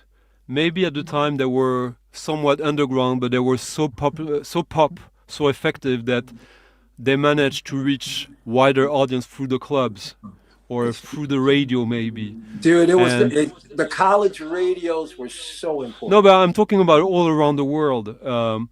Songs like that you will. A lot of them got their start there. That's where the college radio. No, because college radio only exists in the U.S. So I'm okay. really saying that, like, with distance now, when you have all these artifacts that you can hold, that are like time machines, like you said, like you see these records and it's memory machine, but there is sort of like almost, you know, like a how would you say, Illuminati path of music, of tunes that are sort of definers of a sort of linear history of the good music that was either underground or mainstream, but that actually reached a sort of zeitgeist. And these songs you will be able to play forever. And what they will invoke is not just like your personal attachment or not to it, but a sort of sense of creativity through joy. Yeah. But I also like, you know, when I do sets, I love to get really bold. And so I did a DJ set about a month ago at a club downtown. And I was playing, I got in some 70s funk. And my buddy came back, he said, hey man, this young guy came over to me and he said, my mother played that. That thing's got to be about 50 years old. I said, well, was he dancing to it? And he goes, yeah, he loved it. I go, there you go. During that night, I snuck in a track by Liebach, believe it or not, and nobody knew any different. The place kept going, things were happening. Nobody stopped me. What the heck? I snuck in a Liebach in a set where I was playing funk. Yeah, but as you said, you snuck it in, like, because you got it already moving. Yeah. You managed to pull it off, but there's no way you could have started with that. No. Yeah. Well. Whereas, yeah. There's some. I absolutely could have started with it because Liebach sounds like the introduction to a film. So I could have played like a snippet or something. Yeah, but a whole people track? go to clubs to have sex, not to become fascists. Right. Oh, tell if you go to a club, if you want to start like to get them on the right path, you play stuff like that. Oh, of course. You play stuff like See, I was trying to find talking out about New York. Doggone it. Well, I've not seen that copy of Laid Back before, but does that have Sunshine Reggae on the other side? No, it has a harder mix of White it's an Horse. 89 mix, so it's a later remix of it. It's almost like the original, but a little like it's better. It's actually Further, for people who don't know this is a classic 80s club tune. White Horse, for those who don't know, refers to some chemical product that was usually inserted through your nose and reminds of the color of snow. But I'll let you figure it out. And that was prevalent in New York clubs, as maybe Alan will attest to. Rhymes with Novocaine. Yeah. You know this one? Klein and MBO. No, not offhand. I Not by don't. name. Klein and MBO was like one of the biggest Italo bands, but sort of high energy. But they also had like their big tune was The Big Apple. So, but Well, you guys are gonna love this one. It's got white lines. This is the killer. I don't know if I love this, but The New York City Breakers. Yeah. oh yeah. You know, I thought it was something else. I don't know this one. Oh, it's awesome. Yeah. And this is original. I mean, this is on the K-Tel label. So this is the first press, and it's in immaculate condition. And this is a label you'll never find. This is K-Tel. Awesome. So, did you know the K-Tel label? Yeah, unfortunately. No, but they came out with the craziest stuff. Yeah, No, they everyone in didn't. America, when starts with K-Tel comps. Yeah, it's just like it's not there's no artistic direction there. It's just comps, right? Yeah, it's only comps. Yeah. I love the cheese. I love the cheesiness. They're basically like that. Now this is what I call music, but earlier. Yeah. Another great fake New York record. Oh, Brooklyn Express. Yeah, it's totally Italian. But it's also total like I mean the king of high energy, what was his name again? Poster's still in there. Wow. It's stunted. Oh yeah, Bobby Orlando. Oh yeah, Yeah, like Bobby O the was Flirts. huge. Yeah. That So poster is great. It's huge. there's a lot of show it. Sorry. Yeah. It's huge. And he even got the dance moves on the bottom. That's amazing. That's why it's in my collection. It doesn't have to be valuable. This is too cool. Does it come with a cardboard box to lay out on the floor? That would be really nice. Or what was it? Oh, K-Tail came out with so many products. It was crazy. It was like a potato peeler or some stuff like that. Oh, that was Ronco. Oh, was that Ronco? I get them confused. But then, K-Tail did more than just vinyl albums, didn't it? I thought they did a bunch of stuff.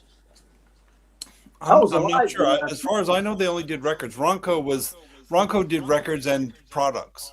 Yeah, they did all kinds of stuff. You know, just the potato thing, and it's crazy. Good time, and some bad. There you go, Thomas. Here's the original French Kiss. Yeah. That's a classic. I think I have 3 copies of this. But to think about, like, earlier we were talking about I managed to forget his name again. The drone guy that we struggled to find his name. Phil Niblock. Phil Niblock, yeah. To think that, like, he did so many, like, people don't know that actually yet, but, like, he was the photographer for a lot of the pictures on Blue Note releases in the early 60s. And to think, like, what else is connected to Blue Note now in a more obvious way, but, like, just again New York, like the insanity. And of course, Don was from here in Detroit. Yeah, but like an adoptee of New York. Yeah, but every year we have a world festival, and they've devoted a segment of the world festival. There's a Don Was ensemble, and they bring on all the biggest local Detroit acts, and it's a big, huge stage with Don Was and a whole ensemble of musicians. And they do all kinds. They did like a whole David Bowie set one time. It's really cool. Alan is going for the kryptonite.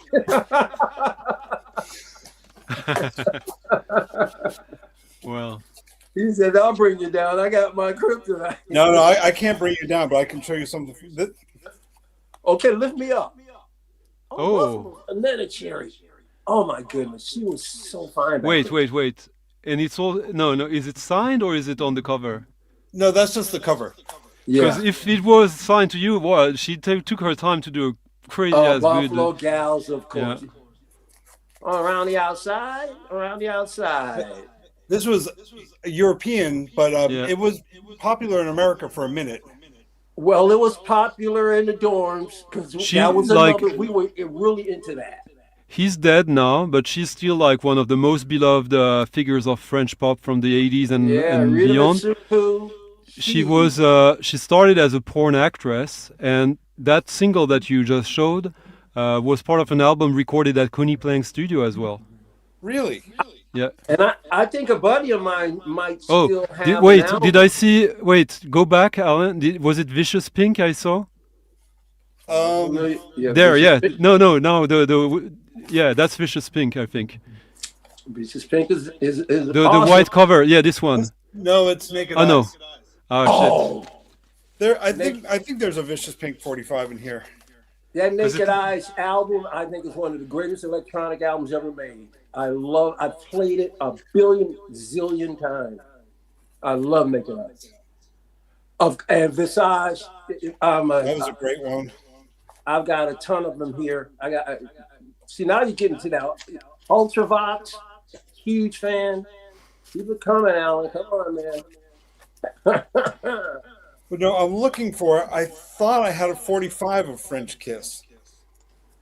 Oh. Which makes no sense, but it's quite cool. Yeah. Do you have I Love You by Yellow?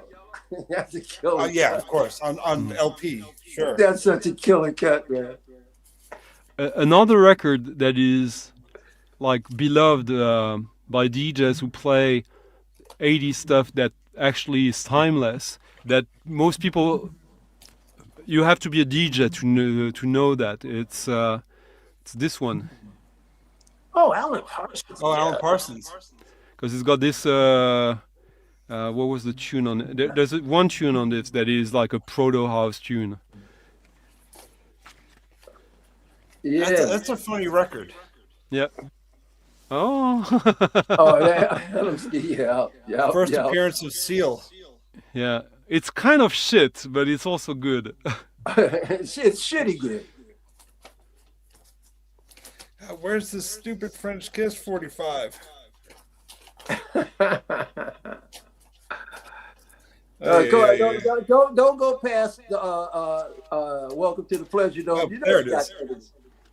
Yeah, I thought it would be an English pressing. I like that makes sense now, because that one was in the charts in the UK, but probably not in the US. So this is a German, made in West Germany. Yeah, but it's FFRR is a UK label. FFRR. Yeah. Full free. Yeah, I've got some vintage vinyl on the FFRR. Well, all vinyl is vintage if it's more than 5 years old. This stuff came out in, I think, the 60s. No. Yeah. No, wait, what are you talking about? FFRR label? No. It's an 80s label. Is it? Yeah. They revived the I name. gotta take a look at these albums that I got, because I thought some was like. No, I think you're both right. Yeah, that it used to exist and was something else, and then it was revived. Part of Decca. Yeah. I got some of that stuff. But it's a label that got revived in '86 between '86 and '89, basically because of the Summer of Love in the UK. Is it like a die cut? No, it's a. Okay. No, the cover. The old no, it's just Okay, yeah. Printed on. All right, where's the Frankie Go to Hollywood? Welcome to the Pleasure Dome. I passed it. I knew you did. I just said it. I said you went past it. Well, Michael, if you're such a fan of Frankie Goes to Hollywood, I didn't say I was a fan. I just knew he had it. but how about Pink Industry? No, I do dig Frankie. I'm not a No. huge fan, How about Pink Industry? I'm familiar with that name, but I know I'm hearing something in my head, but I'm just not sure, dude. So Pink Industry is so Frankie Goes to Hollywood has a very contentious origin history. There's two Frankie Goes to Hollywood, and both have what's his name, the singer? Holly Johnson. Holly Johnson. Yeah. But the first one, first version was a punk band. Oh. And for years, people thought it was fake until John Peel died. And in the archives of John Peel, a demo tape was found from the guy who went on to do Pink Industry of the tracks they did as Frankie Goes to Hollywood with Holly, that the band split it after that cassette. And then Holly thought, I'll keep the name. But the music became completely different. But they operated during the same time. And that guy who was doing Pink Industry, I've been trying to track him down, to hunt him down for a couple of years now. I know where he lives, I know what he does, but he's completely sort of a recluse, because he had a band in the 90s doing sort of tribal gamelan percussions only with plastic tubes in Liverpool, and there's videos of that, but there's no recording available anywhere. So I'm trying to get in touch. I want to get in touch with him because it could be really, really good and worth reissuing. But yeah. Stunty, I saw Frankie Goes to Hollywood in concert. Yeah. Oh, okay. They could actually play their instruments, believe it or not. They played. Yeah. They were actually really, really good. Holly, he before he did between the two Frankie Goes to Hollywood, he had I think 2 7 inches of punk stuff, really bad or like non-remarkable at least. But he played a bunch of instruments on these. But it's an interesting career. Huh? Like he did. How many Frankie Goes to Hollywood albums are there? 1 or 2? I think there's definitely 2. I know There's compilations and remixes and all kinds of stuff. Up the yin yang. Yeah. Like if you're Crazy Frankie amount. Goes to Hollywood fan, you're fine. There's still new stuff coming out every month. But They're finding demos everywhere. but then he's sort of. I think he did like a couple of solo albums that are totally like bland. I think. And I think he's retired ever since that he didn't. No. Frankie Goes to Hollywood just a few years ago, I thought, did a reunion and performed. But Frankie Goes to Hollywood is Holly, Yeah, but I'm produced by Trevor Horn. It's basically Holly produced by Trevor Horn. all I know is I'm pretty sure Frankie Goes to Hollywood reformed and was out just not that long ago. But not on. They don't have any new songs. And no, but my point is, and I might be wrong, but it feels like one of these rare cases of someone who was vastly successful and who took a graceful exit and retirement from the show business. Yeah, but I'm almost certain. I'll check. A friend of mine said, she had her $1 million idea. She said, we need to make a cover of The Power of Love. And we'll make $1 million and we'll never have to work again. Which Power You of mean Love? as like an Italo disco producer, like kind of like a cynical, like let's do a current sound version of it, yeah. Well, you're not Everyone talking. loves that song. It'll stop the party every time. Everyone will cry. Oh, Kind of like when the Spice Girls did "It's Raining Men," or Did they do that? I think so. That was No, the Weather Girls. Weather Girls. Yeah, but I think the Spice Girls did a cover of that, like in the late '90s. Cover. I don't know. I know there was a girl group that did a cover of that, but I don't remember it being the Spice. I've got a couple of Spice Girls albums on it. I don't remember that being on it. I could be wrong. I dig the Spice because that is what you call what's the word, the phrase you use? Guilty pleasure. There's a girl who was supposed to be part of the Spice Girls. Like she was a rapper, a British girl rapper who was actually she had a band and they opened for Public Enemy Awesome. in the UK when they toured there, and then they were so impressed by her that they had her open for them in the US as well, and the Public Enemy's DJ produced an EP of her band on their own label, and then she was supposed to be part of the Spice Girls in the very first version of it, but it didn't work out, and she had an album. Her name escapes me now, but it's kind of good, like pop from the 90s, sort of Europop. Terminator X. Betty Boo. Yeah, Betty Boo. Thank you, Future Betty Face. Boo. Yeah. Betty Boo was actually pretty good, I think. Okay, check this out. See the good teamwork here, Future Face, like. Okay, so there's Frankie Goes to Hollywood. This is brand new. And Yeah. on here, it also talks about upcoming dates. And this is No, but is there any recording, or they're just touring? Well, you got these announcements here, but they're getting ready to announce Frankie Goes to Hollywood. This is 2023. They're live. Yeah, but are they announcing music or gigs? That's what they did in 2023. They actually toured. They did multiple shows. Yeah, Did but they I'm have asking. any just record one. out at the time? I don't think that there was any new music. It was just. And I don't think either, because I think that like he's done with that. Here he is. He's already. That's 2023. No, And he's doing listen, Michael. Listen, he's done with doing What? new music. Yeah, they're just okay. doing a I legacy tour. thought you guys meant. I thought you guys meant he was done performing in general. Just No, recording. no. Like, Okay.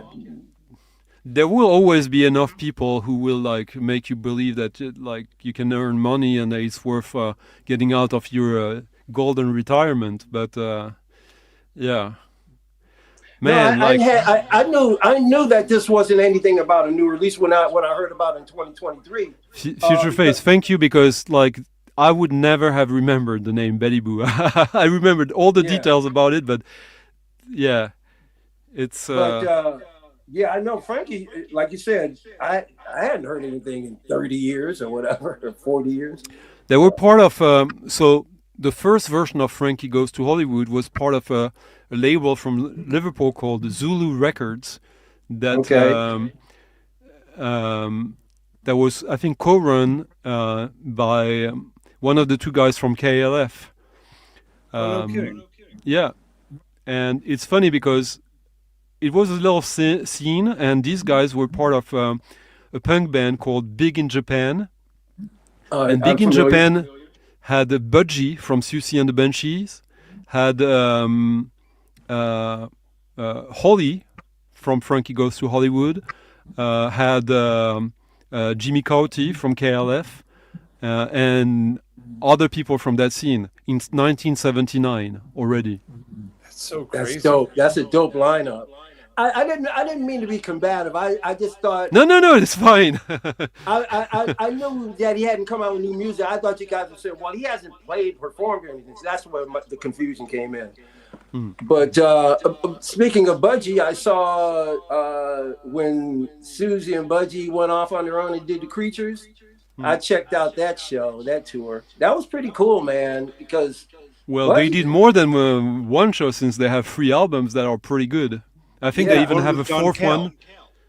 He's Budgie's very underrated. John Cale produced. I think it was John Cale, or was it Brian Eno, who produced The Rapture in '96 for Susie and the Banshees, their last album. Oh, really? I didn't. Which know I think Eno is actually the best Susie and the Banshee album. I did know Brian Eno and Susie and the Banshees worked together. Wow. It's either Brian Eno or John Cale. I'm not sure. But I know Cal performed with the Creatures at La Passion Rouge in New York City. Okay. Then there's history there. It's yeah. Susie and the Banshee. For me, it's always very cool show. Very cool. It's always a little bit of a weird project, since I think they have some brilliant songs, but they're also the masters of doing one album with only one really good song and the rest being fillers, in my opinion. Yeah, because I forgot the name. A bit like Bauhaus. A lot of these bands, like the goth bands from there, they were good at making a good single, but the whole album, you really had to be a fan to be deep into the albums, I thought. Hello, Tones Frank. on Tail was really the best one for me. I agree. But you only need one single, and it's red. It's got Go on one side and Lions on the other side, and that's the best double A-side single of the 80s, as far as I'm concerned. It's a great one. There's like a dub track on the one side and a super like punk funk track on the other. Like, what could you wish for more than that? Go was big in the clubs in the 80s here. Yeah. And Lions is a deep cut. Lions is like when you play like a bar or a lounge, or like you play Lions. Yeah. I love And that. it makes sense. I'm still a big Juju fan. Juju's great. But it makes sense that like that, because like essentially Bauhaus at their best, they're a dub band. Bela Lugosi's Dead is a dub tune. Sure. And I think it was like 2 weeks ago, I played a gig in a small club in Stockholm. It was pretty cool. And normally people there, they play house music, disco. and I played. I think I took with me like 90% of what I took with me was dub and post-punk, and it worked perfectly. It's great. Hey, Stunty, can you hear me? I can hear you just fine, Frank. Hey, Frank. Hello. Hey, guys. Welcome. Hey, I wanted to show you. I just popped in, Stunty. You know I was on a trip, and I just got in. I just walked in the door, but I heard you guys Frank talking. was attending mass today. I was there, man. I took an earbud in. I listened for a little while, but this is what I was talking about. This is the Matmos Folkways. Nice. Oh, cool. I love that color. Show behind. So yeah, it's got the Folkways aesthetic. Nice. All right. And it's good. It's really good. It's brand new, right? Yeah, I want to say it says 2023. So I saw these guys. Oh, okay. I saw these guys at WQED Studios. They came in for Carnegie Mellon University's electronic music course. So they brought these. Imagine that. Imagine going to school for music and they bring in Matmos to do like a private performance. So it was free because it was part of the program for Carnegie Mellon. But WQED Studios is our local PBS, and that's the studio that had Mr. Rogers' Neighborhood.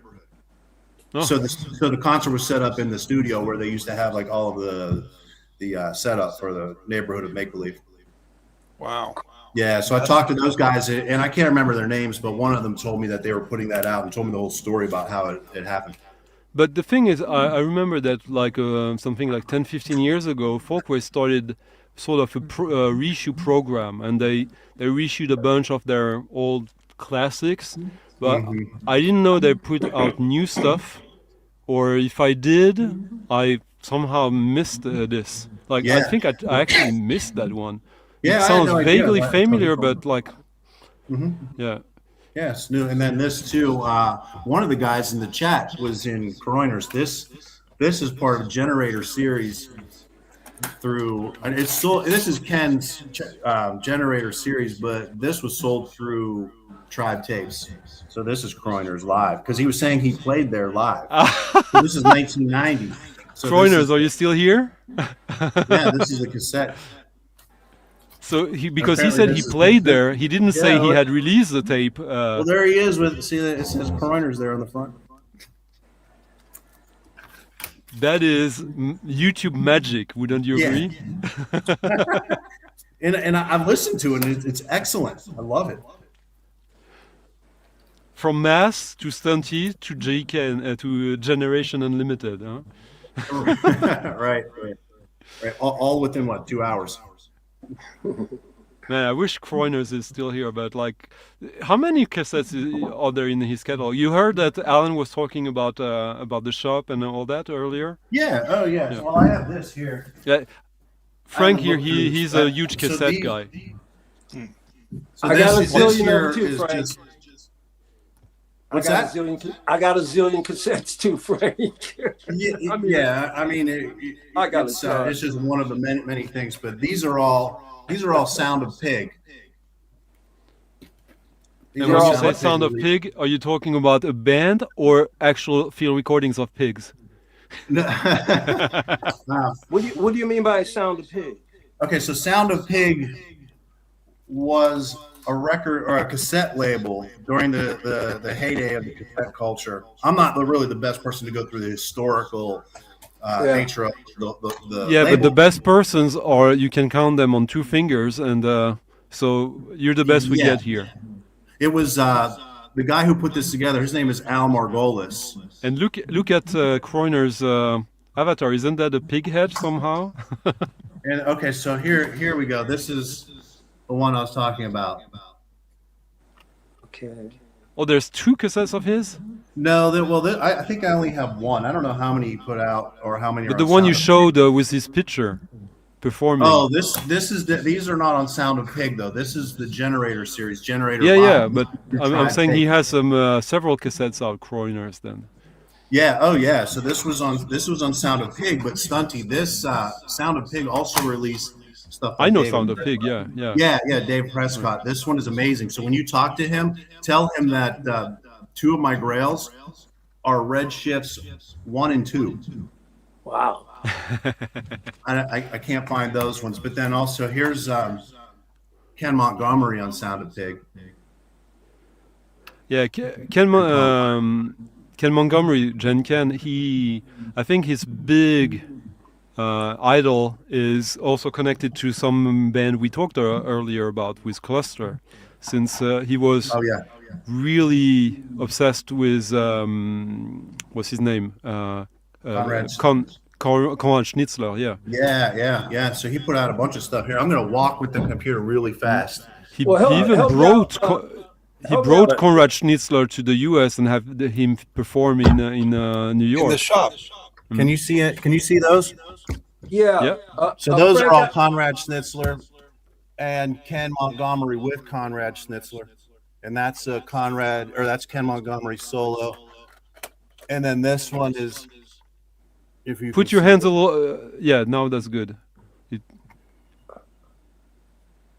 Frank, I got probably a question. probably Frank, I reversed. got a question for you. So what is the genre we're talking here? It's like noise industrial electronics.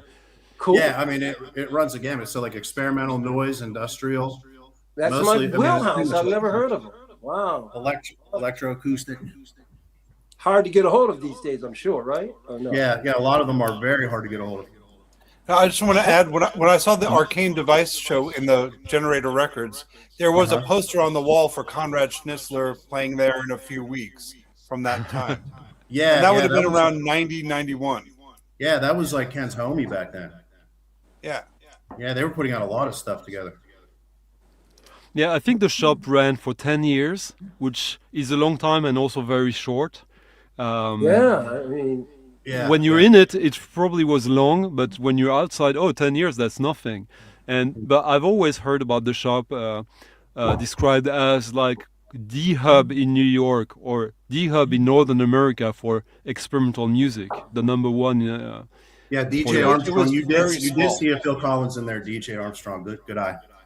Yeah, but it was like what from throughout the 80s and 90s, right? Like 89 to 99 or something like that. The shop.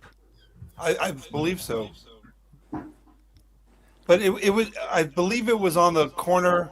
It was just off Avenue B at 3rd Street, or maybe on 4th Street, but it was a very small shop. If you had 20 people in there, it was you were breaking a sweat. Yeah, I'm going down to Virginia in a couple of weeks to see Ken, and he's putting on this 8-track orchestra. That should be interesting. It's and for he's Noise putting Fest, out Virginia Noise Fest. And he's putting out a new vinyl, Frank, huh? Is it me? Yeah, I'm saying that Jen is putting out a new vinyl, right, Frank? Oh yeah, yes, he's putting out a compilation, and I'm going to get the test pressing tomorrow. So he sent me the digital files, and I listened to those, and I'm picking up the test pressing tomorrow just to QC the test pressing. Because Frank, I've known Frank for like 5-6 years now. Yeah, and he had a turn in his life. He became the slave of Lisa Suck Dog. Yeah, I am her official slave. Do you know who Lisa Suck Dog is, Alan? Yeah, of course. I figured so. Yeah. Do you know Michael? Yeah, roller derby, of course. I do not. Who is she? Frank. Come Wow, on. she's had a long, varied, prolific life. I'm sorry? She's had a pretty long and prolific, diverse life. I mean, she's from music, from performer, author, musician, just artist in general, just period. She just lived her life as just one big piece of art. But yeah, she's a Renaissance woman. She what? She's a Renaissance woman. I would say that of some sort. Google her. You'll see what kind of. She worked a lot with French artist Costas. Yeah. Yeah, I think she was married to him. Yeah, she was married to him. She has a kid with Boyd Rice. Unfortunately. Okay. Very good. All right. I'm curious. You know what? Yeah. Now that I think, when was she married with Cost?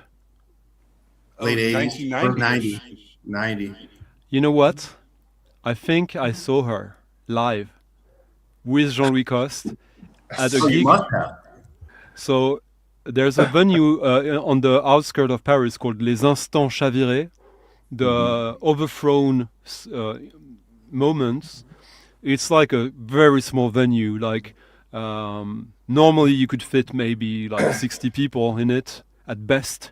Yeah. No, normally 40, but sometimes there's like 80, 90. And I was there at the grand opening of this place, and I was still in junior high, and I took a date to this, not knowing what we were going to get. Yes. And we got a performance by Jean-Louis Coste and his wife from back then. That so was I Lisa. guess Lisa. And yes, it did involve shit, sodomy, and fisting.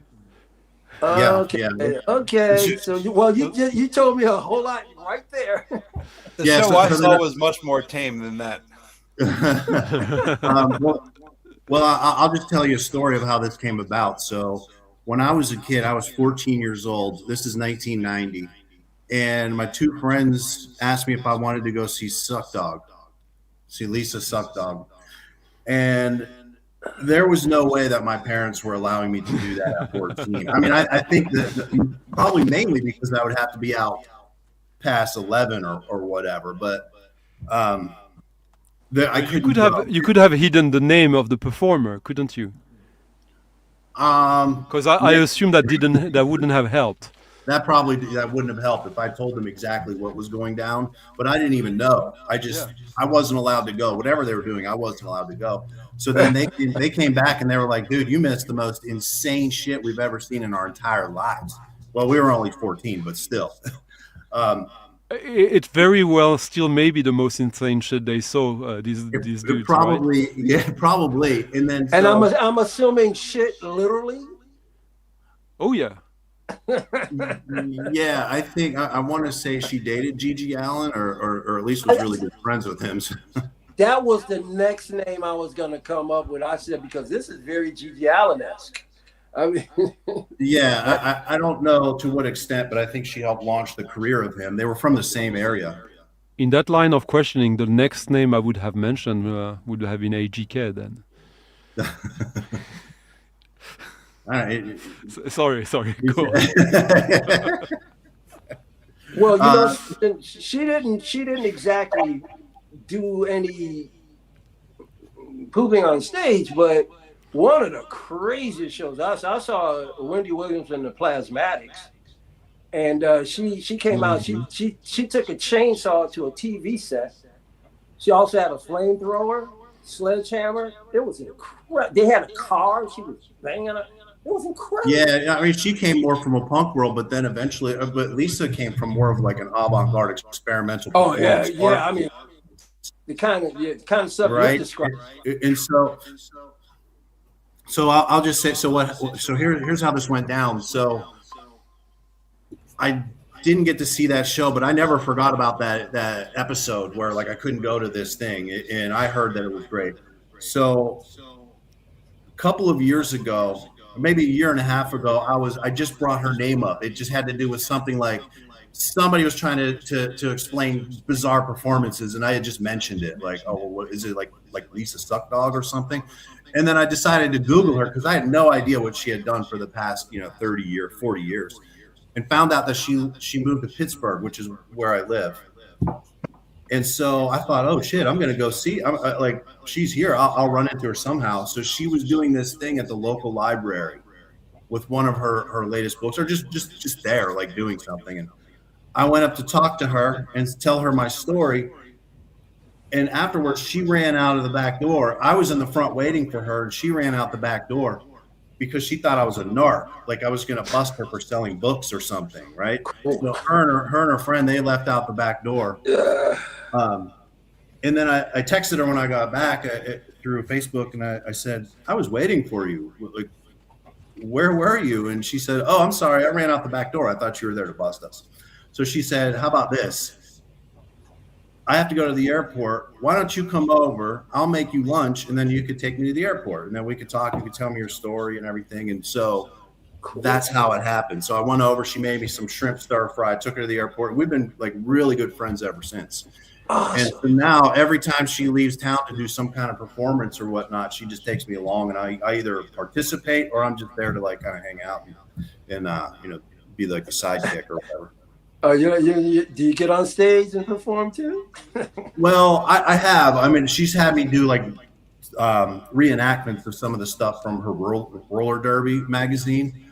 So I've done that. Like I've gone on and played parts like her dad or Boyd Rice. Unfortunately, I got kind of. Hey, well, it's acting. Right. For those who don't know, Boyd Rice is an interesting figure in industrial music, a central figure of the original industrial, and he actually did some good music, mostly under the name Non, I would say, and he did an album with probably one of the greatest titles for any album ever, Easy Listening for the Hard Listener. Yeah, that's a great one. With And- Frank Novi? Yeah, and then he went into sort of Nazi gay porn, edgelording. Okay, all right. I mean, yeah, he's making a But- living. Mute is still releasing his stuff. Mute, the label of Depeche Mode. It's kind of weird because he's so deep in it, you don't know if it's a joke or if it's real, but it's too real to be a joke.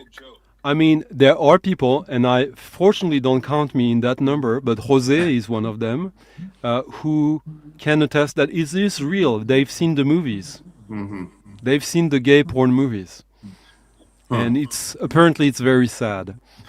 Wow. Well, I will say that like hanging out with Lisa and spending like extended periods of time with her, like being around her can be surreal because these people don't really separate. Like there's no regular life and then like the artistic worlds. It kind of blurs. So whatever you're doing is just always kind of surreal. But you were talking about Gigi Allen, and I think that Gigi Allen is still alive. And really? yeah, I think he still is, and we know him nowadays by the name of AGK. You remember AGK, Michael? Yes, I do. Yeah, you say remember as if he's gone. Is he gone? Alan, are you part of BC too? Like, do you know who AGK is? I don't know AGK. Yeah, part I of it, figured but so. I'm kind of deeply tuned into a few people, and a lot of people I've just kind of shut out because it's not so interesting for me. Yeah, No, same but here. AGK, he's actually a nice guy, but it's kind of I don't know. It's sort of an attraction in a way, like a fair, a carny attraction. He's the carny side of the VC, as far as I'm concerned, and I say that lovingly. I have to. I'm going to hold any comments. I don't need anything being misinterpreted. I'll just hold my comments. Yeah. But I'll tell you a funny Gigi Allen thing. At the first record label I worked at, Chesky Records, one of Just the other quickly. interns was Like filming. just a second. Show that cover. Oh, yeah. Yep. Oh, Yeah. sorry, I didn't mean to interrupt. No, you're fine. Yeah, Frank Tove from Fat Gadget. Mm-hmm. We were talking about that earlier. Oh my goodness. How the lines intersect. Sorry, Alan. Oh, it's Yeah, sorry about that. no, it's fine. So at this record label I was working at, one of the other interns was filming. He was one of the film crew of Hate It, and Gigi Allen was doing a show every night for a month, and they were filming this and following him around. And every day he'd come into work, an hour late because he was out all night. He's like, "Man, you should have come last night. You got to come tonight, man. These shows are amazing." I'm like, "No fucking way, no way." Because he had said he was going to kill himself and take the audience with him. I'm like, I'm not going to die at a Gigi Allen concert. not going to happen. Yeah. You don't know either. I mean, you're not lying. Plus, be honest, your expectations with the music were probably not that high either. No, Yeah, but still, I wasn't even. I was familiar with him, and I had not heard him at that point, but I had no desire to hear him. Yeah. And I was into some really crazy shit. But Gigi Allen was like, if there's a line, I don't know where it is, but he's on the other side of it. Yeah, there was a time when I was getting into like hardcore music and heavy metal, like Slayer or Septic Death, like that kind of shit. Like And pop then- music. Yeah, it's just like pop music or whatever, but also just like local hardcore and whoever was coming through, like that scene. But Gigi Allen was sort of like just like the joke part of it. Like I was a teenager, and that was just funny. But the other music was serious. Yeah. Right. It's funny when you meet people who are into all this kind of music and they name Gigi Allen seriously. You know it's like you can't, like it will be difficult to take them seriously because it's like the beginning of edgelording culture, isn't it? Yeah, and he obviously, it seemed like he had some things to work out, some personal problems, and that's how it comes through sometimes, And you think? but taking it serious as a form of art outside of just that, I just found it to be too silly, even as a kid. Yeah, it's sad and ridiculous because you can see that like I have no talent, but I'll be so over the top that like people will have to acknowledge me to a certain level. Yeah. And so like when Mike was saying about shitting on stage and like Stuck Dog shows and whatnot, it's hard for me to even look at that side of Lisa because I met her as an adult who's actually a really accomplished person, who's extremely intelligent. So I know of that existed with her, like that part of her life, but it was almost like a Gigi Allen type thing, or exercising demons or injustices that happened to her as a child. Like, you know what I'm saying? Like, so I don't hang on that part of her career so much. Now that I met her and I've gotten to know her. Yeah. So today in the chat we had Kroiners from Gen Ken Unlimited Records fame. We had someone who was it who was connected to Moses Ash. We have Grass, who was at that gig where Gigi Allen died. Wow, I mean, what a small world. Yeah, it's yeah, and to think that this morning I woke up thinking, oh, let's check my old CDs. Oh, let's do it live in front of my tiny little bit of an audience. And now we covered all that ground, and are hopefully richer for it. Oh, absolutely! I've learned a lot. Believe me. Yeah. Coco, bonsoir, mais on part là. Donc yeah, I was thinking at one point I have to go eat something. I know these things. I know all the time. I plan for them to take to go on for a couple of hours, maybe 3. But I'll be honest, when I saw Alan coming on, because I think I've never seen you on any streams. I've only been, well, besides my own videos, I've only been on the VC Social Club, and I was disappointed that you weren't in the chat that night. Yeah, I kind of like, me and Frank, we talked about it the other day. I think we're kind of done with that kind of stuff. I get it. It's just like, since it, I mean, it. Can I ask it what is kind of stuff you're referring to?